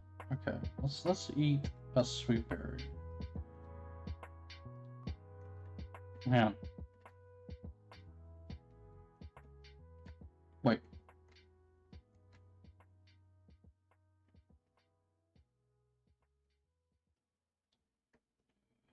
I.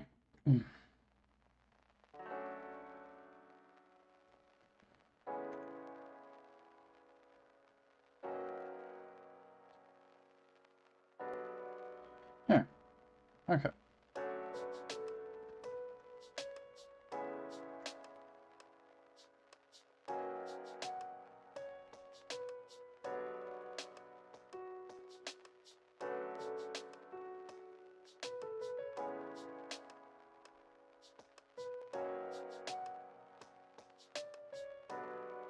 I don't know if I can just, like, hang this off of any tree, or if it has to be specific.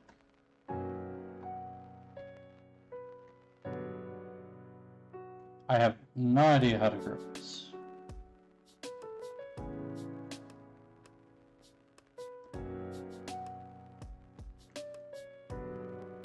Apparently, it hangs off of any tree.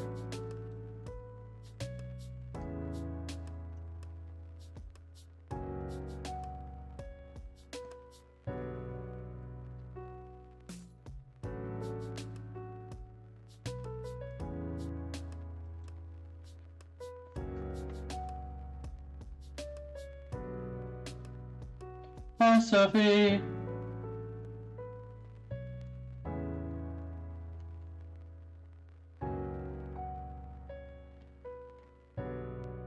Alright, so,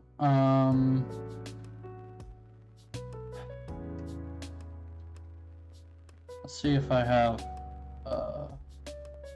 any area here. So, just gonna go ahead, go like this, go like that, go like this. Good. Next we got this.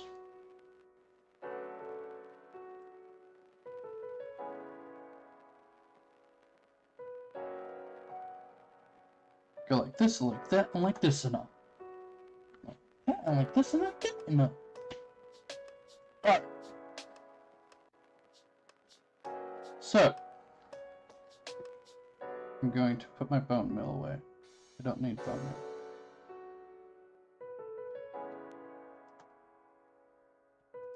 Okay, I can throw that. I can eat one of these, and then I can put those in there. Actually, I should make an apple tree. Put it near me. And, where did my saplings go?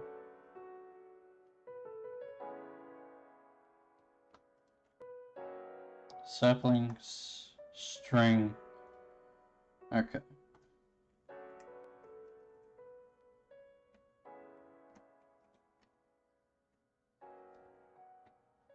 Okay.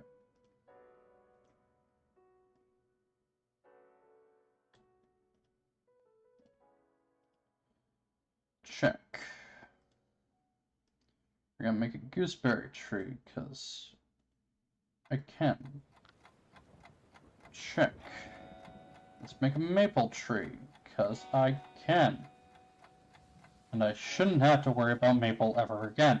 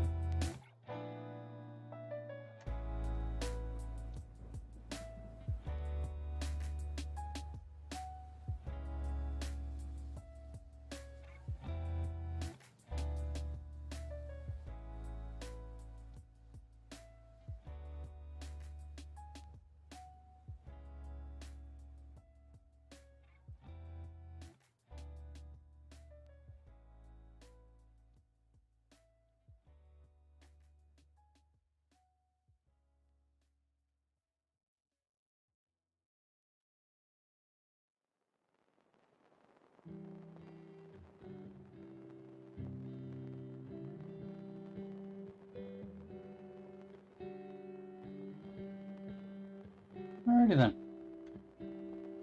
I now have an area that I can get my hoe and start farming.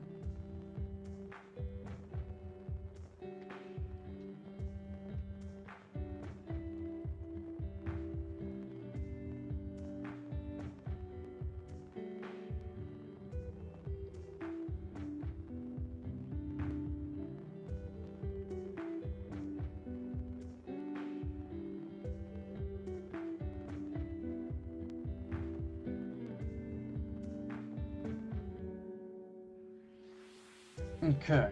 1, 2, 3, 4.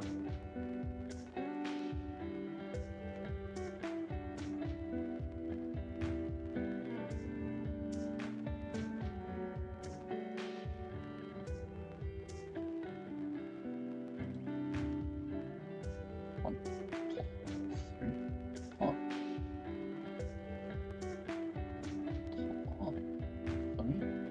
4.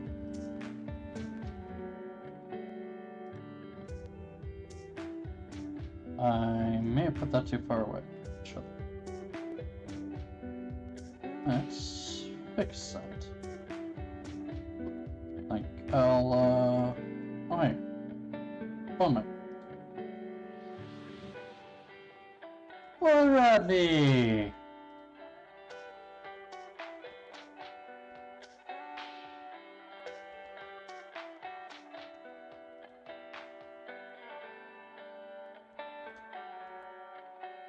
Oh no, was that supposed to be...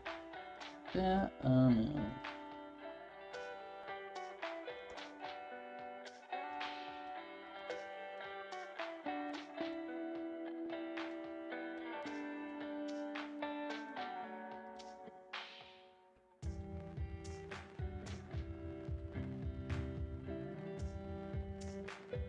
Ow.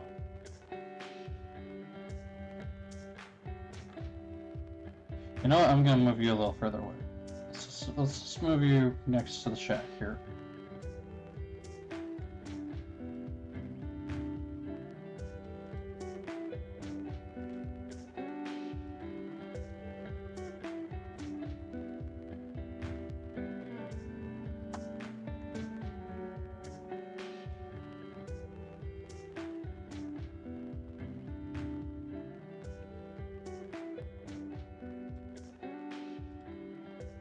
Perfect.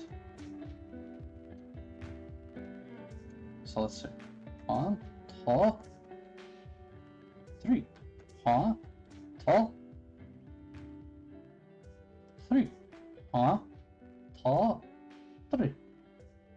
1,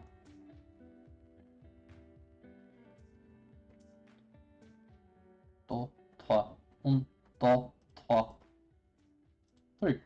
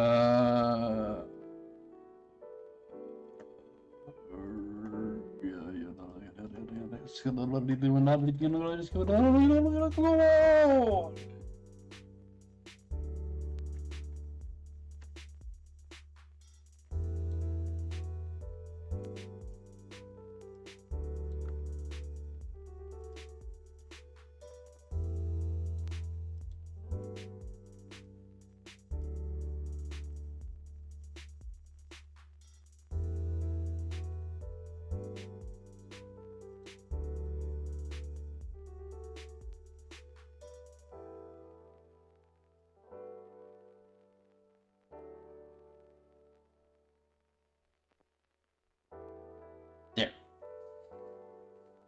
Now I have protection.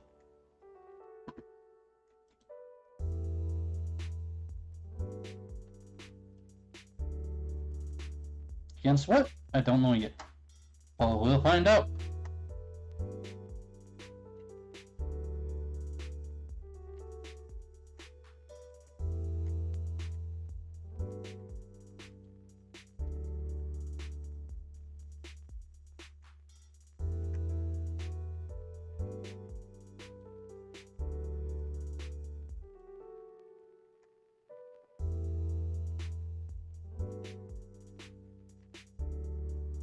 Alright, so.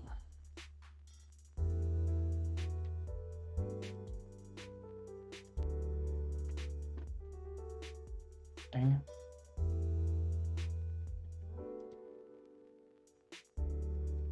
What?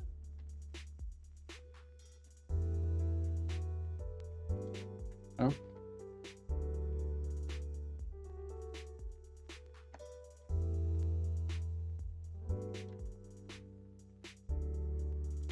Now, I haven't gotten any,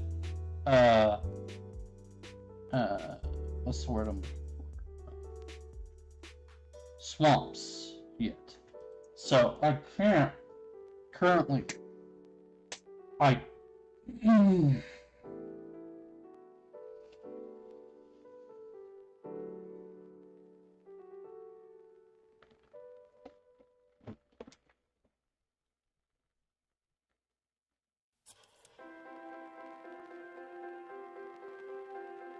okay. What was I saying before I was interrupted by flood? Alright. I can't put, like, something over these yet. I mean, maybe I could put trapdoors over them.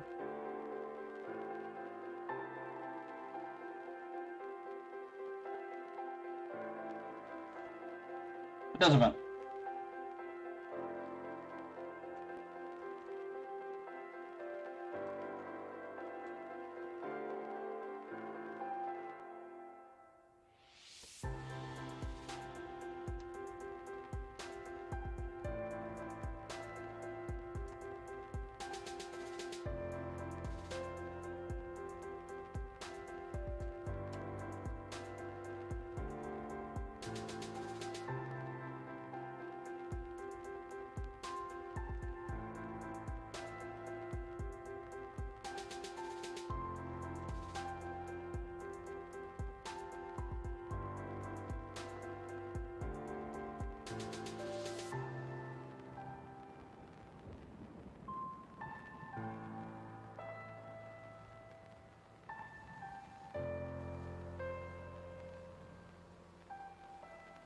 Now, this side is going to be regular. The other side is not. So. And there goes my pick. There goes my hoe.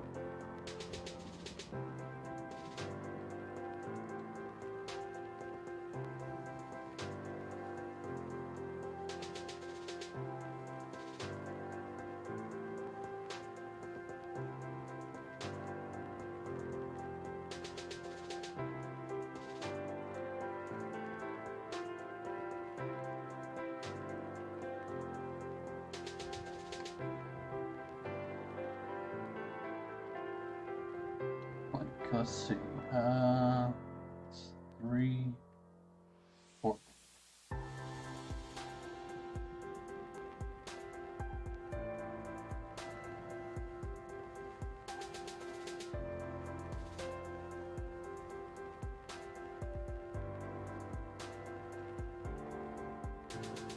Alright. The rest of this is going to be inferior. Like, even this stuff over here, yeah, it's not gonna be this. But I don't know how to undo that, so, actually, you know what?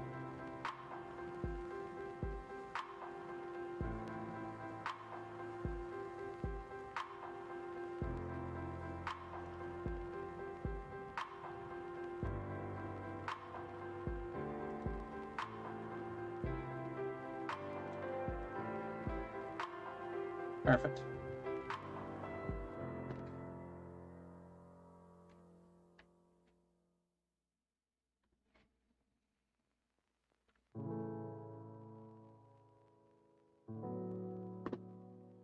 Now, let's see. Do I have wheat seeds? I have a few. Let's start by planting half of them. Get my inferium out. Okay, I don't have much Inferium, so I'm going to need more.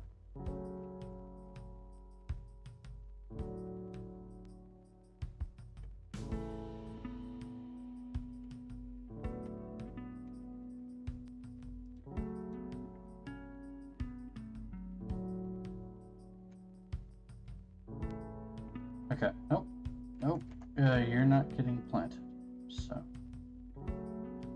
I will plant this spinach seed, however.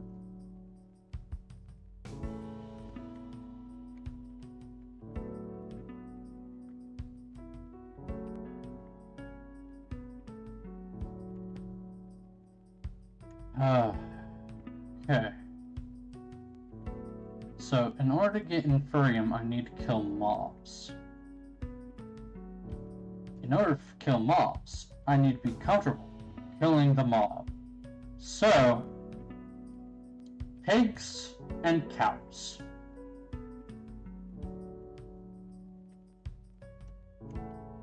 Actually,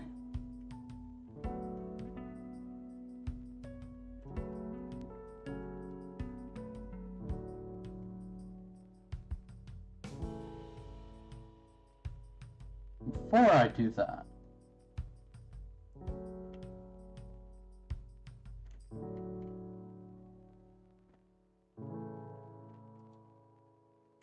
where did I put all of my... Oh wait, I have it on me. Okay.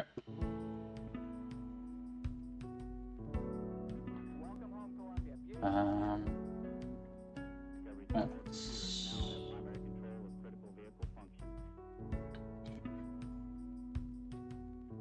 Links and sticks. Okay, that's easy enough. Discovery Houston, trim to ATO.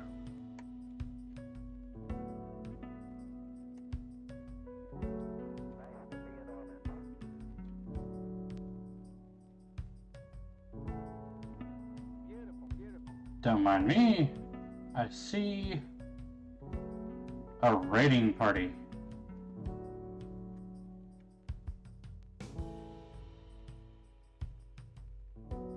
Must be because I have a door over here and I'm planting.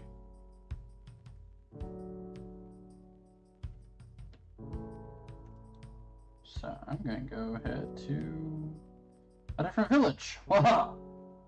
They never expected that. Okay, let's go kill those cows.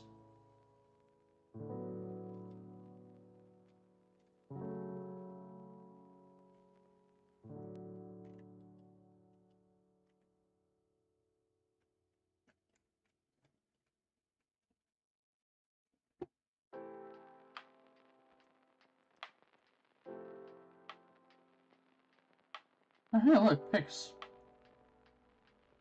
Are you a farmer? I can't tell. So, just going to assume no and continue killing cows.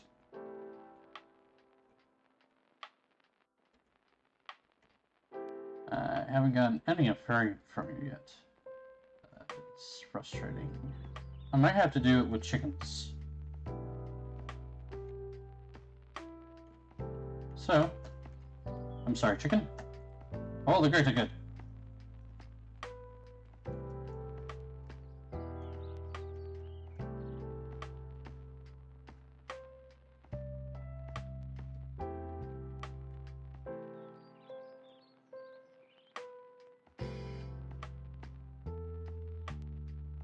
Hey there, buddy. Those tricks. Why not? Okay.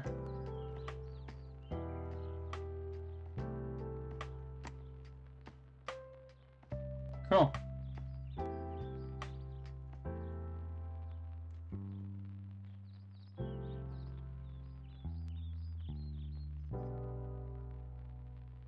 I seem to have lost track of a cow.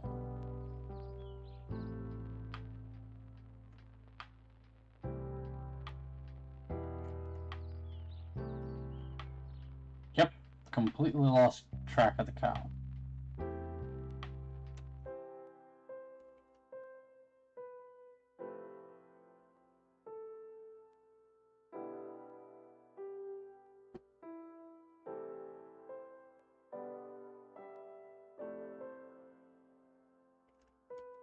That's okay, I know where I can get a couple of pigs.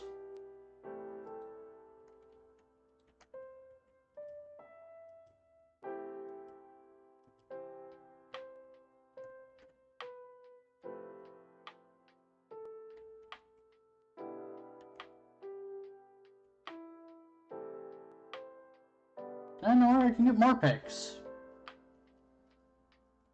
Hello, pig.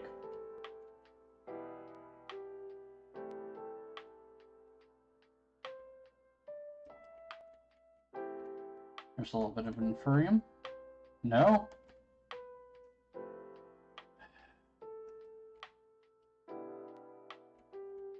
Does it only come from the night mobs?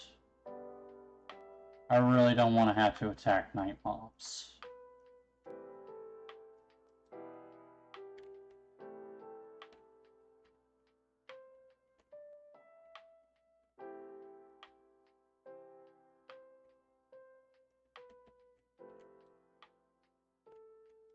Hey you, I need your bed. You're a nitwit anyway, so you don't matter.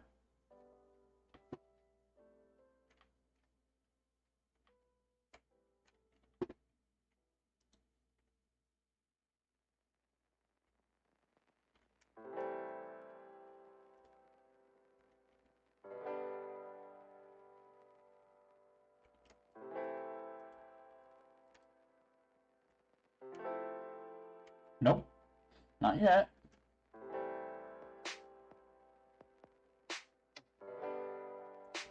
I will kill sheep if I have to.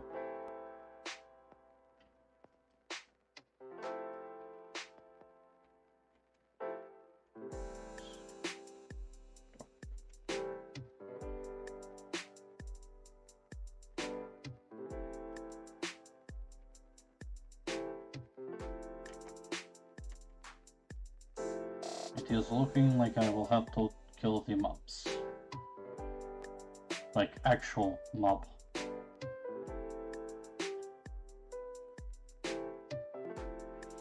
But I am not good at the monster and the hunting.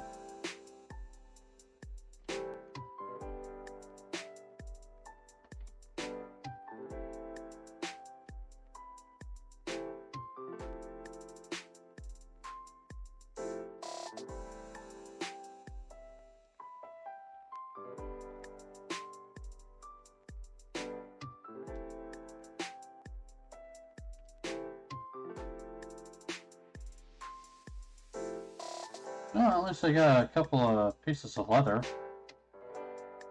I mean, I'll keep going with the leather hunting for a little while. Maybe try my luck with chickens. If chickens give me inferium. I got some from the cow. So I guess it's just those ones were just unlucky. Must be like a chance to drop. Has to be a chance to drop.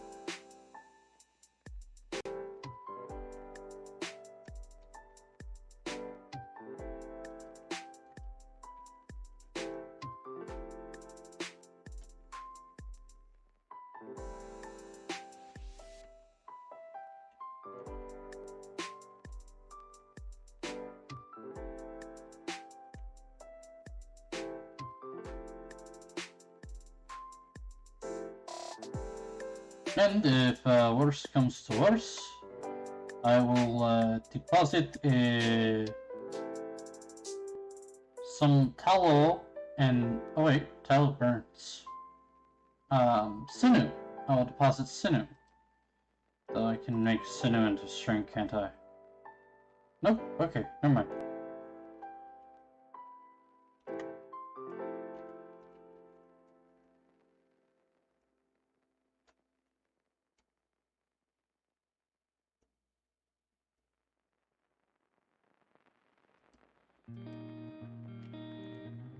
Okay, I need at least like 8,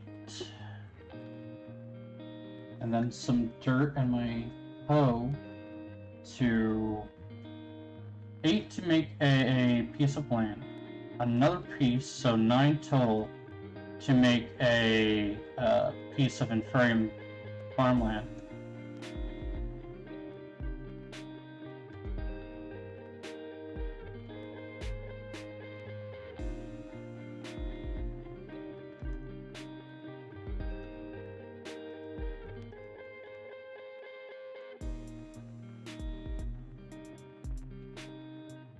So that is 9 all told and done.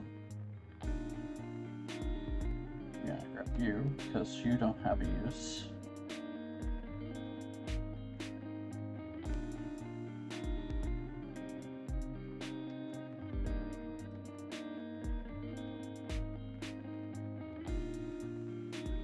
At the very least, 9.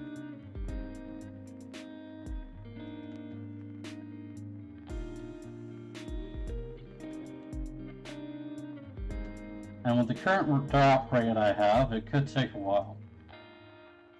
How long have I been streaming? I'll check that in a minute.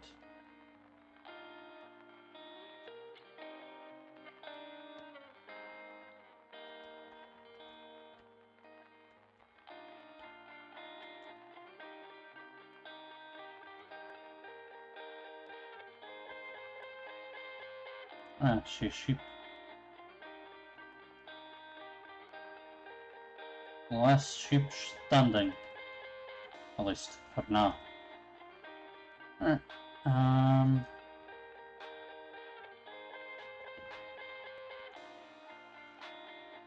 There probably is more here. There might be like some stuff I can get over. Oh, see a raiding party. Looks like they found me.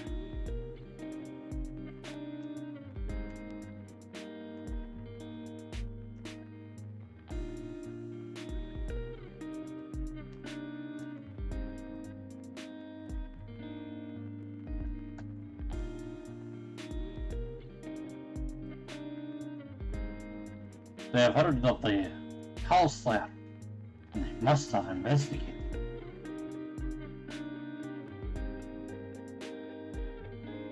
Truly, there is no monster as great as I.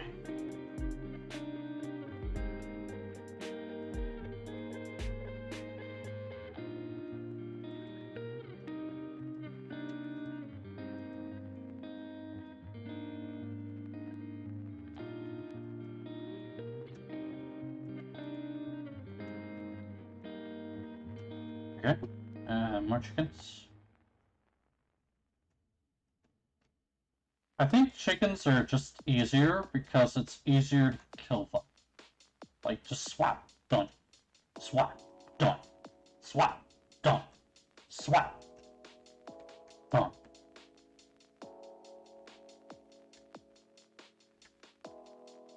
Okay. I've got 9. So...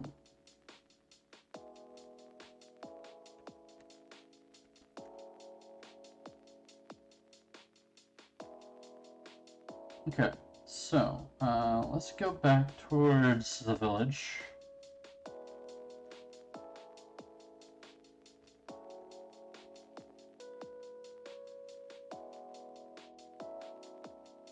And yes, I know, if I hadn't, broken that portal, I could have used that. But... where's the fun in that? I don't see the pillaging party anymore.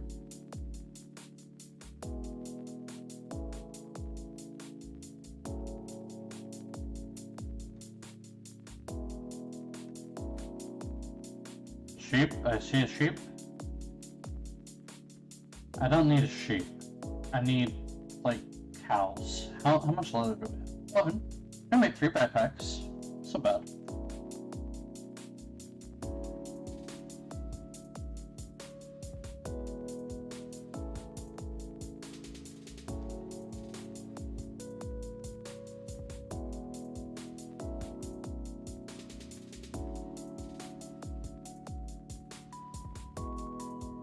Wait, no. I need another piece in order to make 3. 3, 4, 8, 12. If I have 11, that means I'm missing 1. Yeah, I'll be fine.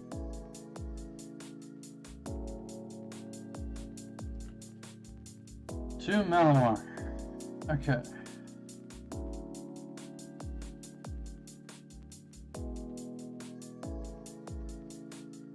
There's a. I'm sure I can find a cow here somewhere. It's not like I've killed them all.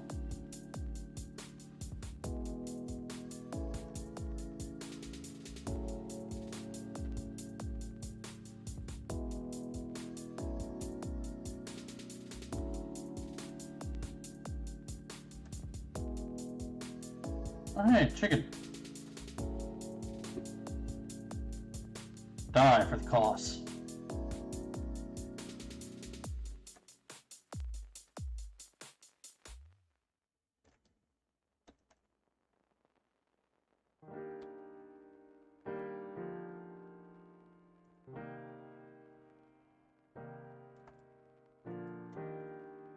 I mean, I'm gonna need all these feathers eventually for the eventual thing that I'm doing. Oh, this is the location here. So I'm going to mark the center of it.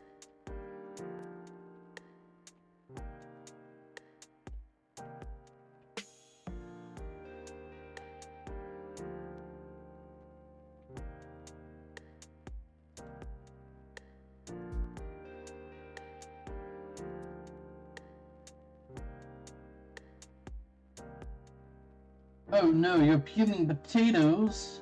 I do that every day.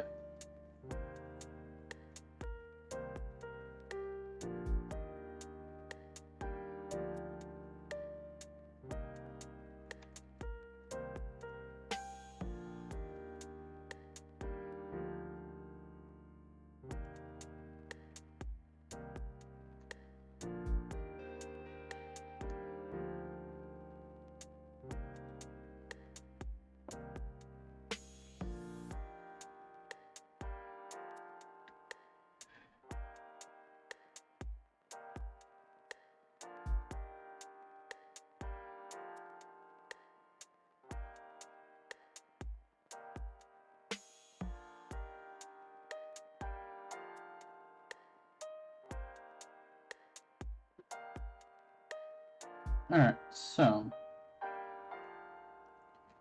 I should have enough to do the things that I need to do. So let's start with an Inferium seed. Discovery Houston, press to ATO.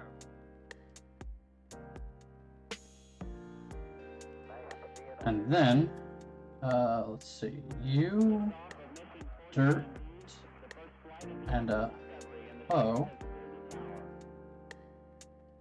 for Inferium Farmland. Alright.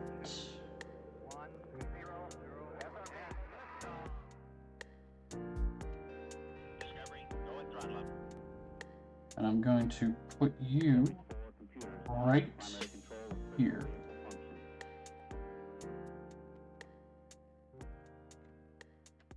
Okay, then I'm going to put the Inferium seed there, and it should give me Inferium. So, I'm getting my house, which is completely unprotected, but hey.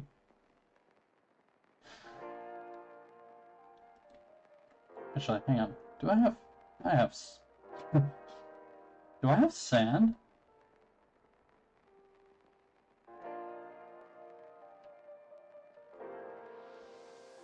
3, 4, 5, 7, 8, 9, 10.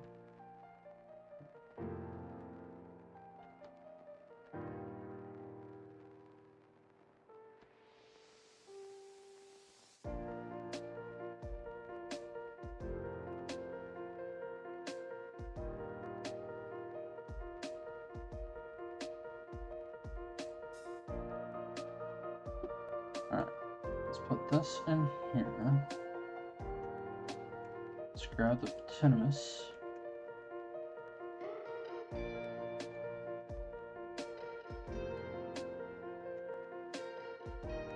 Let's put this in there.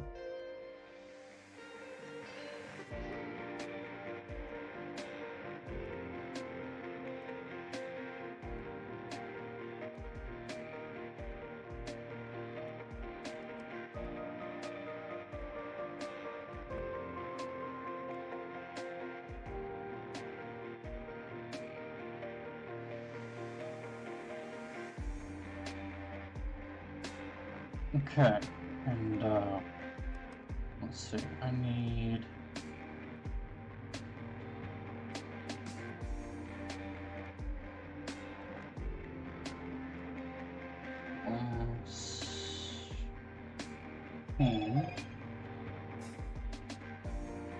which...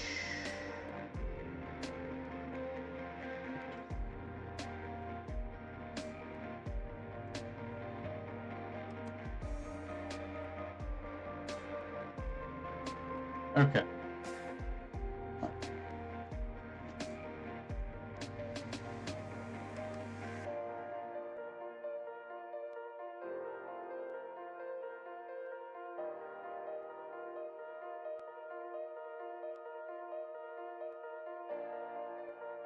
Gee, I didn't know my name was Larry.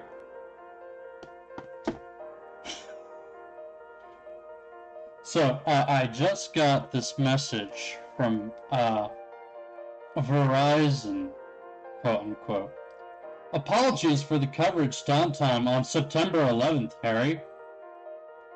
My name's not Larry, so...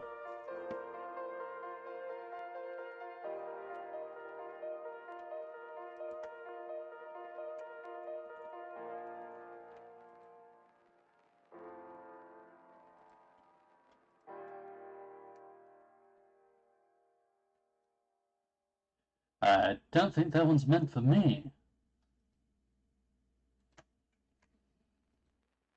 Oh, no!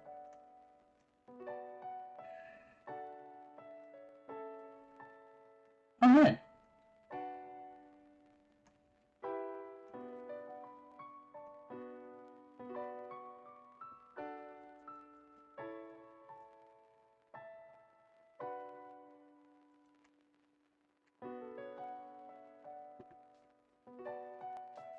Oh, awesome.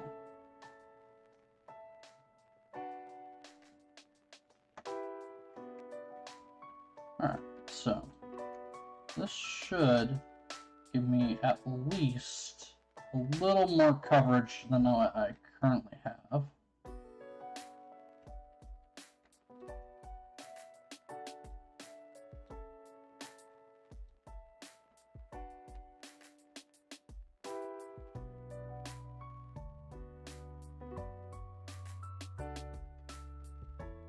Alright, so let's see how fast that's growing. It is growing slow. That is okay.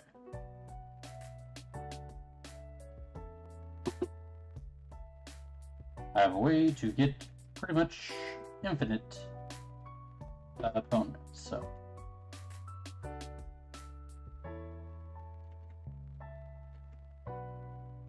Let's see.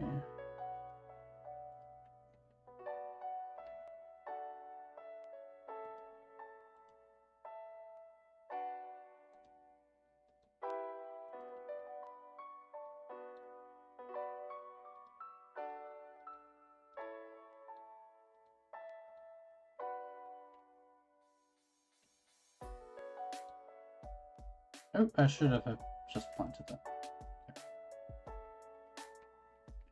Okay, I'm just gonna plant these.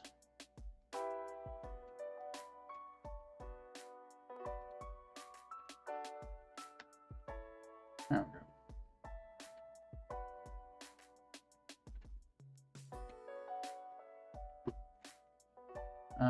Can I put sinew in here? No. What about tallow? Well, I can burn tallow, so tallow doesn't matter too much. I'm gonna need to put items away, so okay, there's 12. So I can make 3 chests. So I do have the wood to do so.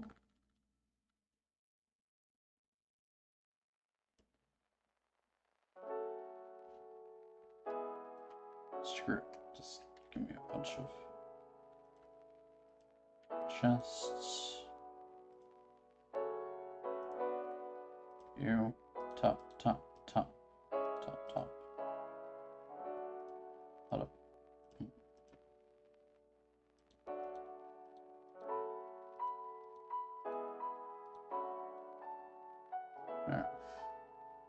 then I go to leather. 2, 3, 4, 1, 2, 3, 4, 2, 3, 4. That should make me 3.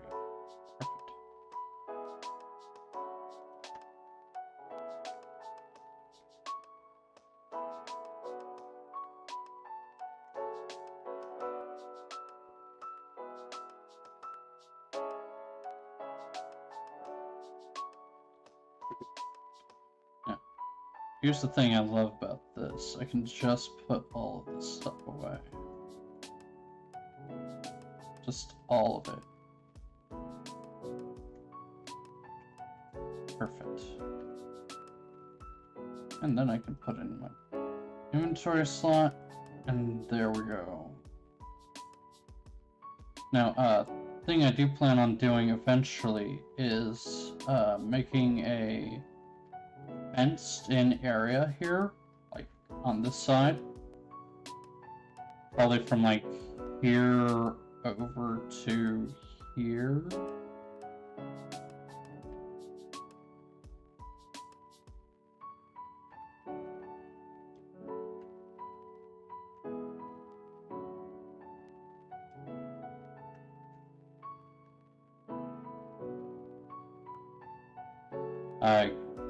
I could do that with stone, actually.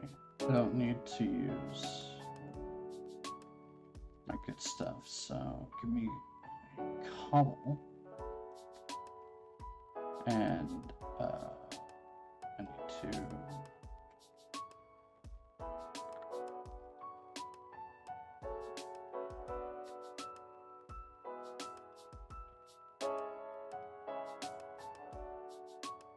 There.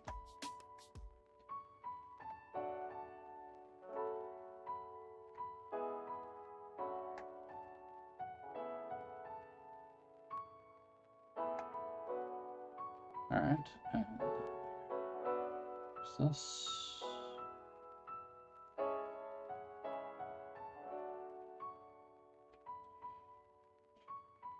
Alright, so grab the sticks.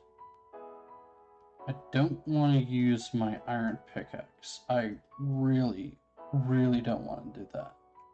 So, actually, now that I have some wool,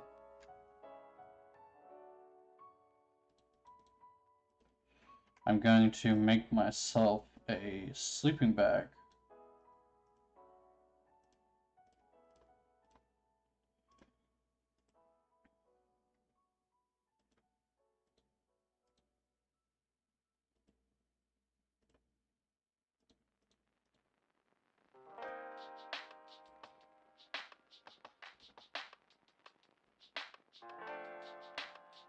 Alright.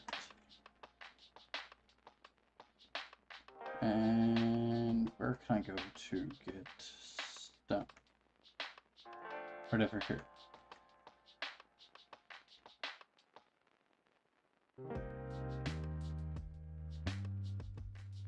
How are you doing? Yeah, you'll get there eventually.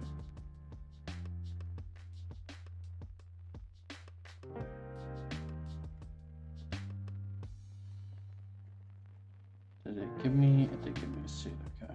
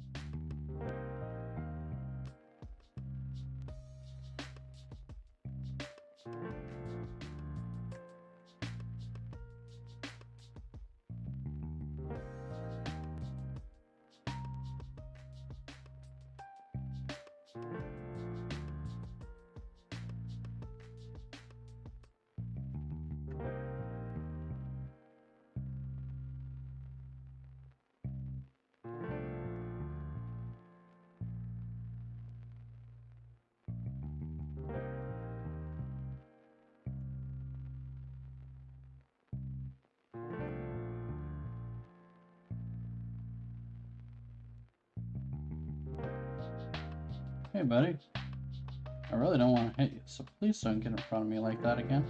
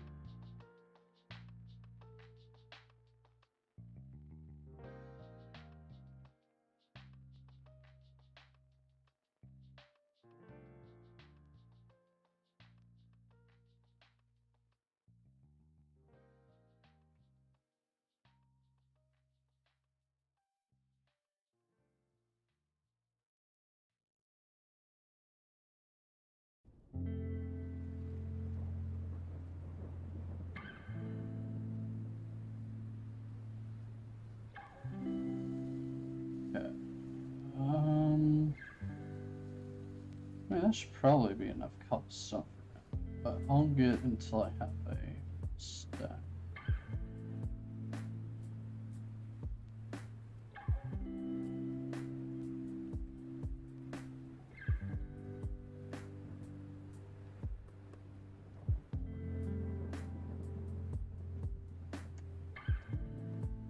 Alright, now.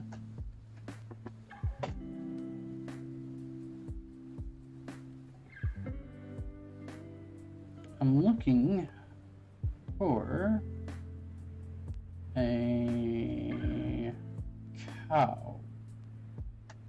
I've got a piece of wheat. I'm gonna get a cow. That is my plan. I just want 2 cows. There we go. Perfect.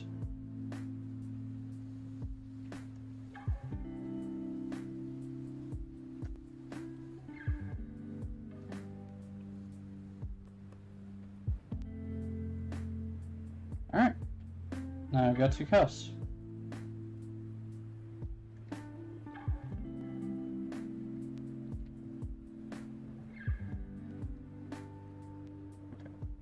Where is... Okay, sorry.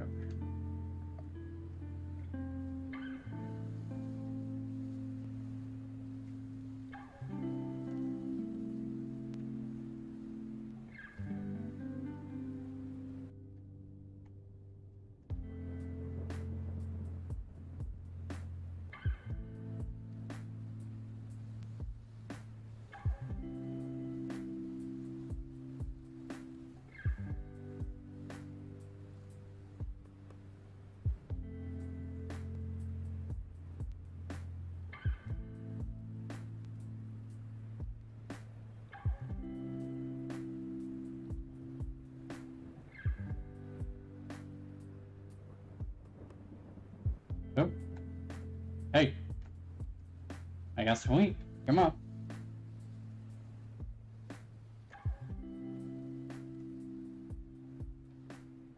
We're almost there.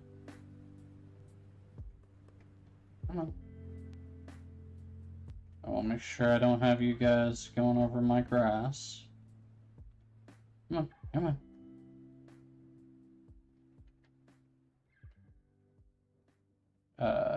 Up. Ow! Ow! Of course,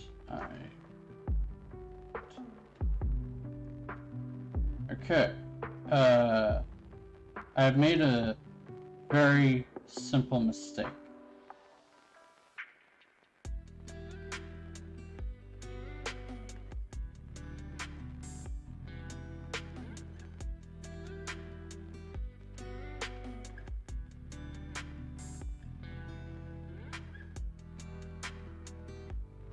You guys are going to be in my house for the time being.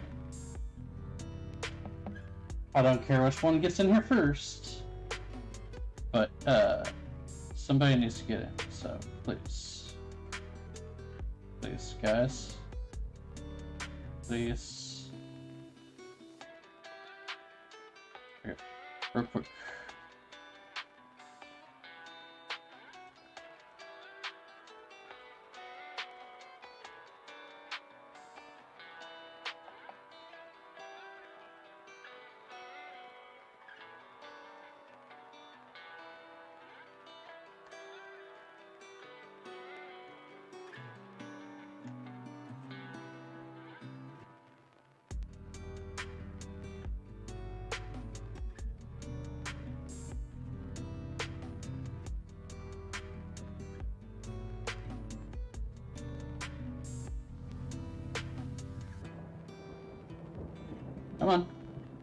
Come on, you can get through too. Okay. Now, I know you want to get out, but, just stay here. I'll have a place for you shortly.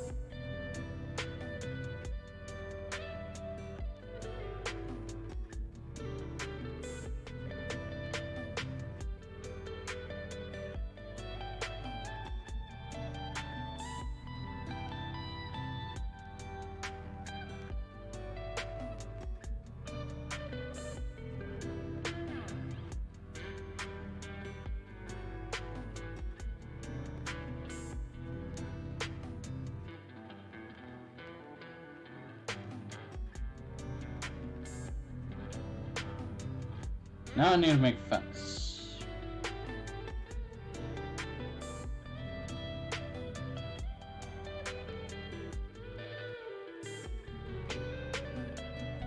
I think I need wood. You know what? I'll use the door.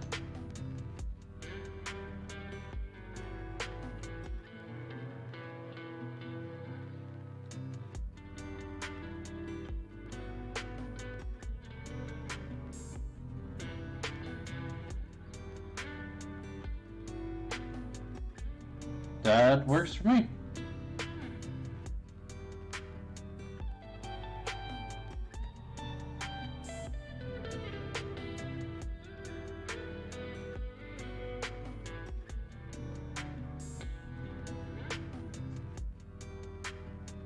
All right.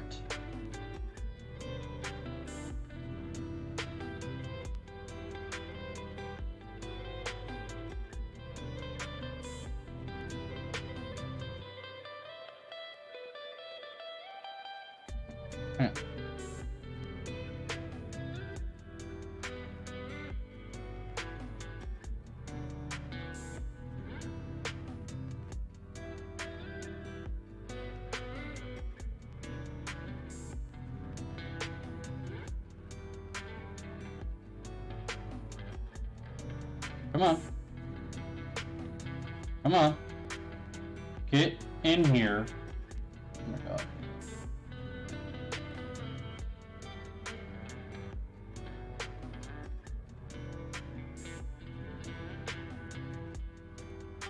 Okay, so they don't do well with doors, apparently.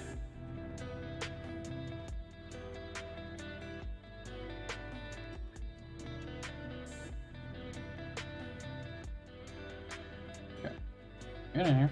There we go. Which is just fine, because I don't want them to do well with doors.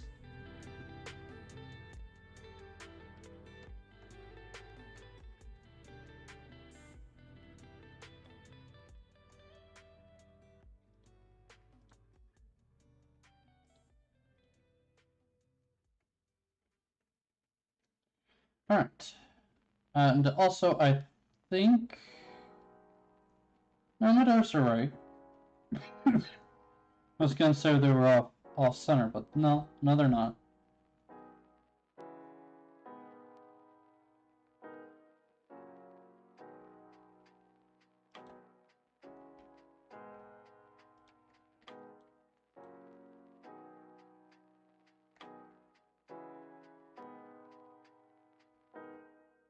Hey there, guys. Listen. I know you two just met, but hanky panky.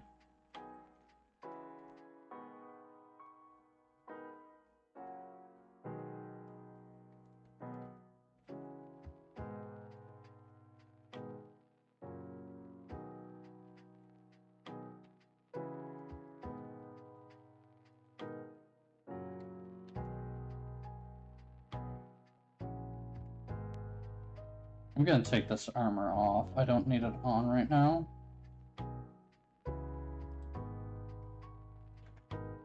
And I'm just gonna put it in here.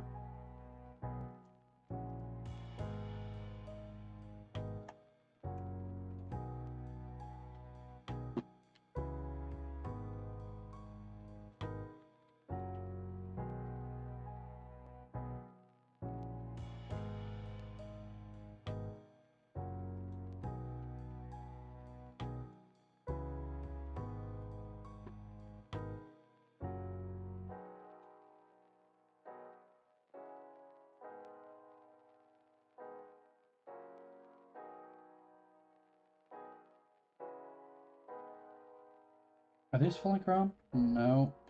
One of them is. Okay, that's what a fully grown one looks like. So.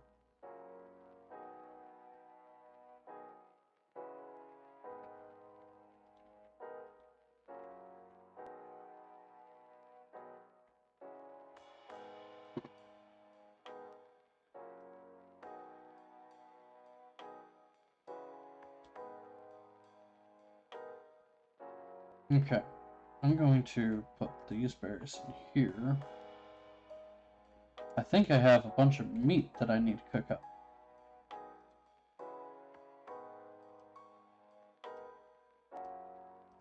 I actually don't want to cook all of the meat, I just want to cook one of each.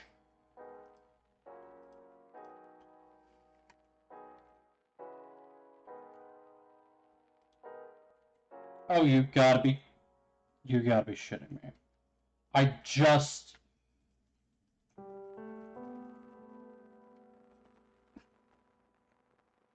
No!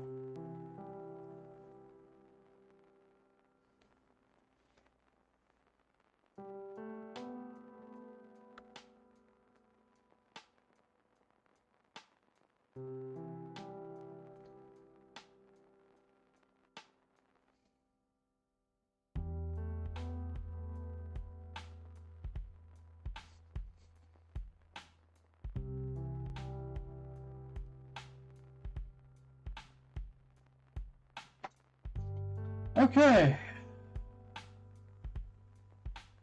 Time for max 10.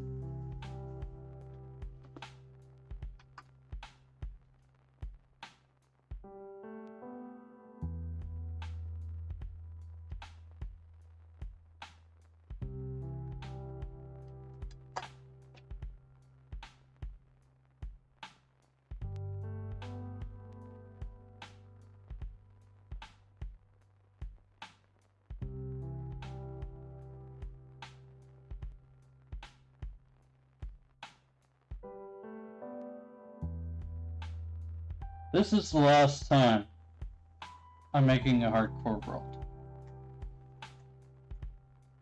For a while.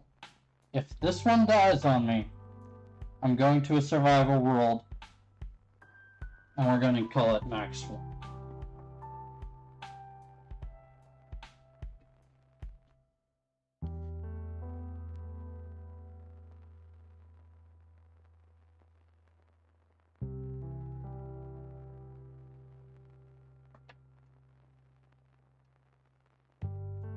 And after I've done like a year of that survival in all the mod 6, I'll do another hardcore. Because I'm just... I've gotten to the point where I just need a break from hardcore. So, we're gonna do this one more time. And we're gonna see how this works, and oh boy.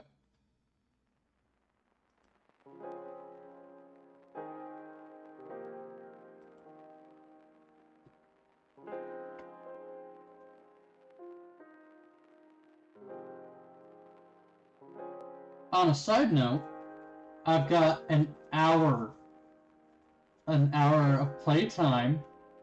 Because I promised that I would be off after 4 hours. And it's getting, in an hour, it'll be 4 hours.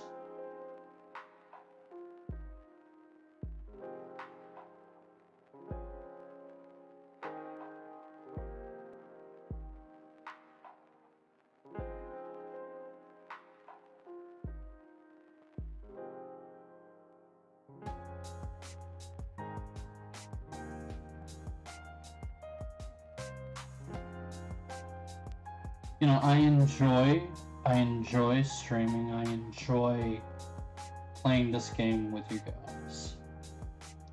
So that's the only reason why I am a little upset.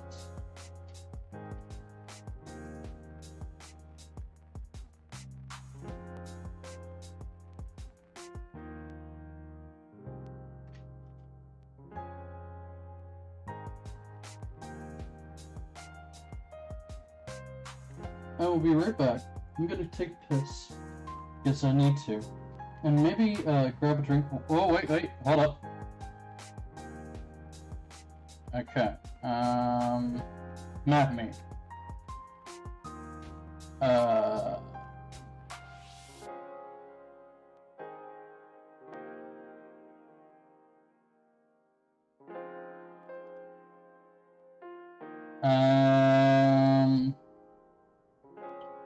My best bet is over here, where it looks like there might be a village. Does look like I've got a good tree area, so maybe I can find a maple tree.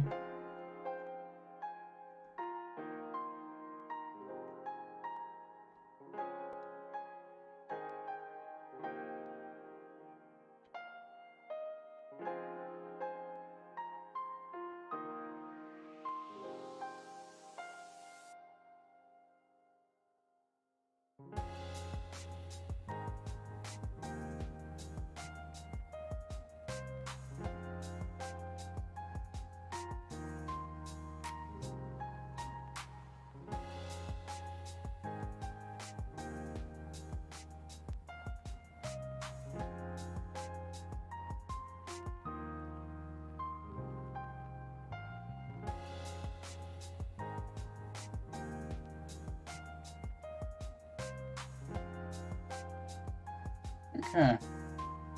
So, original plan is still in place. Oh!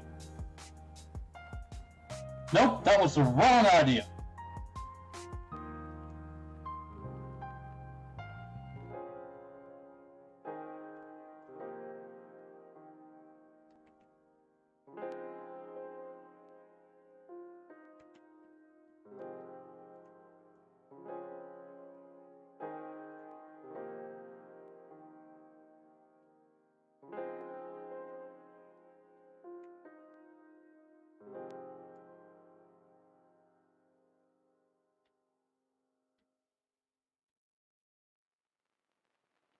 I'm just going to get away from that as quickly as humanly possible.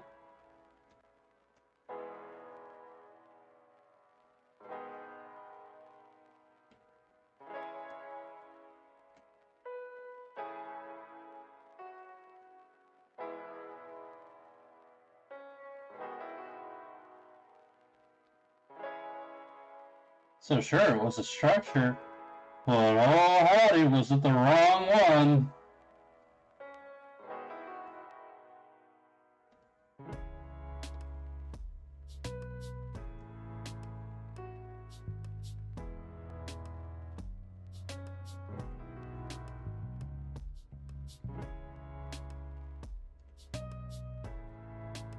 Oh, Blush Tundra. Yeah, I'm not buying it. What are you? Do I even want to know? What are you?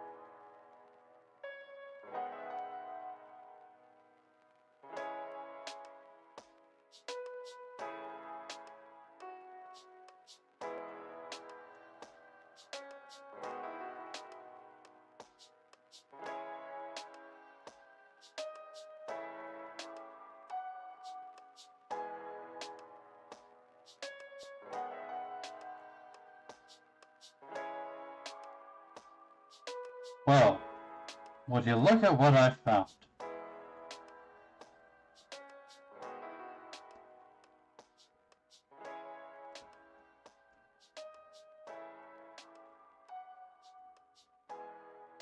Actually, there's two in close range of each other. That is surprising.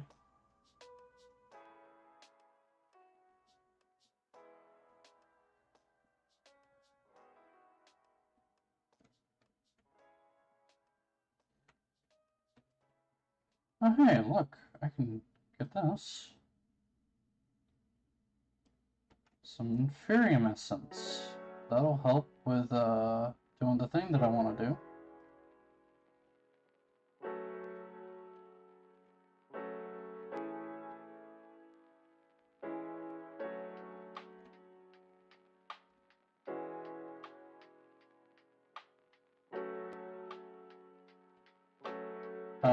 However, I haven't seen a sheep yet.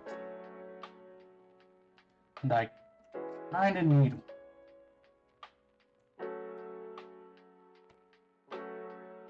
Thankfully, we got a lot of gravel, so I might be able to get some flint early.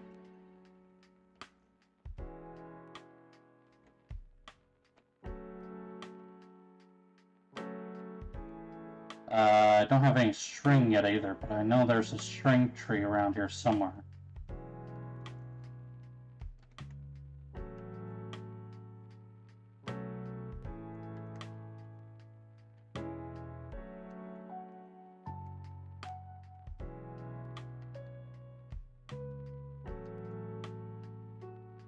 So let me go grab that string.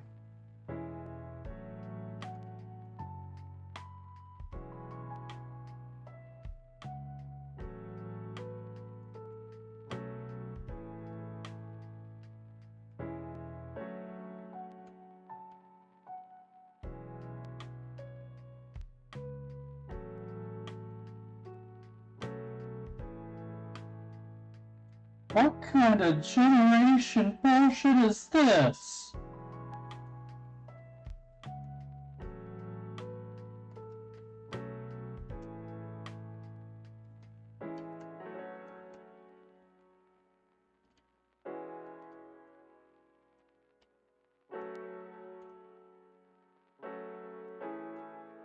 See, I didn't come over here because I thought, hell hey, it's a dungeon. I probably shouldn't.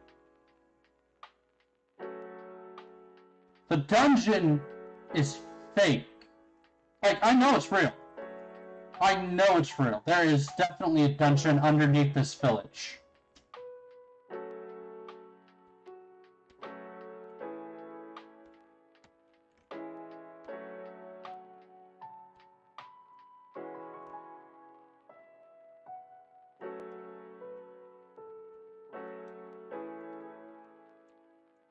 But the fact that there's a village here? Like... Okay, why are you harvesting pumpkins? Pumpkins can't feed your family in the dead of winter. I'll take a potato salad.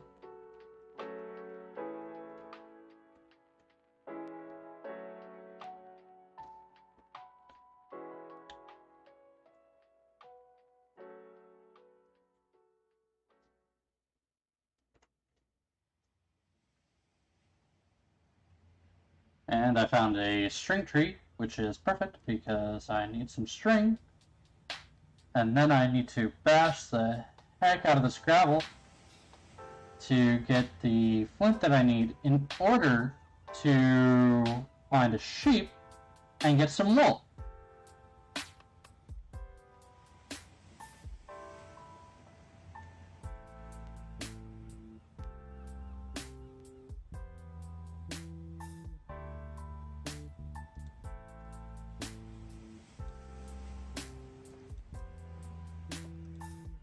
There it is. Got it. Okay. Now, crafting table. Stick. String. Flint.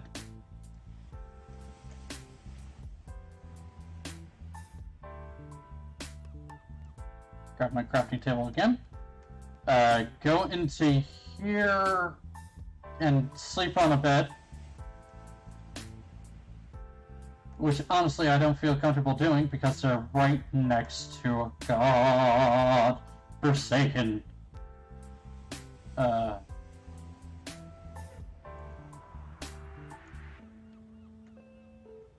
bed.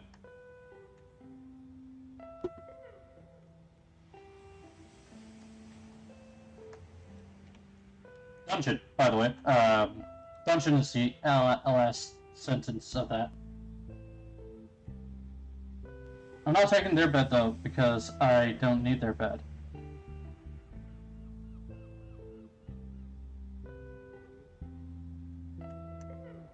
What is with you people in that? It doesn't matter. Okay, so, wait, I think I saw sheep.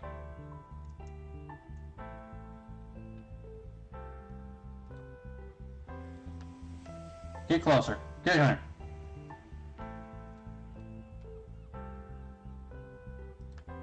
Alright, no.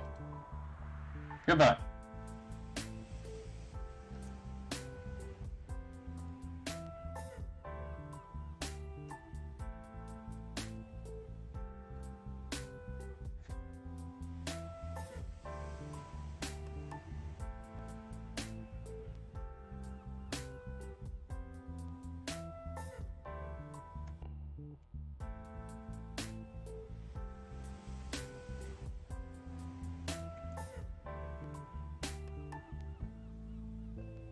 Just be sure that there are no houses that I actually care about.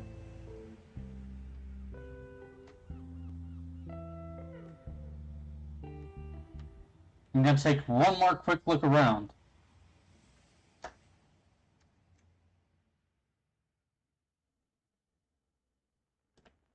I'm taking that too.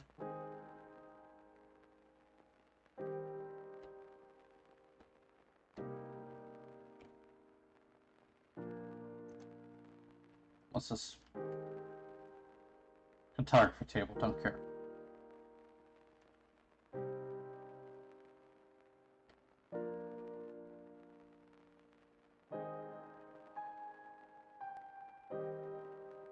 Okay.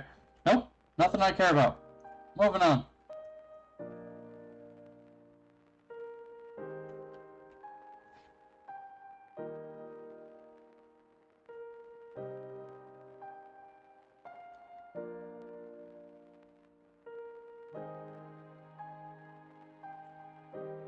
I'm gonna get this maple, and then I'm gonna look for a jungle biome. It's gonna take a while. Nature's compass is in this, I think. How do I make one?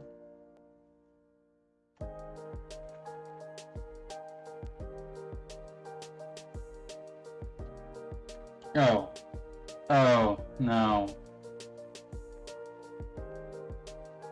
Well, I need saplings and logs and a compass.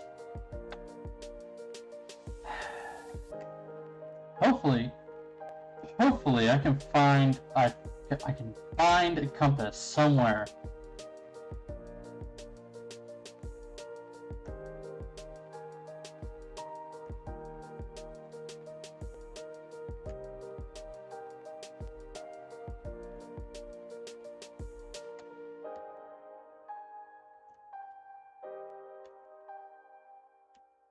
Okay, can you tell I'm just fed up? I don't want to die anymore. It's not fun.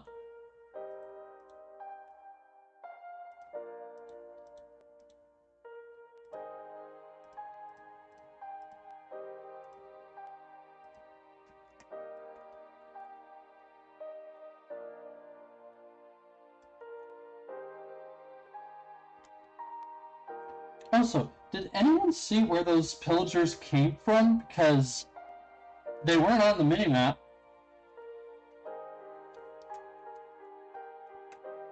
I need to pee again.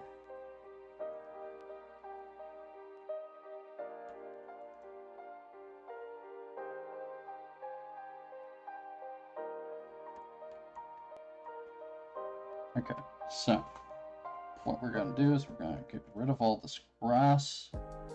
We're gonna wait for this pine maple fruit to get done. I'm gonna get the other maple fruit tree. Then I'm gonna make my own maple fruit tree. And then I'm gonna go find the jungle biome because there's some stuff there that I need. Of course.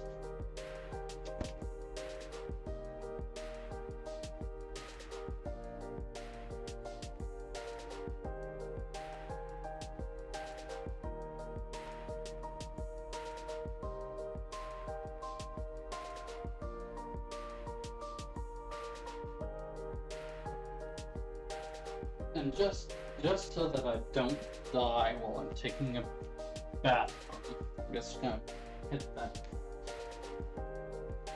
Because it freezes on.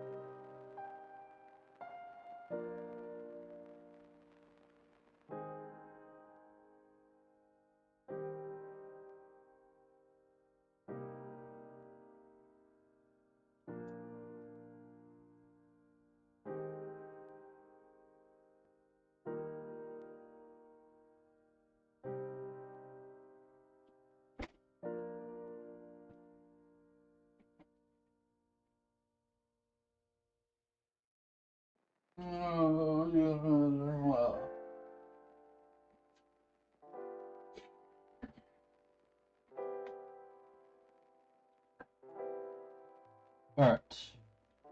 While I'm waiting for this to do that, I'm going to gather some cobblestone so that I can make a stone pickaxe. So that if I come across something that needs a stone pickaxe, I can take care of that.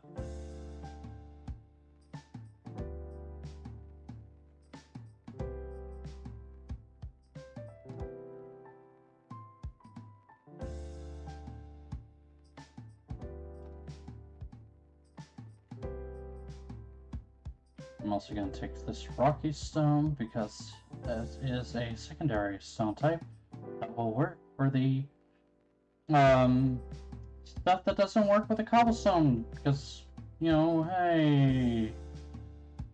Okay, that's one. I'll wait for those two to grow.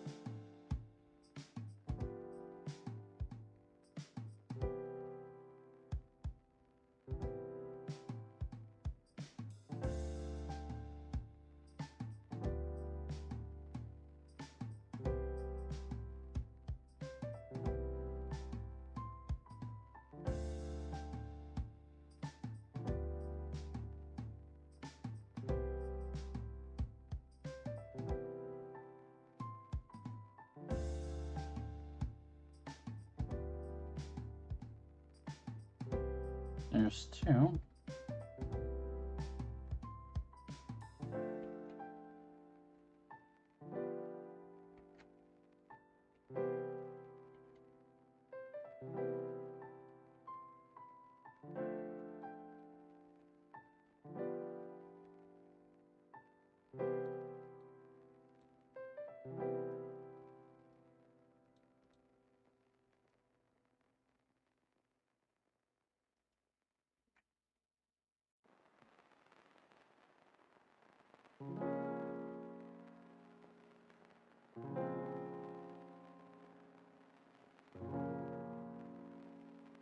Okay. Let me see if this one has grown any. That's got one on it. Well, seeing as we're waiting, I might as well just...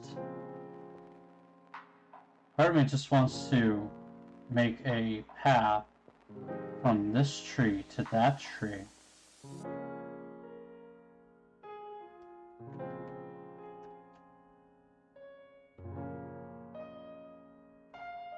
You know what? Screw it.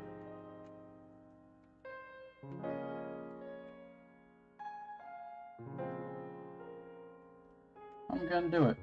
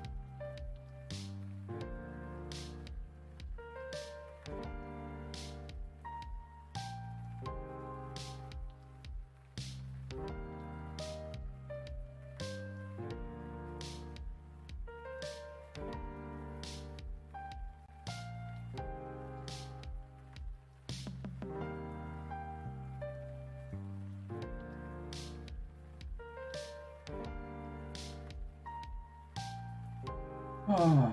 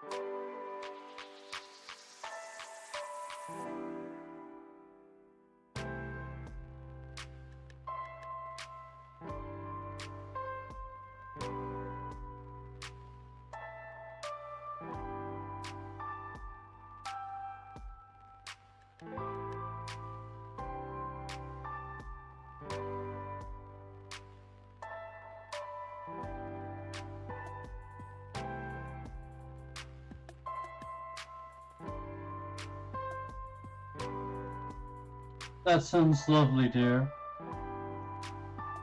I don't know if you heard me raging in the background, but I died again.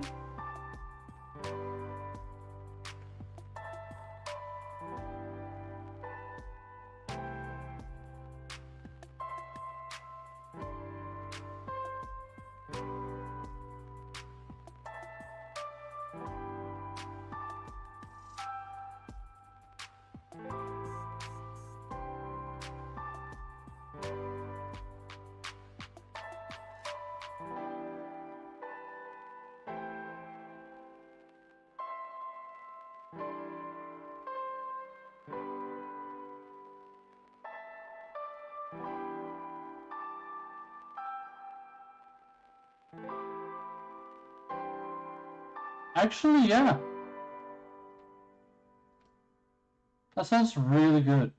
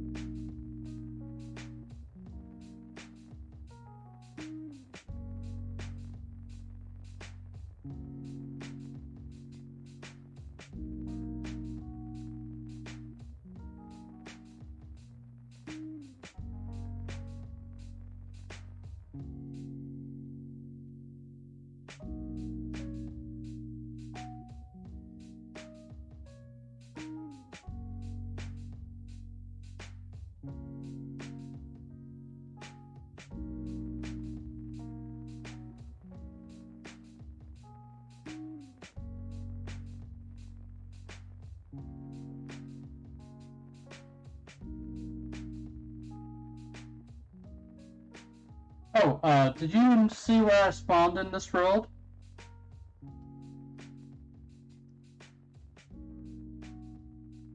I spawned over here, right? So I see this thing off in the distance that looks like a village. So I was like, hey, I want to check that out real quick.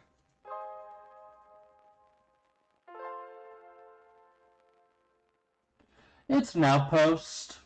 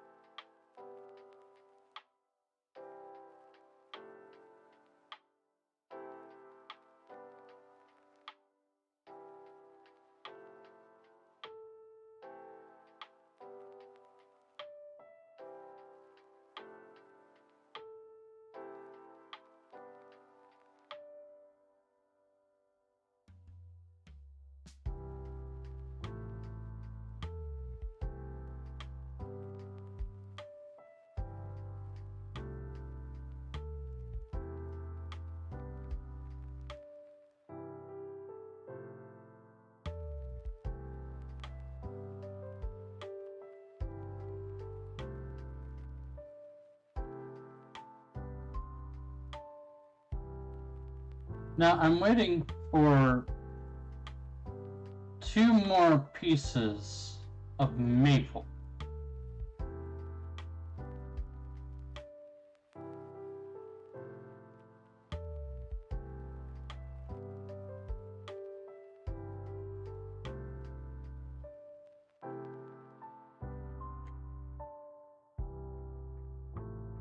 And sure, I could just mine it. Actually, no, I'm just gonna mine it.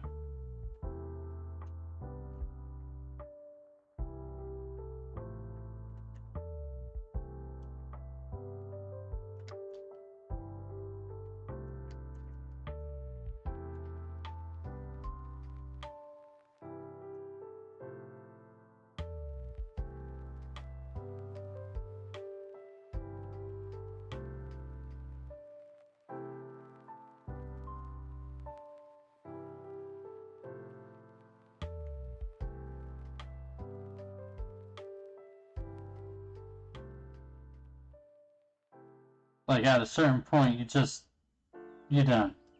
You're done with the shit. You're done with it all. Alright, now, I want to find a jungle.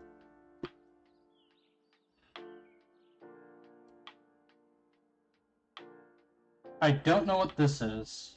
I'm gonna go check it out.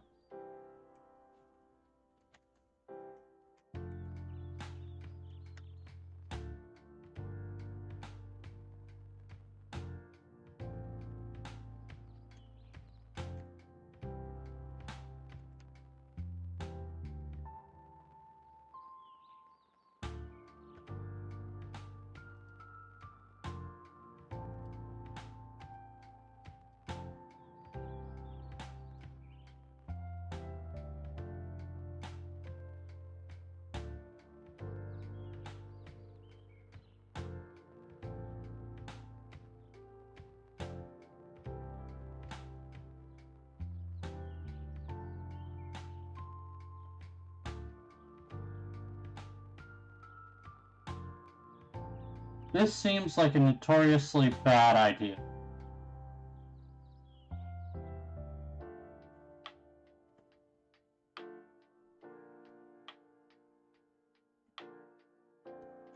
In fact, I can almost guarantee this is a bad idea.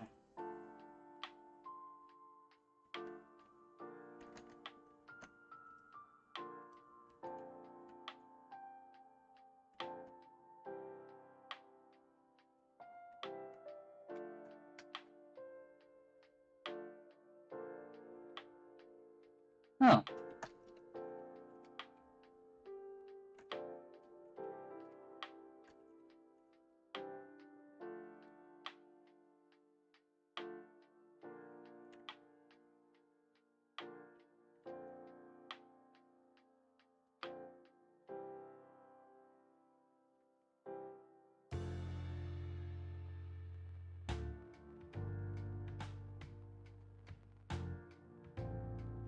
Oh. Yeah.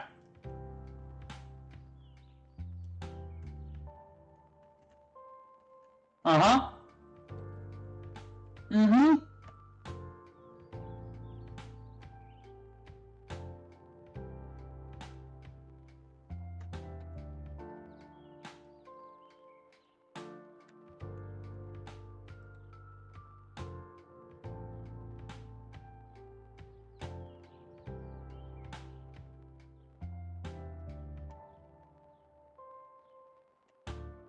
I mean, yeah, I'll take that. Here, you can have some of my dirt.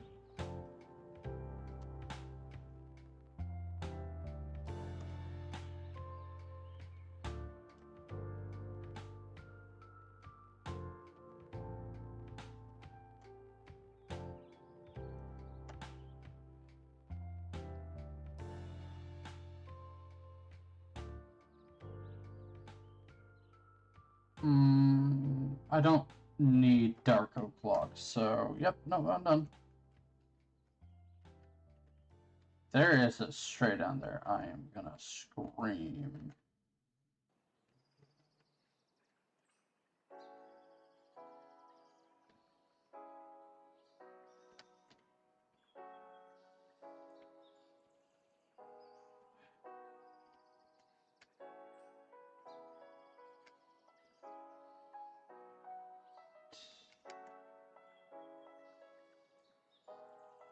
Alright.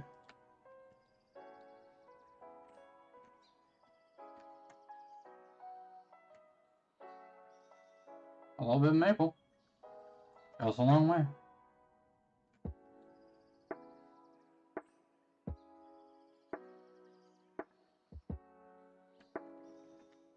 So.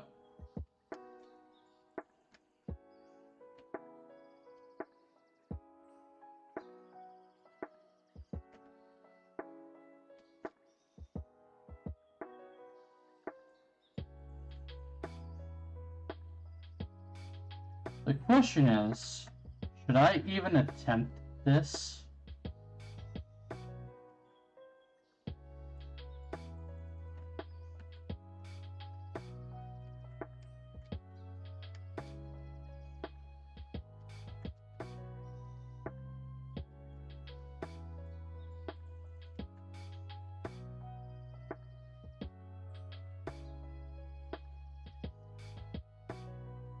Ah, I see a stray. Yep, nope, I'm not here.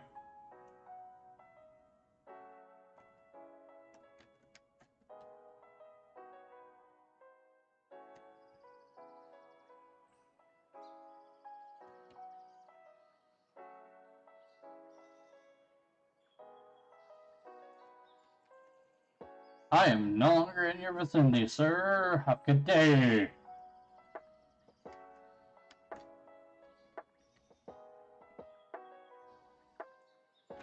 Map.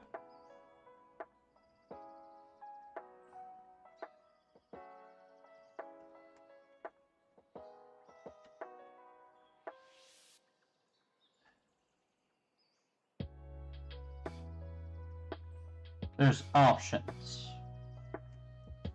There are options and paths of which I could take to ensure my safety.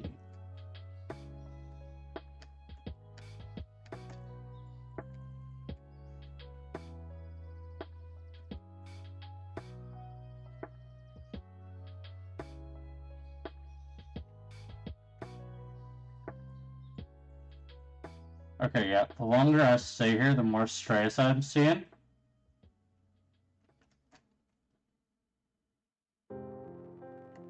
Like, I don't know if they can get burnt by the sun, but that's what I'm attempting.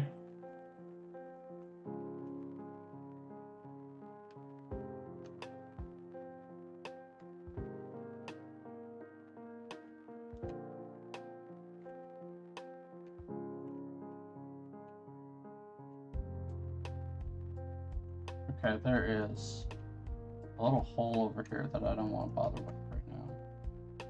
And I don't want to get close enough to the spray to actually get hit by anything. So,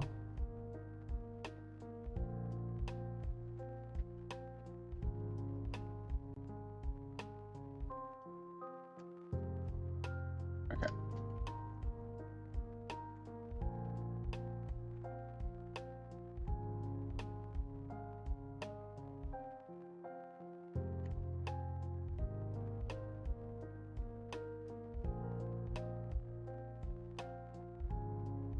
Like, yeah, no, I know you guys are underneath me. I know you're there. I can hear you. The point is, I'm gonna try to not bother you at all. And still clear this dungeon.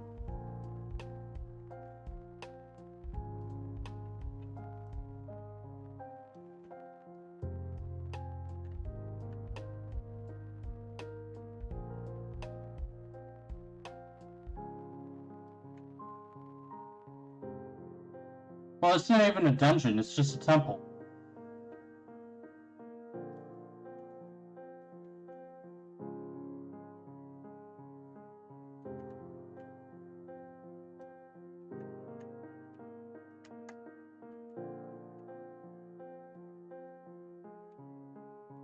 Okay, I'm going to get here. I'm going to get my dirt blocks out.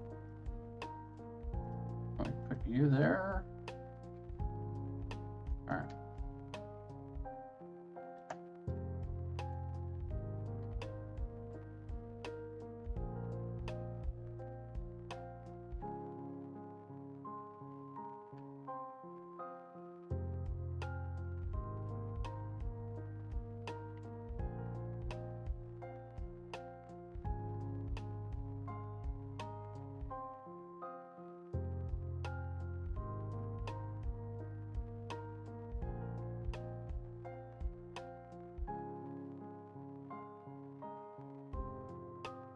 Like, they can smell me. Ugh. I hate saying that, but no, they know I'm here. And they're like, where? Where? Where? It's over here, boys. I'm right here.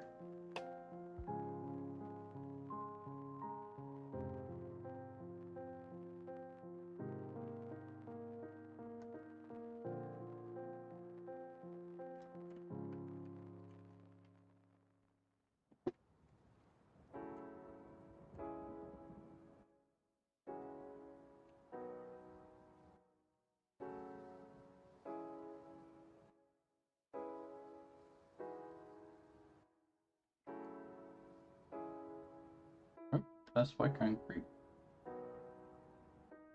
Oh, I can't break that wall. Oh, hang on.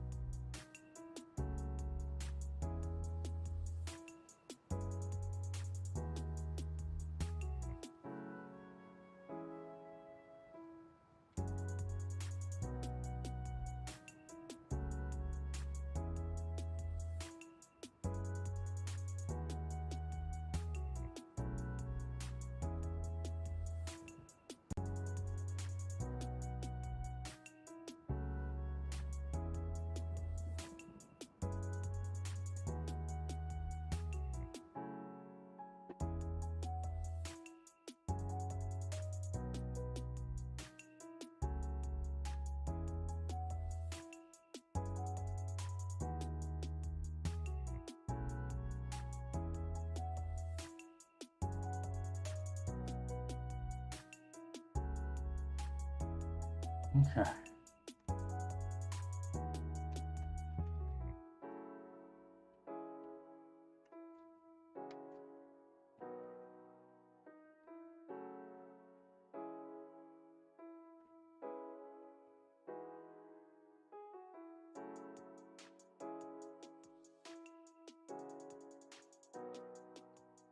Honestly, one of my best bets would be to run away now and come back a little bit later after the strays have despawned and continue my process of annoying the hell out of them.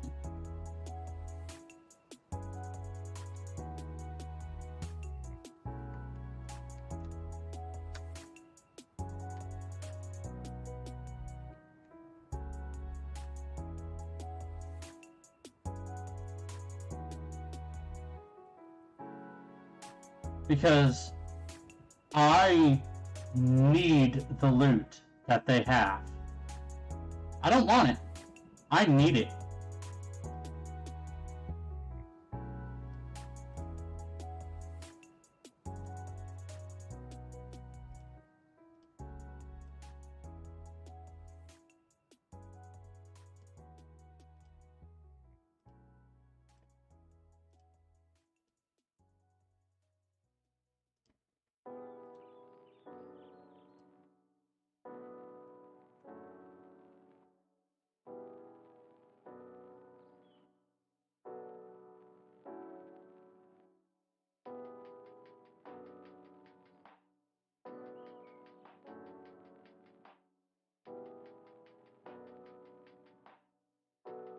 Okay, we got three strays now. That's doable for the time being.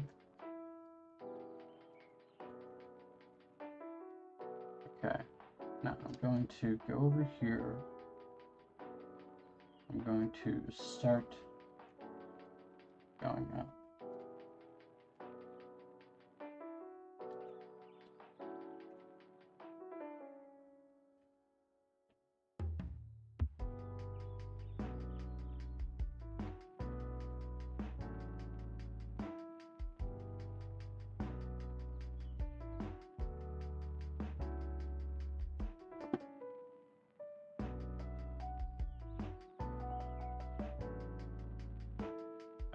Oh, I see the light coming down. They're gonna start. Yep, time to go.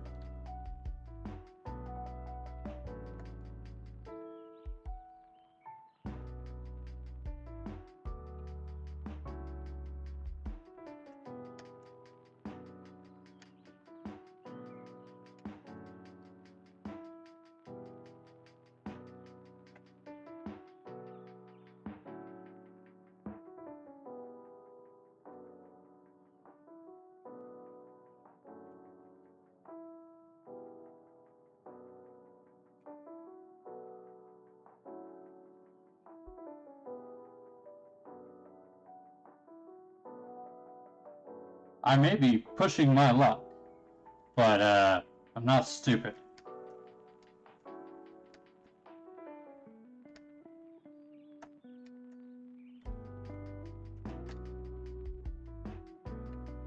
Ow.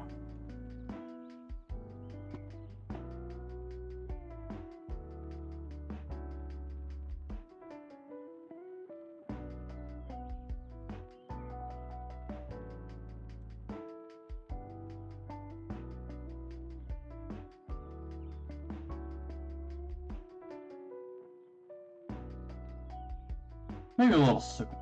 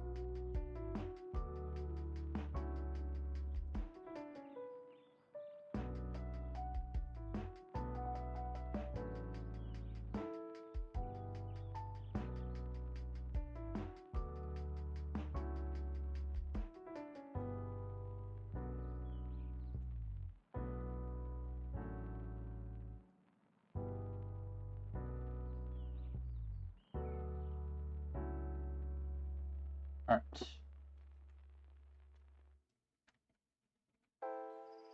Start getting rid of this.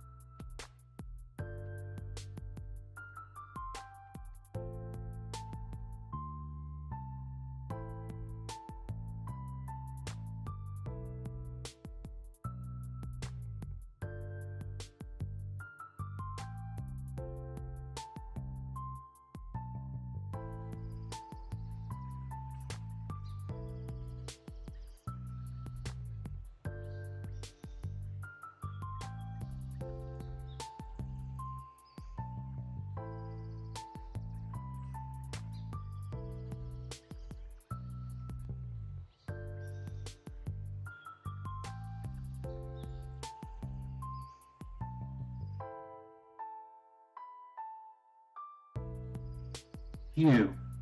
There's a spawner under you, isn't there?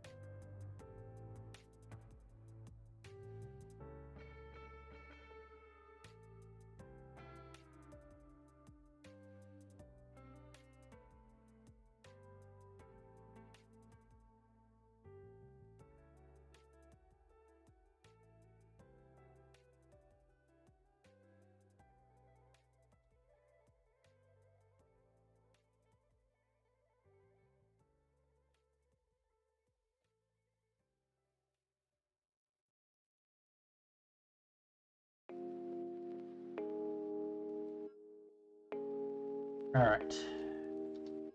Let's get back to it. These strays shall die today.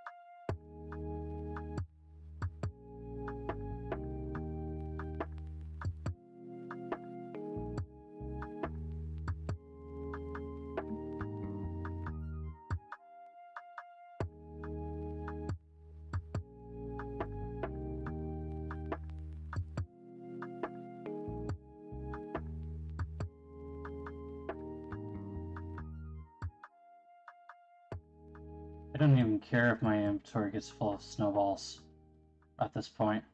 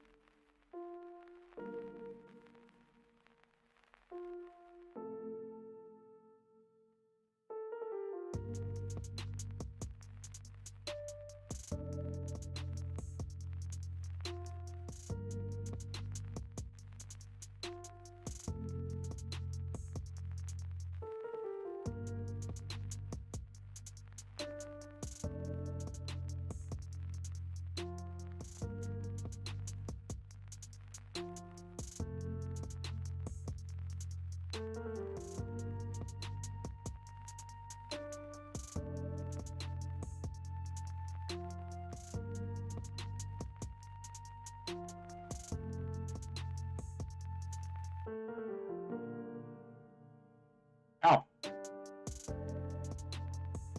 Right. I need to be extremely cautious. Because these guys will take any shot they can.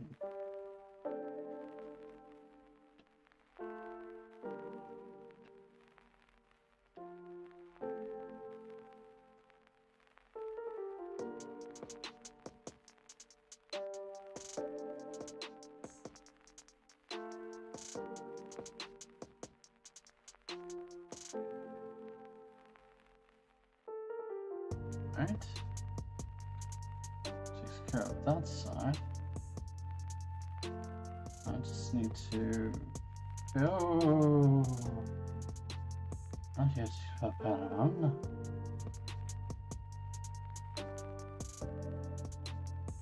Okay. Now.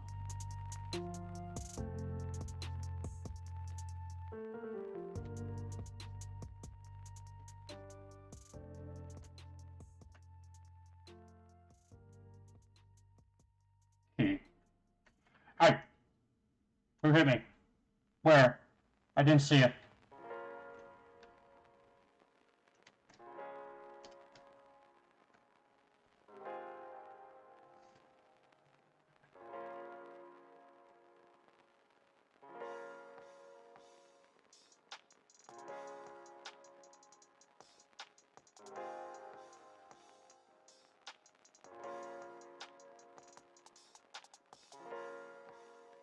Okay. Let's get you.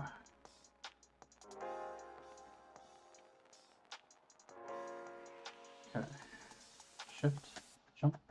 Jump. Okay. I need to destroy everything over here.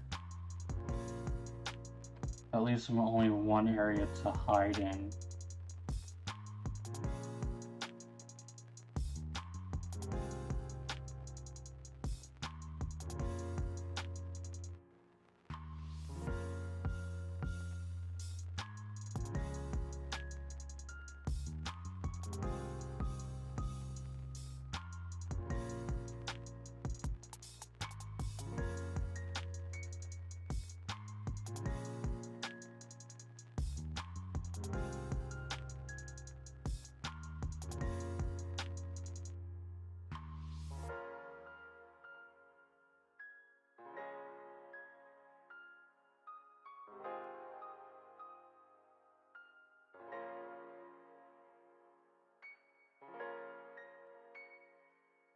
Alright.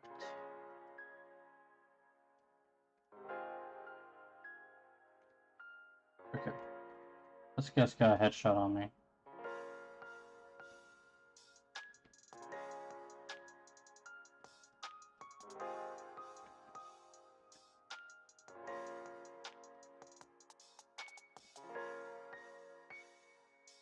Alright.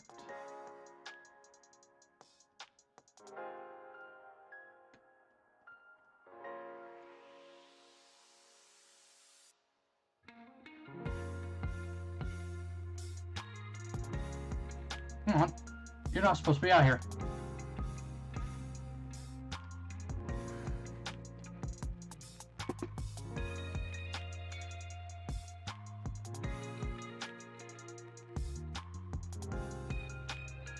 Ha!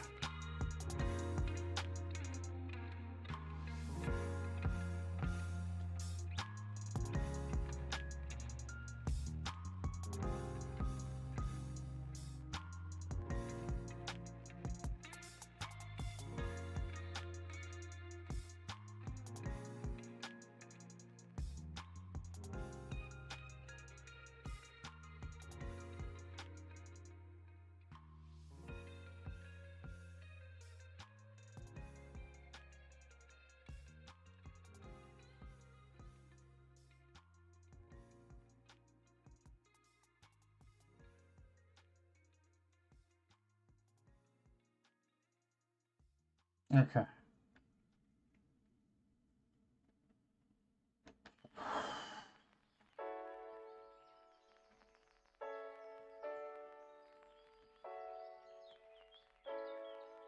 you kidding me?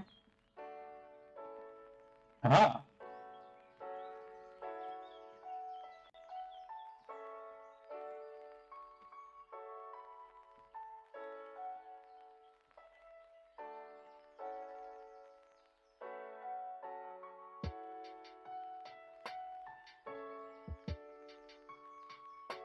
Okay, I need to restore my food stores, which may prove difficult.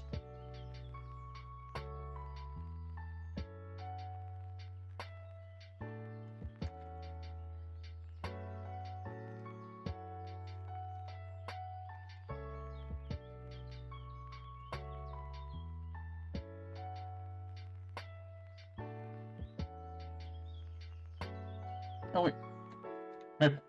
There's a maple tree right here.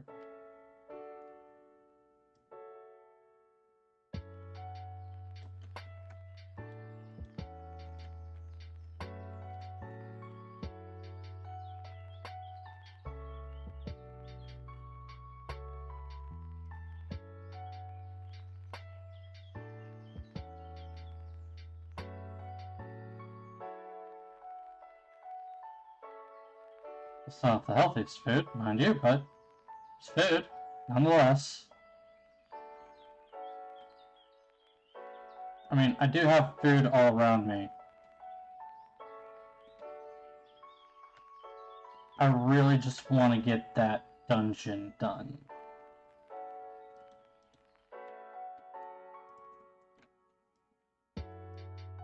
Can't eat quinoa. Good to know.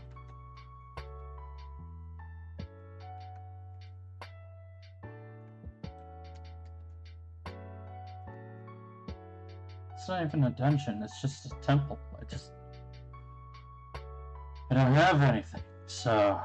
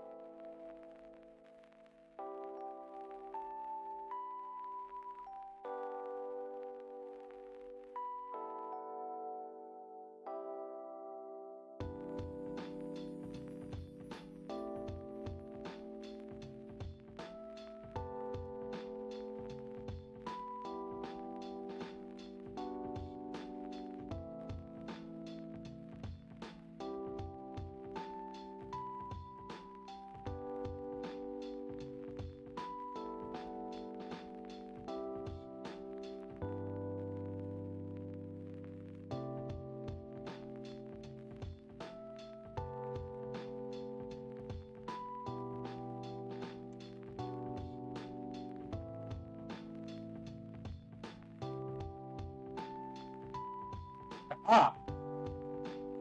I pelted you with snowballs till you died.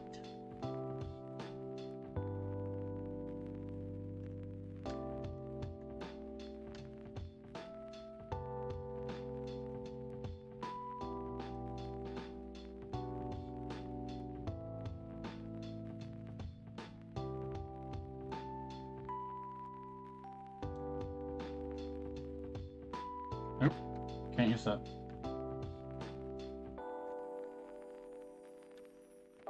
I like that though. Give me a little bit. Oh, that's quinoa. Can't use that. There we go.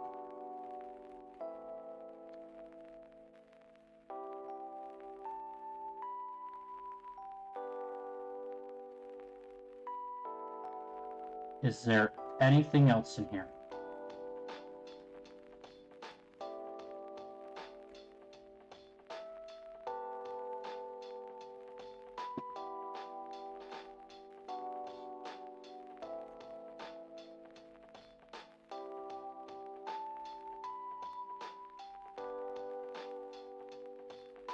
No? Well, so much for that loot.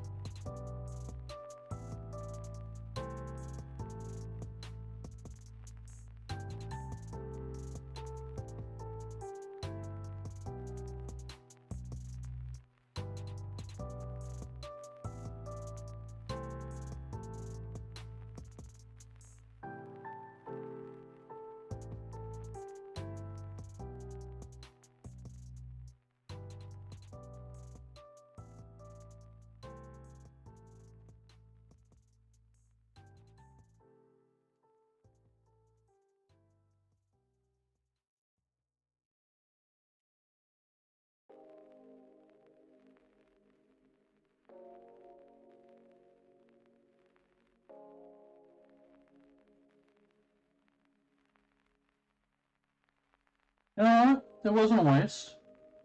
I proved to myself that I could do it if I just took the time. And I did. I did take the time.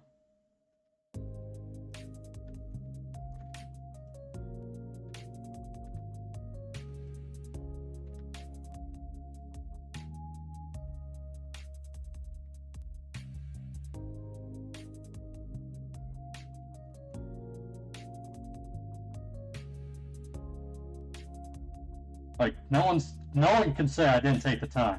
I was there for like 4 days. Oh.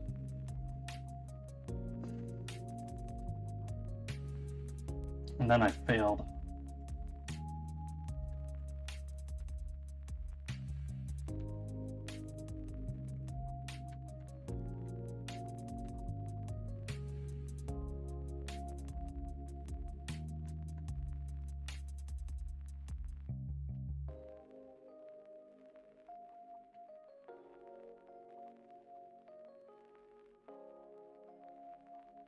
Ah, quinoa.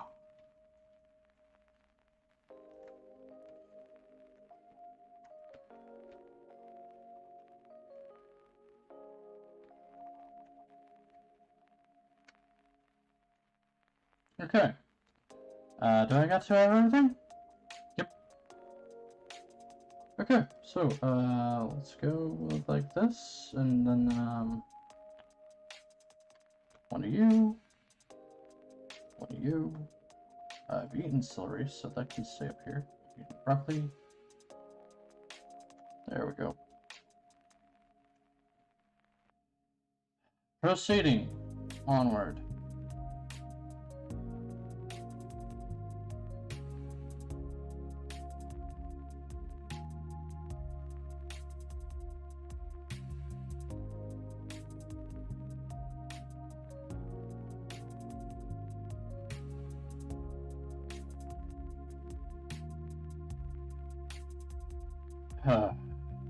Boy. Oh, perfect.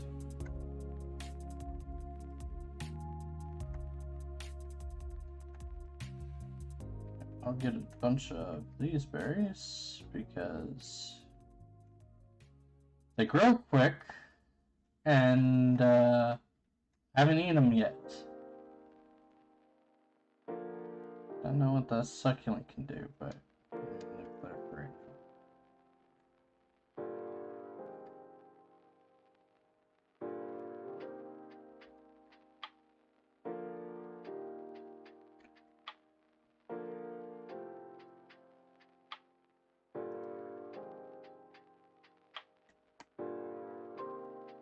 Alright. It is getting late.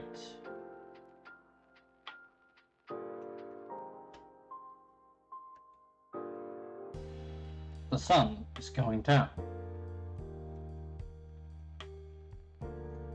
These weak arms are heavy.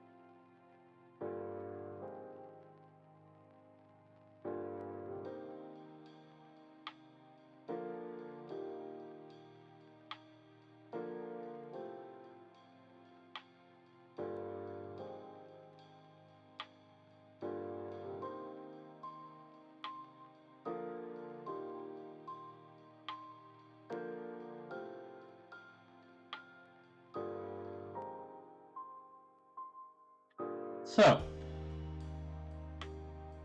for those of you that were wondering, this is the structure I've been looking for. Looks like you're playing Old House. But it's not. Oh, wait. There's no...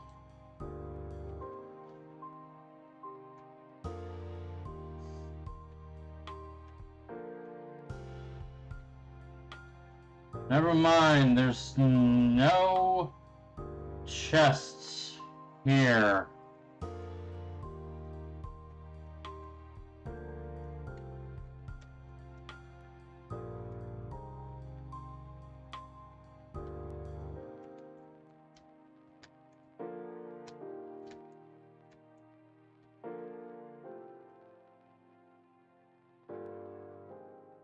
Meaning it is completely useless.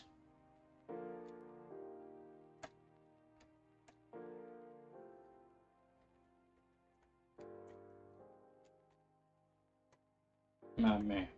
Where am I going? I'm trying to find a jungle. This looks like there's a tundra over this way, a frozen tundra here, and a bamboo forest. You know what? I'll go to the bamboo forest.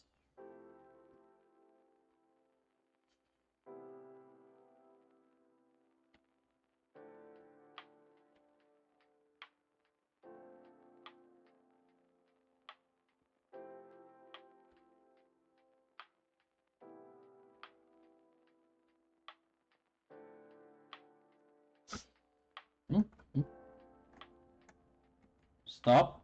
Stop. Stop. Stop. I'm not walking.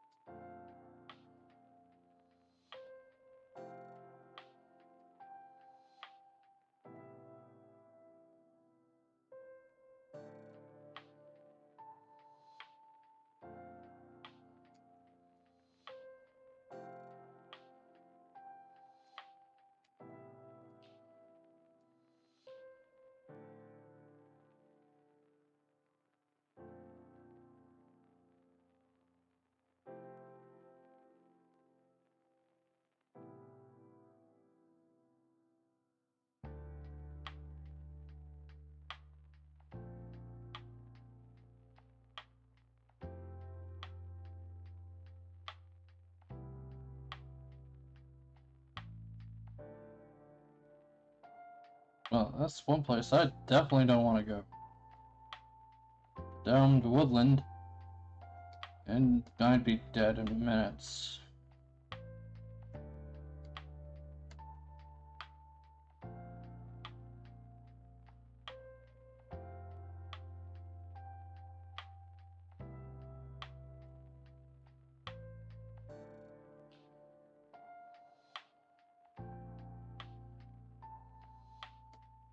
I'm not even hunting you cows right now, I'm sorry. I just don't care. Oh! I went into the domed woodland. Well, let's see how long I last.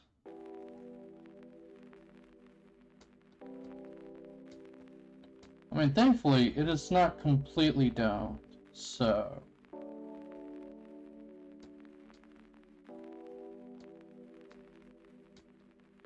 I'm sorry, it's dense. Dense woodland. Not downed. That's fine.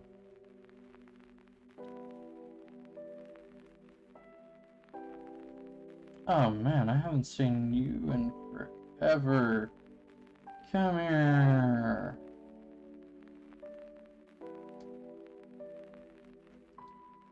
Tell me you have something good in this chest. Diamond! I'll take that.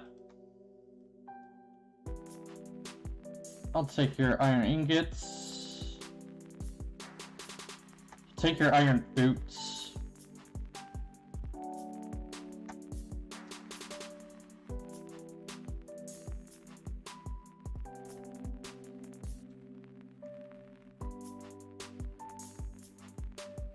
I don't even have room for that right now, so I'm not gonna bother. Please have a chest. Please have a chest. Please have a chest. Yes!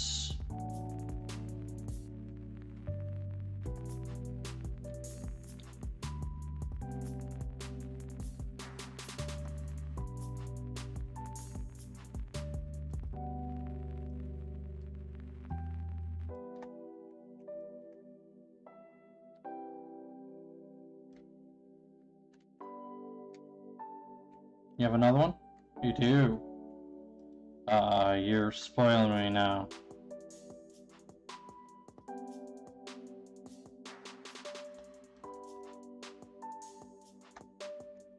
Alright. Perfect. Do you have a third? No. Okay. That is perfectly fine. I've got 2. That means I can go on for a while. Which means that, yeah, actually there is a point in me going up here and getting their stuff.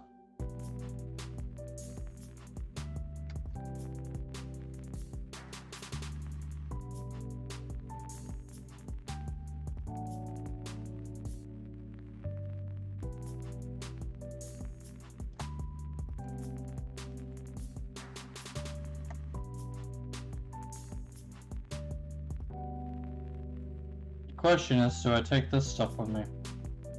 Yeah, I already know. I don't remember which one had dirt. Yep, don't know.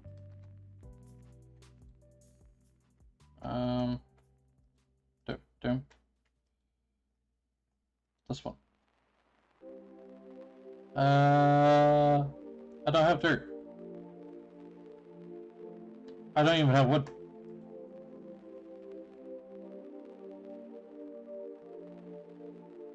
I got gravel. I'll use gravel.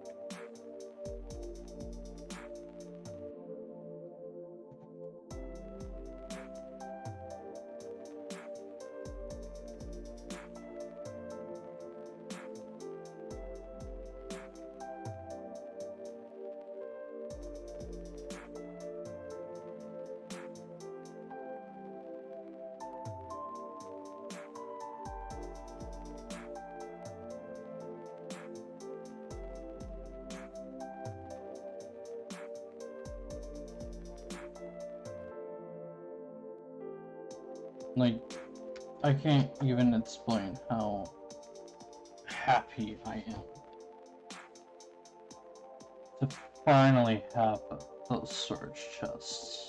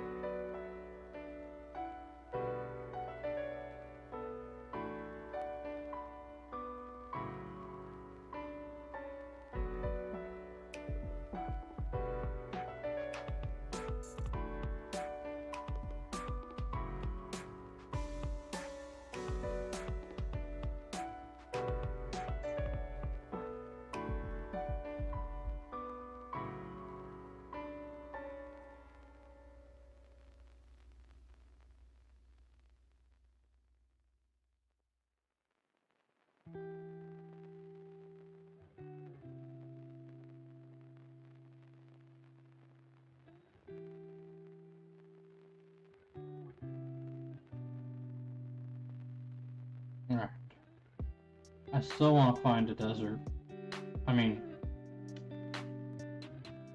I still want to find a legitimate,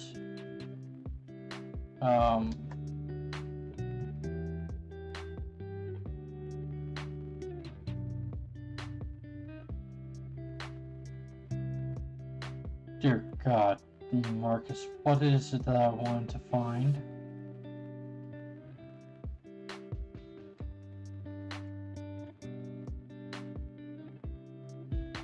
Jungle. I wanted to find a jungle.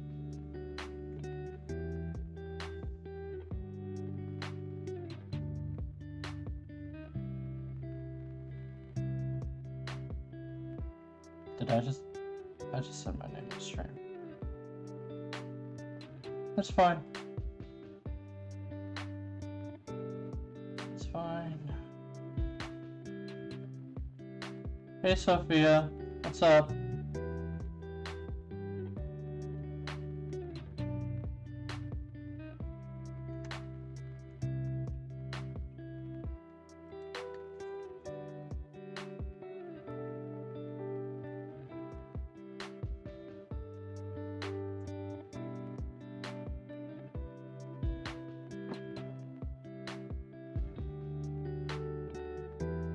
I don't have any wood, do I?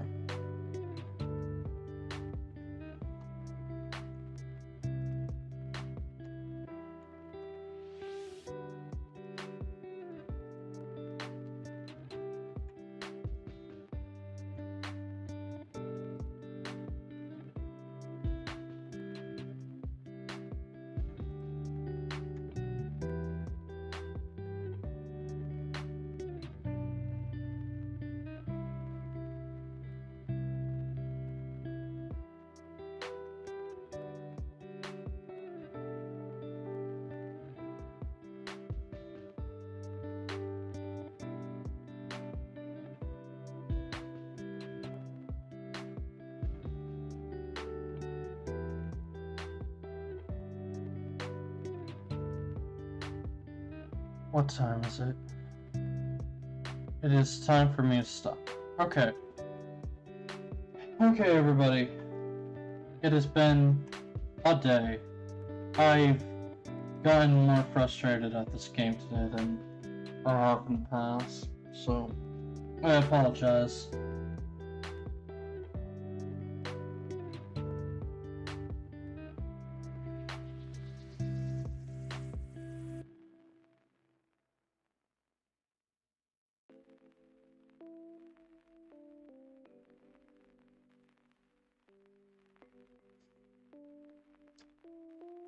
This has been Rollheart, signing off.